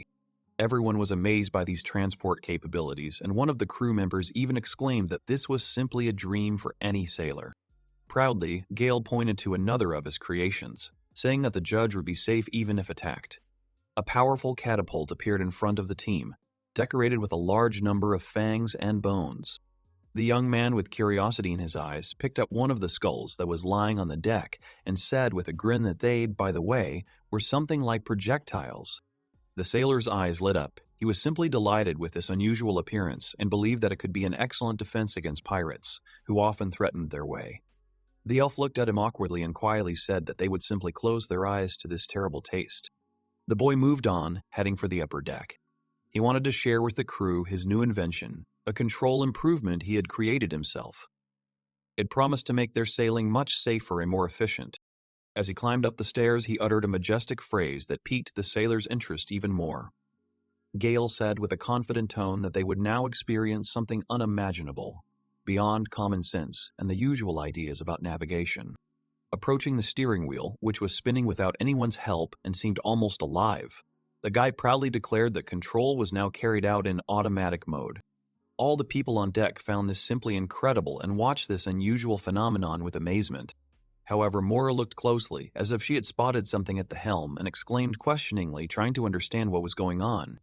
At the helm was a spirit that controlled the ship. At first glance, it was impossible to see, but the girl almost immediately understood what the catch was. She started yelling at the caster and said that it wasn't autopilot but a ghost pilot, to which Gale, a little embarrassed, replied that there was practically no difference. All you had to do was point in the direction, tell the ghost ship the destination, and it would go there itself. The captain, whose face showed a mixture of joy and awkwardness, said that it was all simply unbelievable. Now he waited for an answer from the caster's team where the ship should go. The elf immediately gave an answer with a slight smile.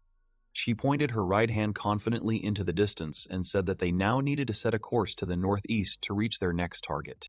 Mora, Shalina, and Gale exchanged glances, looked at her approvingly, and smiled, feeling that a new adventure was soon awaiting them. The next moment, as if on command, the boys simultaneously said that their path now lay to the mysterious dark forest, which beckoned them with its secrets. The wind blew hard on the torn sails, and everyone felt how the ghostly ship, as if it had come to life, began to move in the right direction, leaving all doubts behind. The captain, surprised by the fact that the ship had actually started moving, could not contain his delight. The guy, wanting to complete the tour of his creation and sum up everything that had been said earlier, decided to say the last necessary thought about this unusual ship. However, the girls' faces changed dramatically and they began to express displeasure. They immediately guessed what the guy wanted to say and what terrible secret could be hidden behind his words. The captain and the sailors, on the contrary, stood there in bewilderment, showing no emotion. Their faces reflected only intense confusion at what was happening. Still smiling and raising his index finger, Gale happily said that of course the ship was cursed. The three girls exhaled heavily because they knew that there was a catch somewhere.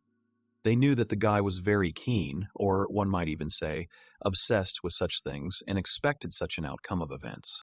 Still perplexed, the ship's crew tried to figure out what kind of curse was being referred to on their beautiful new transport. The guy spread his arms wide and cheerfully said that once he got on this ship, he would never be able to get off it again. This information shocked everyone around him. The captain grabbed his head and began to cry loudly, realizing her situation. The long-eared girl, covering part of her face with her right hand, asked what they should do when they reached their destination, since they would not be able to get off the ship in that case. Gale cheerfully replied that it could be solved by simply lifting the curse. Mora pointed out to the young man that only he could do this. At this time, one of the sailors, like the captain, was holding his bandage and sobbing. The girl accused the guy of arrogance, as if he was offering the poor to eat cakes instead of bread. His words sounded just as arrogant. At this time, the young man took out several talismans for removing the curse and handed them to the captain and the sailor. Gale also added that if they needed any more amulets, they could always stop by Gale's magic item shop in Farm Edge. The caster also clarified that the skulls for the catapult are consumables. The crew took the talismans, then said they couldn't do without them. They looked confused, as if they'd just been tricked. The girl with the glasses on her head just told the guy that he seemed to be starting to understand the trade. The elf lowered her gaze and a shadow of sadness appeared in her eyes. The mention of the magic item shop made her plunge into deep thought. She decided to gather her comrades, Gale, Mora, and Shalina. All three, hearing her call, immediately turned their gaze towards the elf, full of anticipation and interest in what she was going to say. In a slightly timid and trembling voice, Gimli said that all this time she could not find the strength to express what had long tormented her. But now she sincerely asks for forgiveness from her friends. The guy, hearing such words from her, was surprised by the suddenness and seriousness of her appeal. She began to remember the recent events that had happened to them, the Kraken attack, the pursuit of the ghost ship. The girl sadly noted that they were again and again faced with situations where they had to face death. She realized that she had endangered not only herself, but all her friends. Gimli blamed herself for everything that had happened, believing that things could have turned out differently if she had not dragged her comrades into the troubles of the Dark Elf clan. She tried to apologize again for her actions, but was cut off mid-sentence. Mora and Gale tried their best to calm her down, assuring her that nothing more needed to be said because everything had been resolved successfully, and they all remained alive. Besides, everyone here unanimously agreed to follow the elf in her further adventures. And in general, controlling a ghost ship is something that could not be done while staying on land and without experiencing such unusual emotions. The boy finished his thought by agreeing that they were indeed having a hard time on their journey, but he was still glad that they were exploring the unknown and overcoming difficulties together. Shalina scratched her head thoughtfully and also joined the conversation. She believes that if the Demon Lord is completely reborn, it will be a problem not only for the Dark Elf clan. She immediately laughed and said that she didn't want to get into a situation where she couldn't even drink in peace. Gimli looked at her friend awkwardly. Gale, Mora, and Shalina looked at the elf with a smile. She smiled too and began to wipe away the tears that had come to her eyes with her hand, but said that it was the salty wind that was stinging her eyes. While the heroes were calmly moving on, the elf with long ears and dark skin called out to Mora as if she remembered something. She asked if the girl had said anything to Gale and if she had forgotten her promise. The long-haired girl became embarrassed and tried to evade the answer. Mora said that she didn't have a single good moment to say anything to this insensitive guy. The elf asked with distrust whether the girl would continue to remain silent. A sly smile appeared on her face, and the blonde said that Mora had simply deceived everyone and suggested that she retrain as a swindler. In response, the girl made a cute but dissatisfied face and asked not to mock her. She tried to justify herself by saying that the guy was constantly collecting materials from the undead, then conjuring over artifacts all night long, and it looked like mania. Mora continued to say that the young man would never be the first to say either I love or I hate, because he was only interested in obsessions and curses. The elf caustically added that this was the girl's skill, avoiding love, to which Mora again asked not to mock her. Resting her head on her hands and closing her eyes, the long-haired girl seemed to have come to terms with her difficult situation and decided that she would no longer justify her actions and feelings, which amazed her friend, who watched her with surprise. Mora quietly admitted that she was simply afraid of being rejected. The long-eared elf looked at her attentively and listened without interrupting. Mora said that now, just being around Gale, she feels truly happier than ever before. And if she searches for greater happiness and suddenly nothing happens, she is afraid of losing everything she has now. She watched the guy who was actively discussing materials and what they could be used for at that moment. Mora continued her confession by saying that they might become so awkward in the future that she would no longer be able to be on the same team with him, which would be a real tragedy for her. The elf thought about what her friend had said with a serious expression, realizing the depth of her feelings. Then she said that every person thinks in their own way, because they perceive the world through the prism of their own emotions and fears. She also added that while Mora was thinking like that, some other woman might win Gale's heart. The long-haired girl puffed out her cheeks and tears welled up in her eyes. The elf made a cute and funny face again and pointed at herself, saying that she was one of those women. Mora exclaimed that all she did was tease the girl. As Gale and his crew's voyage drew to a close, something was happening on land as well. Two men wearing cloaks and masks over the lower part of their faces reached the agricultural town of Farm Edge. One of them read the sign on the artifact shop. It said, Master of Cursed Items Gale. He said that they had not heard anything about it and asked his brother what they should do. The second man replied that since they had come this far, they had no choice but to act. The brothers entered the shop one after another.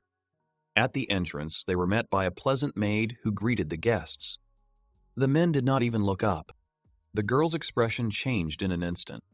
Her gaze began to express contempt, and she said dryly that these two were clearly not clients.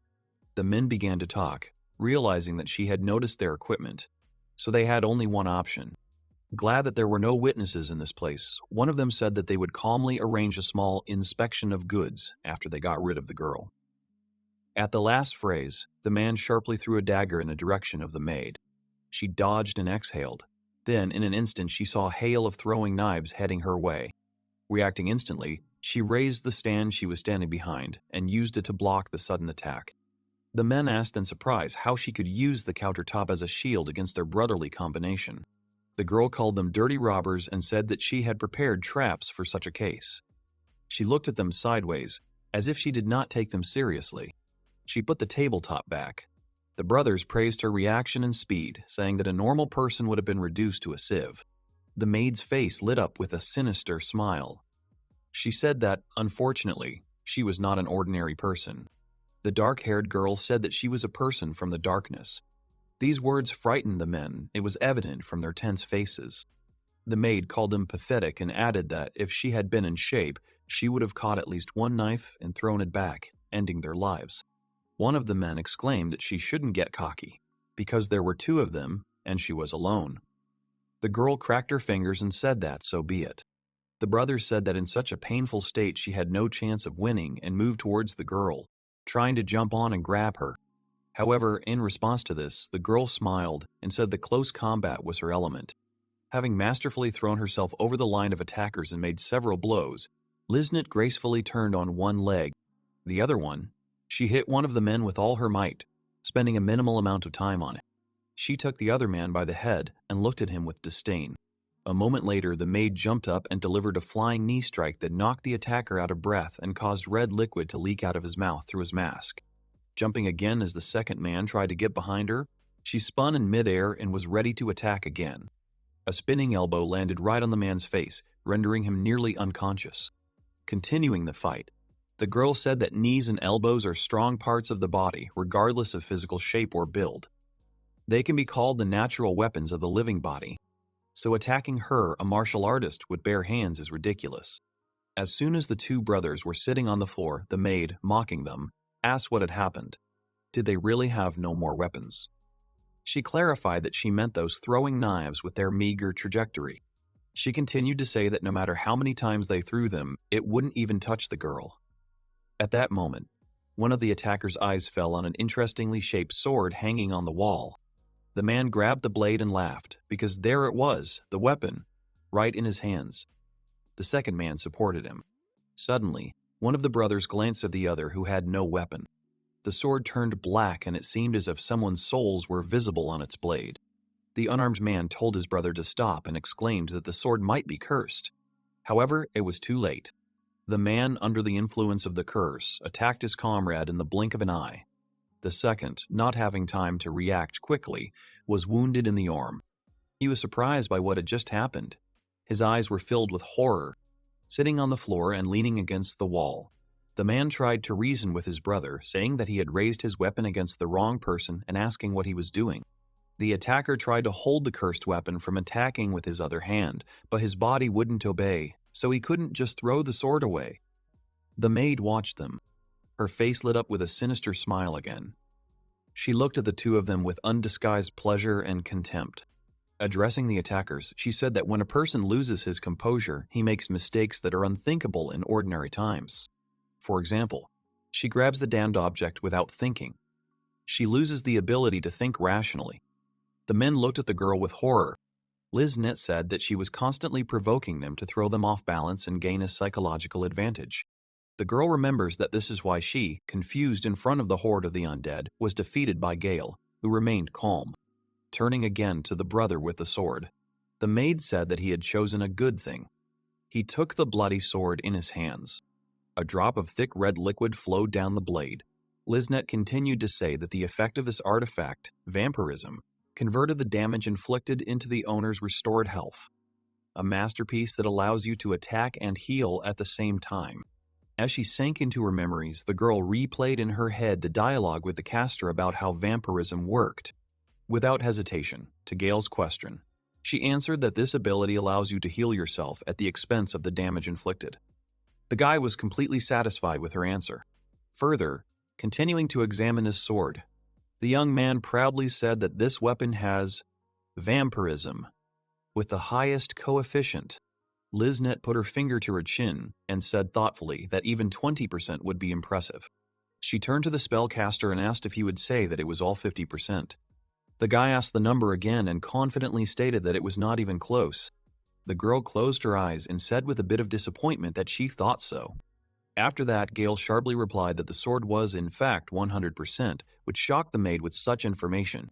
She grabbed the guy by the shoulders and started saying that it was impossible because such things simply don't happen. The spellcaster said with a smile that it was all about the material. That's the beauty of cursed artifacts. Liznit looked at him with a look full of mistrust and incomprehension. This is a bloody holy sword. Its blade is wavy and there is a small skull on the handle. In one country, in a fight for an inheritance, a man killed his own brothers with his own hands.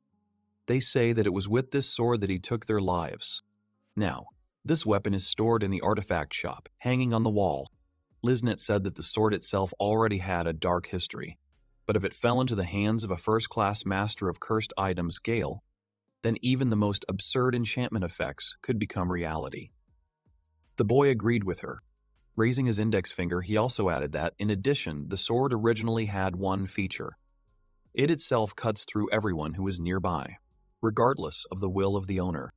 The maid asked how it could be used then, to which the guy immediately replied that, for example, it would be useful when completing solo quests. The girl thoughtfully said that in this case there really would be no need to worry about it attacking allies. She also added that while solo quests can sometimes make you feel lonely, in combat this effect can be seen as a way to boost morale. Gale, thoughtfully rubbing his chin, continued the list. He cited the example of organizing a mutiny. After all, in such moments when nerves can fail, this sword will help to complete the task without hesitation. The girl confirmed that among contract killers, it often happens that a trembling hand leads to a miss or failure of an operation.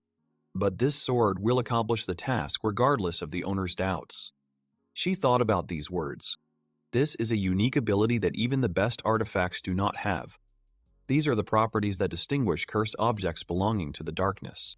They are much deeper than they seem at first glance. Liznit looked at the young man. She thought it was no wonder that Gale Hamilton was so fascinated with cursed objects. Returning from her memories to reality, the girl said that apparently this sword especially strongly attracts the blood of siblings. Once equipped, it can no longer be removed, and even if the strength is exhausted, it will force the owner to continue fighting. At this moment, the two men looked terribly scared.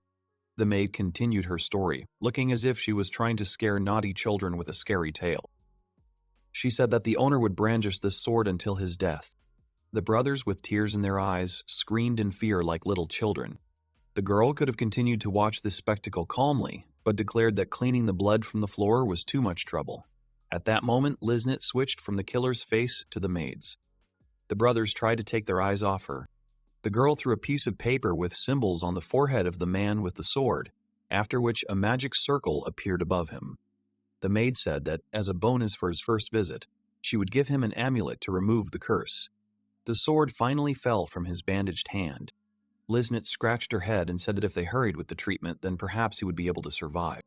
The next moment, her gaze became murderous again, and she sharply ordered them to get lost. Cursing and apologizing, the brothers flew out of the artifact shop at great speed.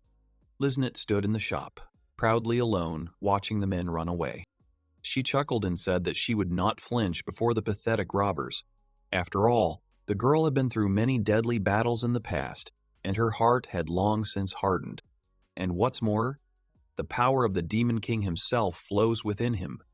She placed her palm on her chest. The maid looked down at the cursed sword lying there. She said that even if he wasn't here, Gale Hamilton could take down bad guys. He was just incredible. The girl circled around with tenderness and warmth and hugged herself, saying that the spellcaster protects his home even from a distance. Thinking about Gale, Liznit made a vow to herself that she would protect his shop until the boy returned. Meanwhile, the young man's team was approaching their goal, having transferred from the ship to a small boat.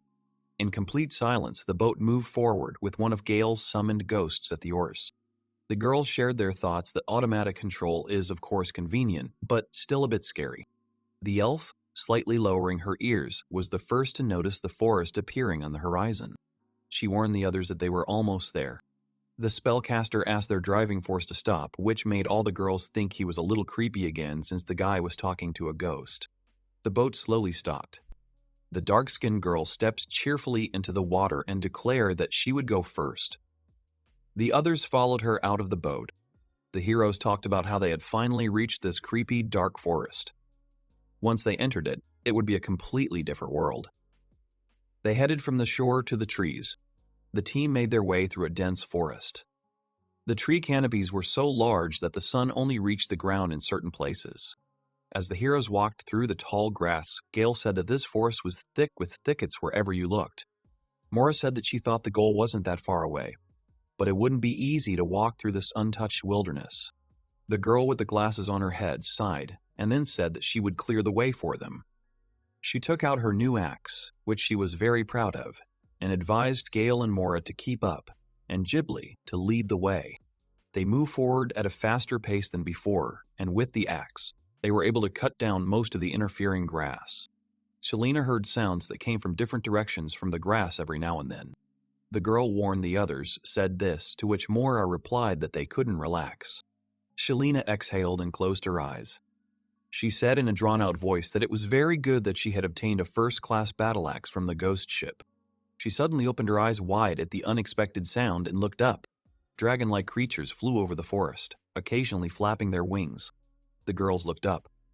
Shalina asked if they were wyverns. Then came the loud sound of giant footsteps. Gale also looked up and was surprised by the size of the creature. He asked what kind of creature it was. The guy suggested that it could be a troll, but did it quite loudly. The dark-skinned elf grabbed her friends, and in an instant threw them into the grass, calling for them to be quiet.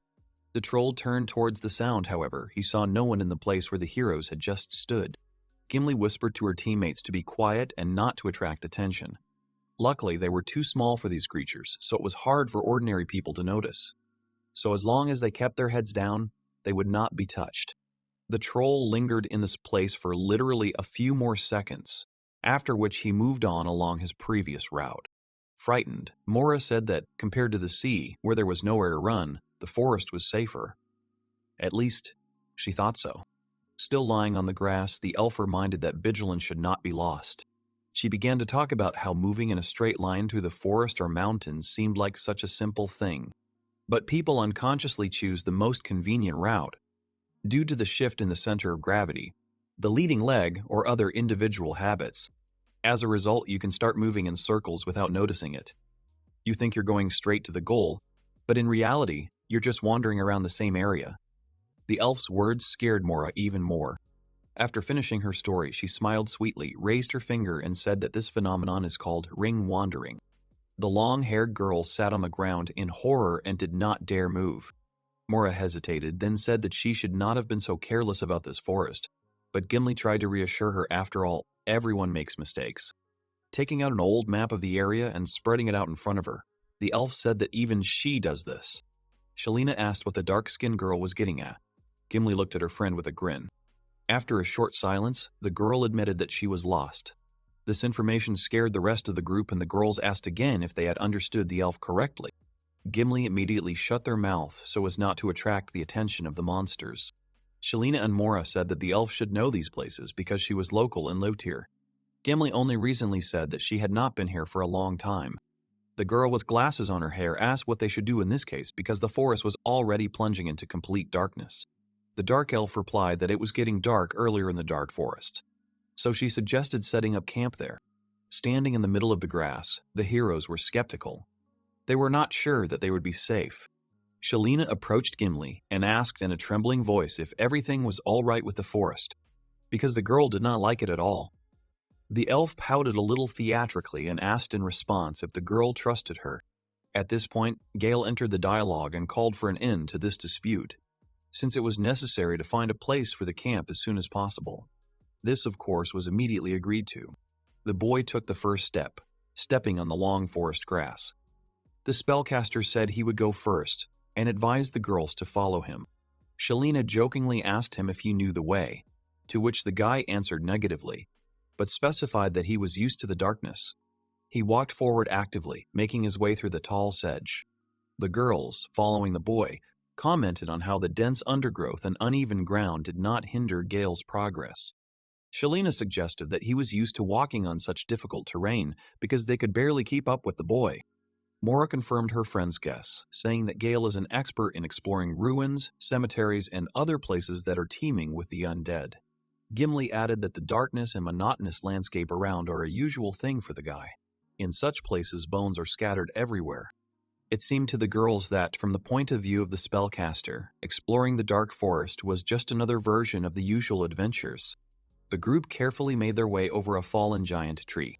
Next, they reached the beautiful, glowing-in-the-dark fruits of some plant.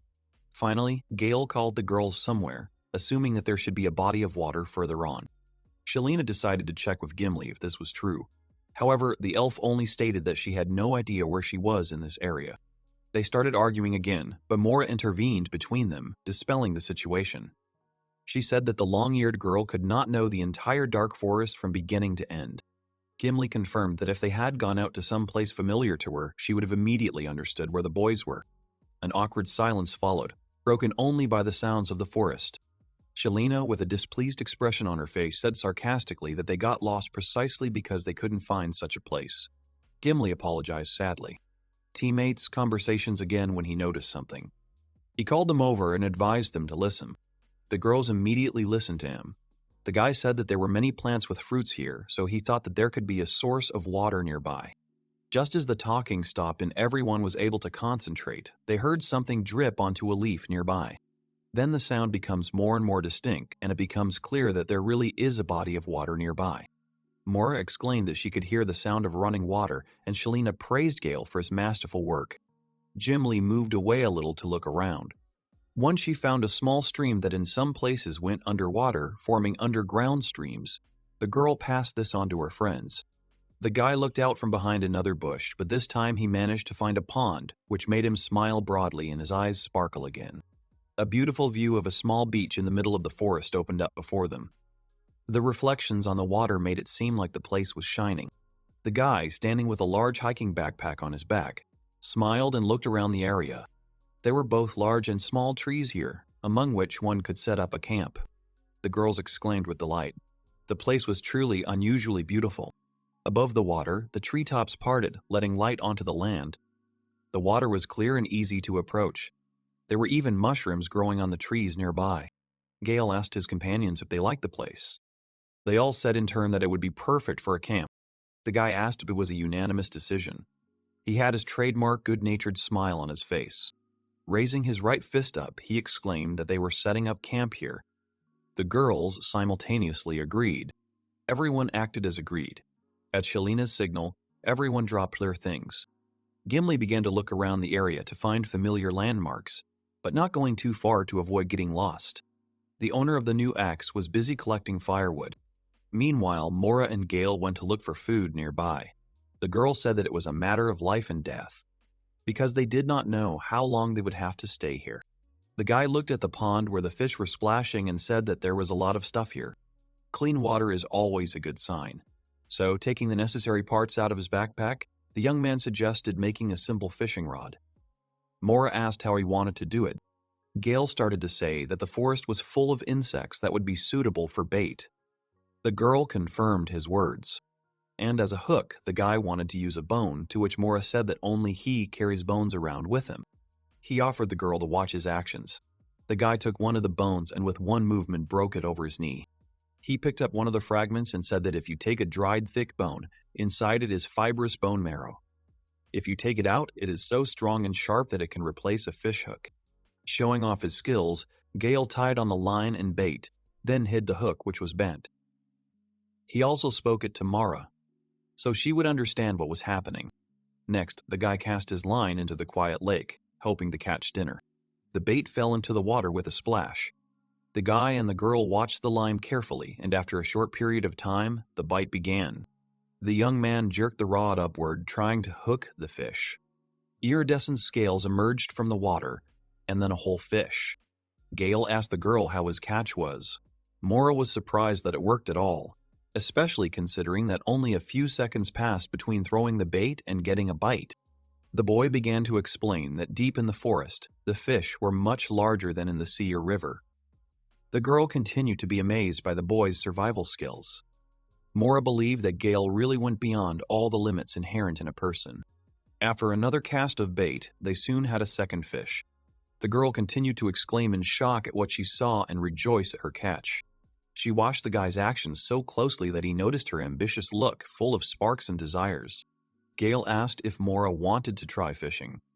To his surprise, the girl became embarrassed and asked if she could, just in case. The guy handed the girl a fishing rod, but she asked how to do it. The young man said that you just need to cast a worm.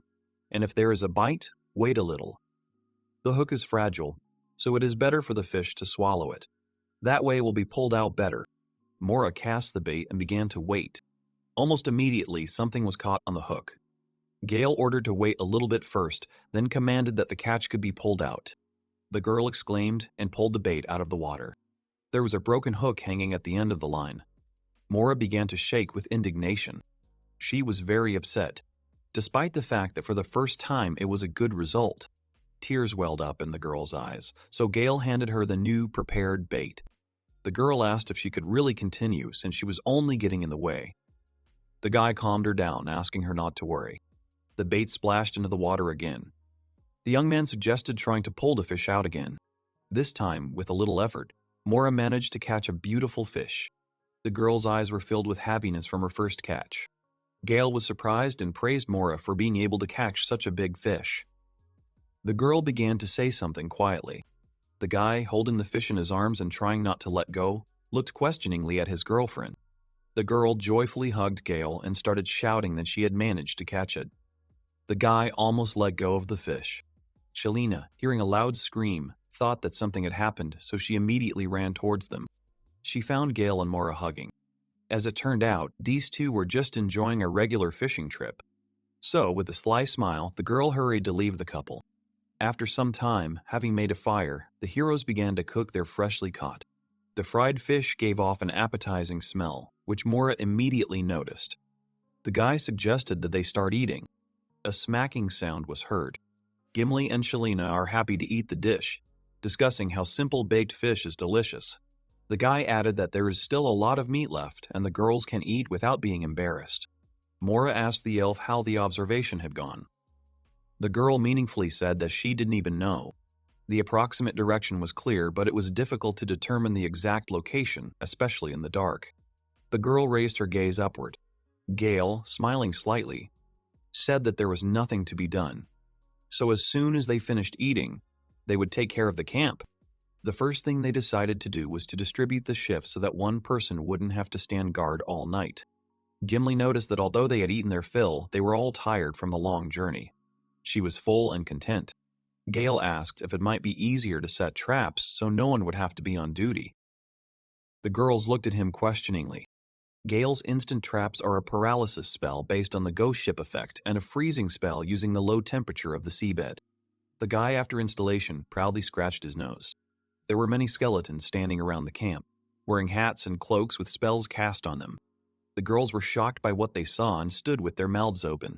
The guy explained that if these traps detect hostile monsters when they approach, they will immediately activate and paralyze them. The young man admitted that he had enchanted them hastily so the traps would only last for one night. So, thanks to Gale, they were able to spend the night without being attacked by monsters. But, finding themselves among the creepy stuffed skulls, the night passed strangely. At night, the group's camp was surrounded by creepy scarecrows with glowing eyes. They watched the surroundings so that no monster could get to the heroes. All the adventurers slept peacefully after a hard day, because none of them had to be on duty. At this time, Mora, lying in the tent, had a dream. Gimli stood on one knee while the others looked ahead in confusion. Sitting on the rocks, a dark-skinned elf with long hair pulled back into a beautiful ponytail stood before the heroes. With a pleasant smile, she greeted the guests. Finally, they reached the village of the Dark Elves. Mora felt as if they were being greeted without understanding a word of what was said. However, she noticed that the elf had the same skin color and ear shape as Gimli. The elf looked at her guests kindly. As soon as morning came, the boys began to share what they had dreamed about. After Mora described an unexpected meeting in a dream, it turned out that everyone had seen the same thing. Gimli, answering an unspoken question, said that this man was their leader. Her name was Lady Minerva. The sea immediately understood where she got her grace from. This place that came to them in a dream is called the Hill of Promise. When the travelers arrive in the dark forest, they receive a greeting in a dream. Shelina was a little surprised by this and said that, it turns out, if you become a leader, then even such things are subject to control. Gimli confirmed her words and added that they are very close to Lady Minerva. Continuing to ask questions, the girl with glasses on her head asked if not only was their leader great, but she was also very attentive. The boys were discussing that if they reached this hill, they would meet in reality, so she had to come to them in a dream. At this point, Gimli drooped a little and seemed to be lost in her thoughts. It looked like she was trying to hide something. Taking a sip of the hot drink from her mug, the elf replied that, overall, the group was right.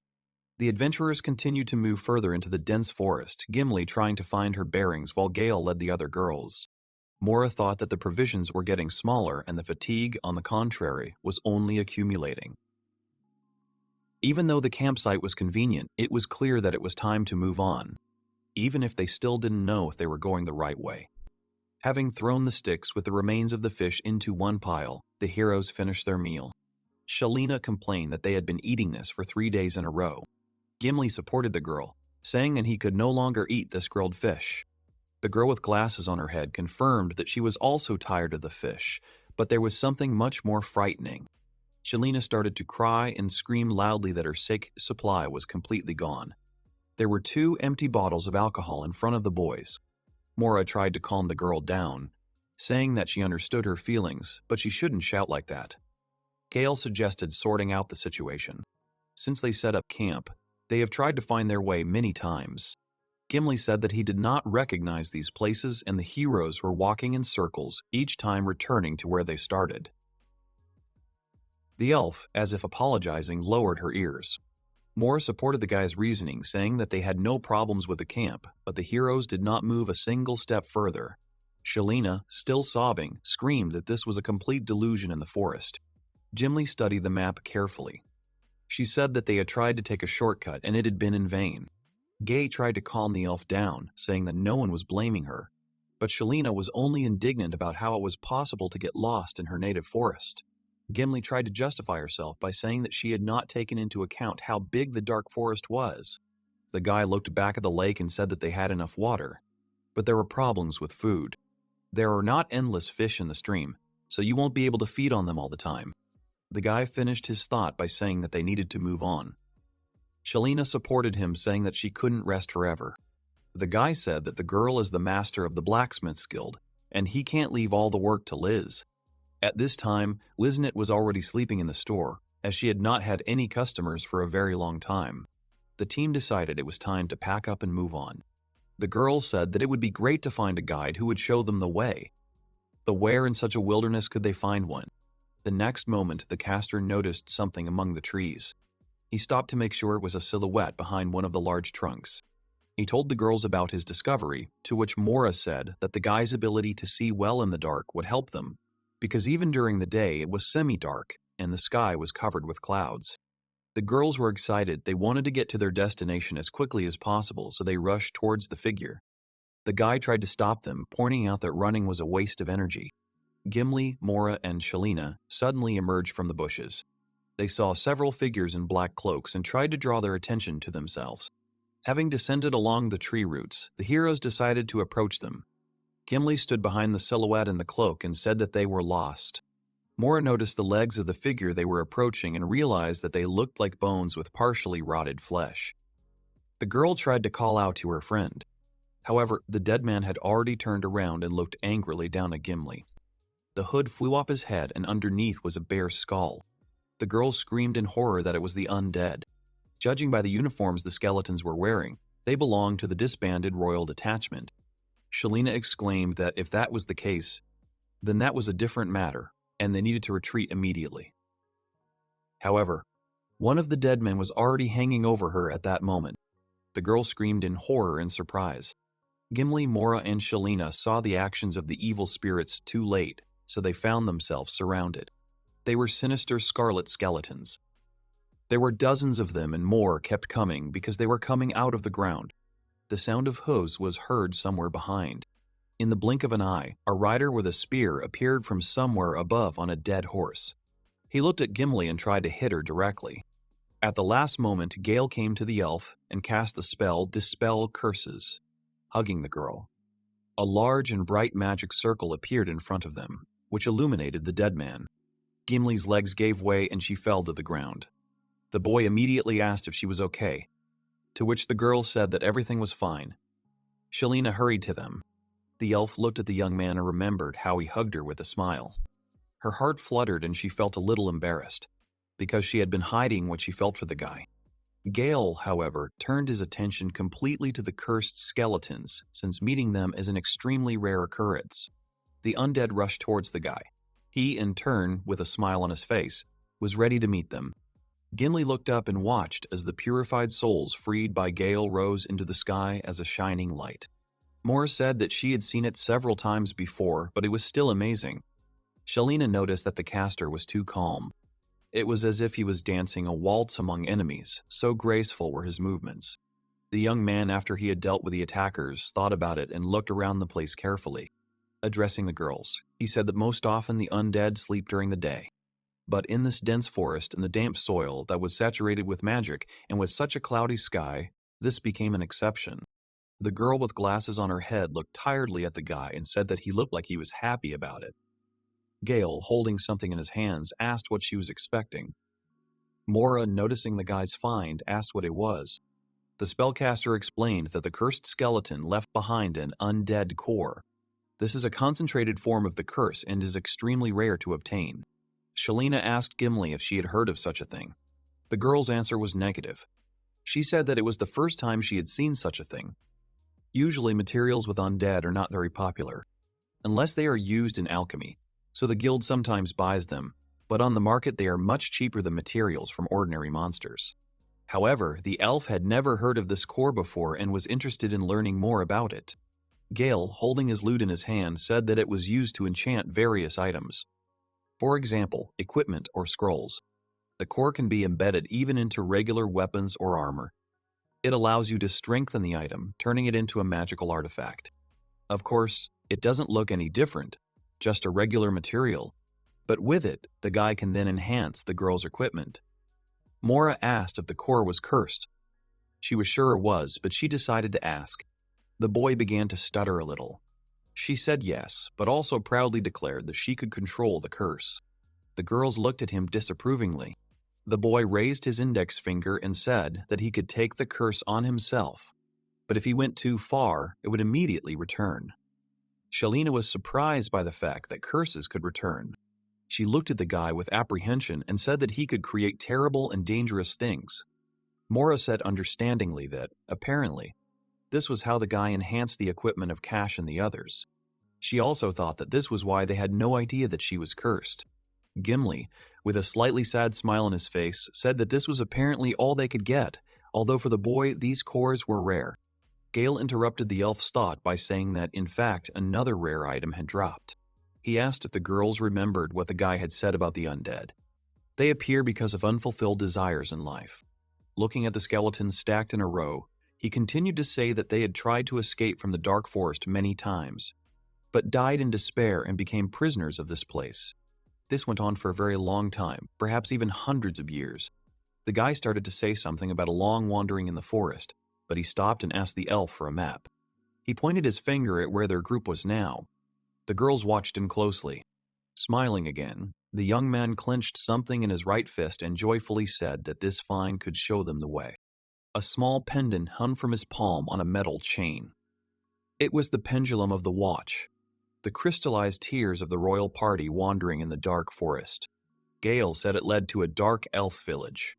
Holding the find directly over the map, after a few seconds, the pendant began to move. Everyone watched the artifact that Gale had acquired. Shalina noticed that along with the sound of muffled crying, the pendulum began to swing. The pendant stopped, pointing in a certain direction. The boy pointed his finger in the direction where the artifact swung and exclaimed that the village of the Dark Elves was there. The girls exclaimed that it was incredible and also that they now had the opportunity to get out of the forest. However, they were also interested in this item. The young man also took into account the 2 warhorses. The undead stood next to the tree. Mora and Shalina were glad that they would be able to save their strength. But Gimli was glad that she could finally breathe a sigh of relief, because now they would be able to reach the village without any problems. However, as she approached the horse skeletons, vague doubts crept into her head and her former confidence became slightly less. Mounting their horses and continuing their journey, Mora said that there was an expression called horse bones, but she wondered what bone horses meant. Listening to the quiet but eerie hum that was heard throughout the forest, The girl, with a serious expression on her face, told the guy to hold on tighter. Then they both looked towards the trees where the sound was coming from. The next moment, the ground beneath their feet shook. The boys did not expect such a strong shaking and were not prepared for it. After some time, the earthquake stopped and the group decided to move on. The heroes discussed why the royal army ended up in such a remote place. As it turned out, after the demon seal was destroyed, the kingdom tried to take control of the Forest of Darkness and sent out troops. But they were attacked by an ancient dragon and became its prey. Gimli reminded them that they had already discussed this in the carriage. The next moment, it seemed as if the most unpleasant thought that she tried to convey to her friend had reached Shalina. The girl, realizing what had happened, stopped the elf and said that they were literally now in the place where the remnants of the royal army were in the form of the undead. Gimli's face twisted in an emotion that was both fear and realization. The earth shook again and made the horses rear up. A roar was heard that shook the very air. The long-eared girl said tensely that she had relaxed too much, feeling safe. Suddenly, one of the trees was smashed by a huge clawed paw. Gale's team entered straight into the territory of an ancient dragon. They were scared. The horses raced as fast as they could, while the dragon stuck out his long tongue and opened his mouth to make it easier to catch the disturbers of his peace. The spellcaster shouted that the dragon had noticed them. The ancient giant creature's throat began to glow with a blue flame. The heroes immediately noticed that the monster was about to exhale. Dragon's breath is a very dangerous skill that incinerates everything in its path. Gimli screamed at the top of her lungs for everyone to run. The air near the dragon's throat grew hot and bright particles of magic lit up nearby like fireflies in the night. A moment later, a column of blue flame burst from the mouth of the huge creature. The heroes managed to dodge this stream of magic. But the warhorses burned to the ground, which slowed the boys' movement. The girls were happy that the beam of fire missed them by a little, but the damage was still simply enormous. The fire flared up around the heroes. The team was surrounded by flames and found themselves in, to put it mildly, an unpleasant situation. Shalina shouted that they couldn't die here, and Mora supported her, calling on everyone to prepare their weapons. Dimly thought that it was not even the deadly breath, capable of incinerating everything around in the blink of an eye, that made the dragon the true master of this dangerous forest. His true strength lies in the thick, scaly armor that covers his entire body. Mora loudly urged everyone to give it one hit. They needed their full power to defeat the dragon. She cast a spell that caused a magic circle to appear under the other girls. Mora increased all of their abilities to the maximum. Shalina rushed into battle first, wanting to hit the dragon with all her might, and jumped up. The girl delivered a lightning-fast blow to the creature's skull.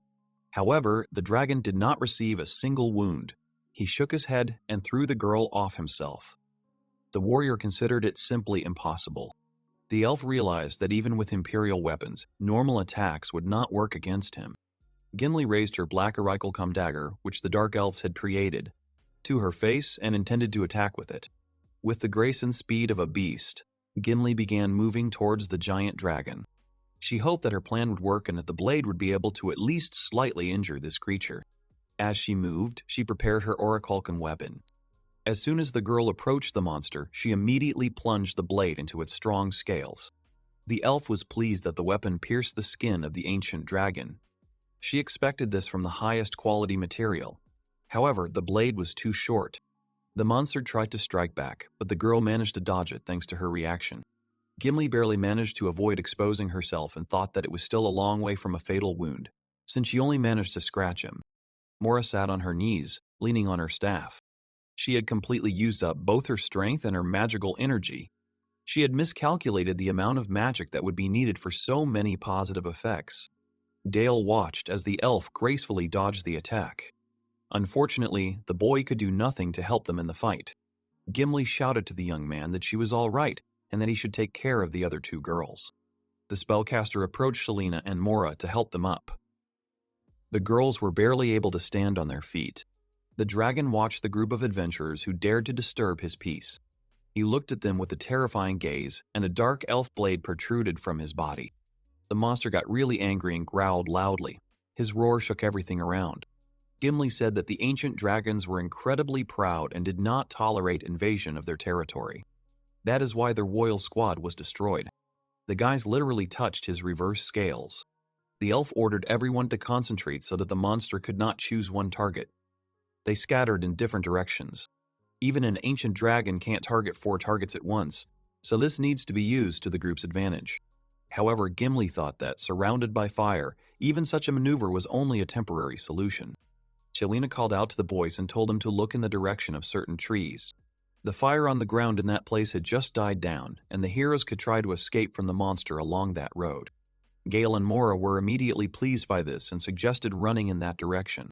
Gimli thought they were lucky too, as she watched her 3 friends head that way.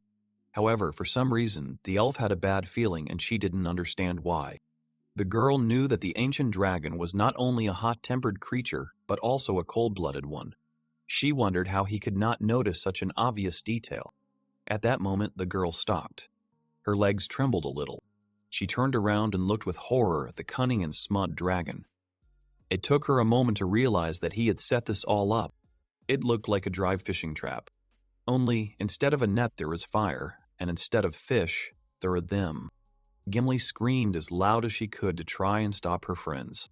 She said that the huge monster intended to destroy them all with one shot of dragon breath while they were running in a straight line.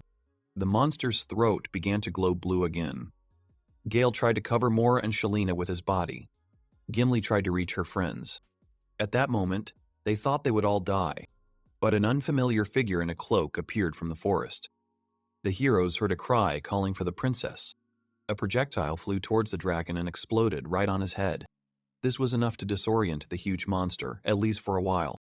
The heroes looked around in bewilderment, trying to understand what had happened. They didn't understand why they were saved. But Gale noticed something explode from the dragon's side. After that, new figures in cloaks appeared on the battlefield next to Gale's team. The girls did not understand what was happening and who it could be. The characters are surrounded by strangers with weapons, trying to protect them from an ancient dragon. The man in the cloak explained that the crossbow with incendiary bombs itself was not capable of causing serious damage to this creature. But if the monster reflexively twitched, avoiding the explosion, then this would confuse it enough and stop the breath attack. There were about a dozen robed strangers around the team, all watching the dragon's reaction.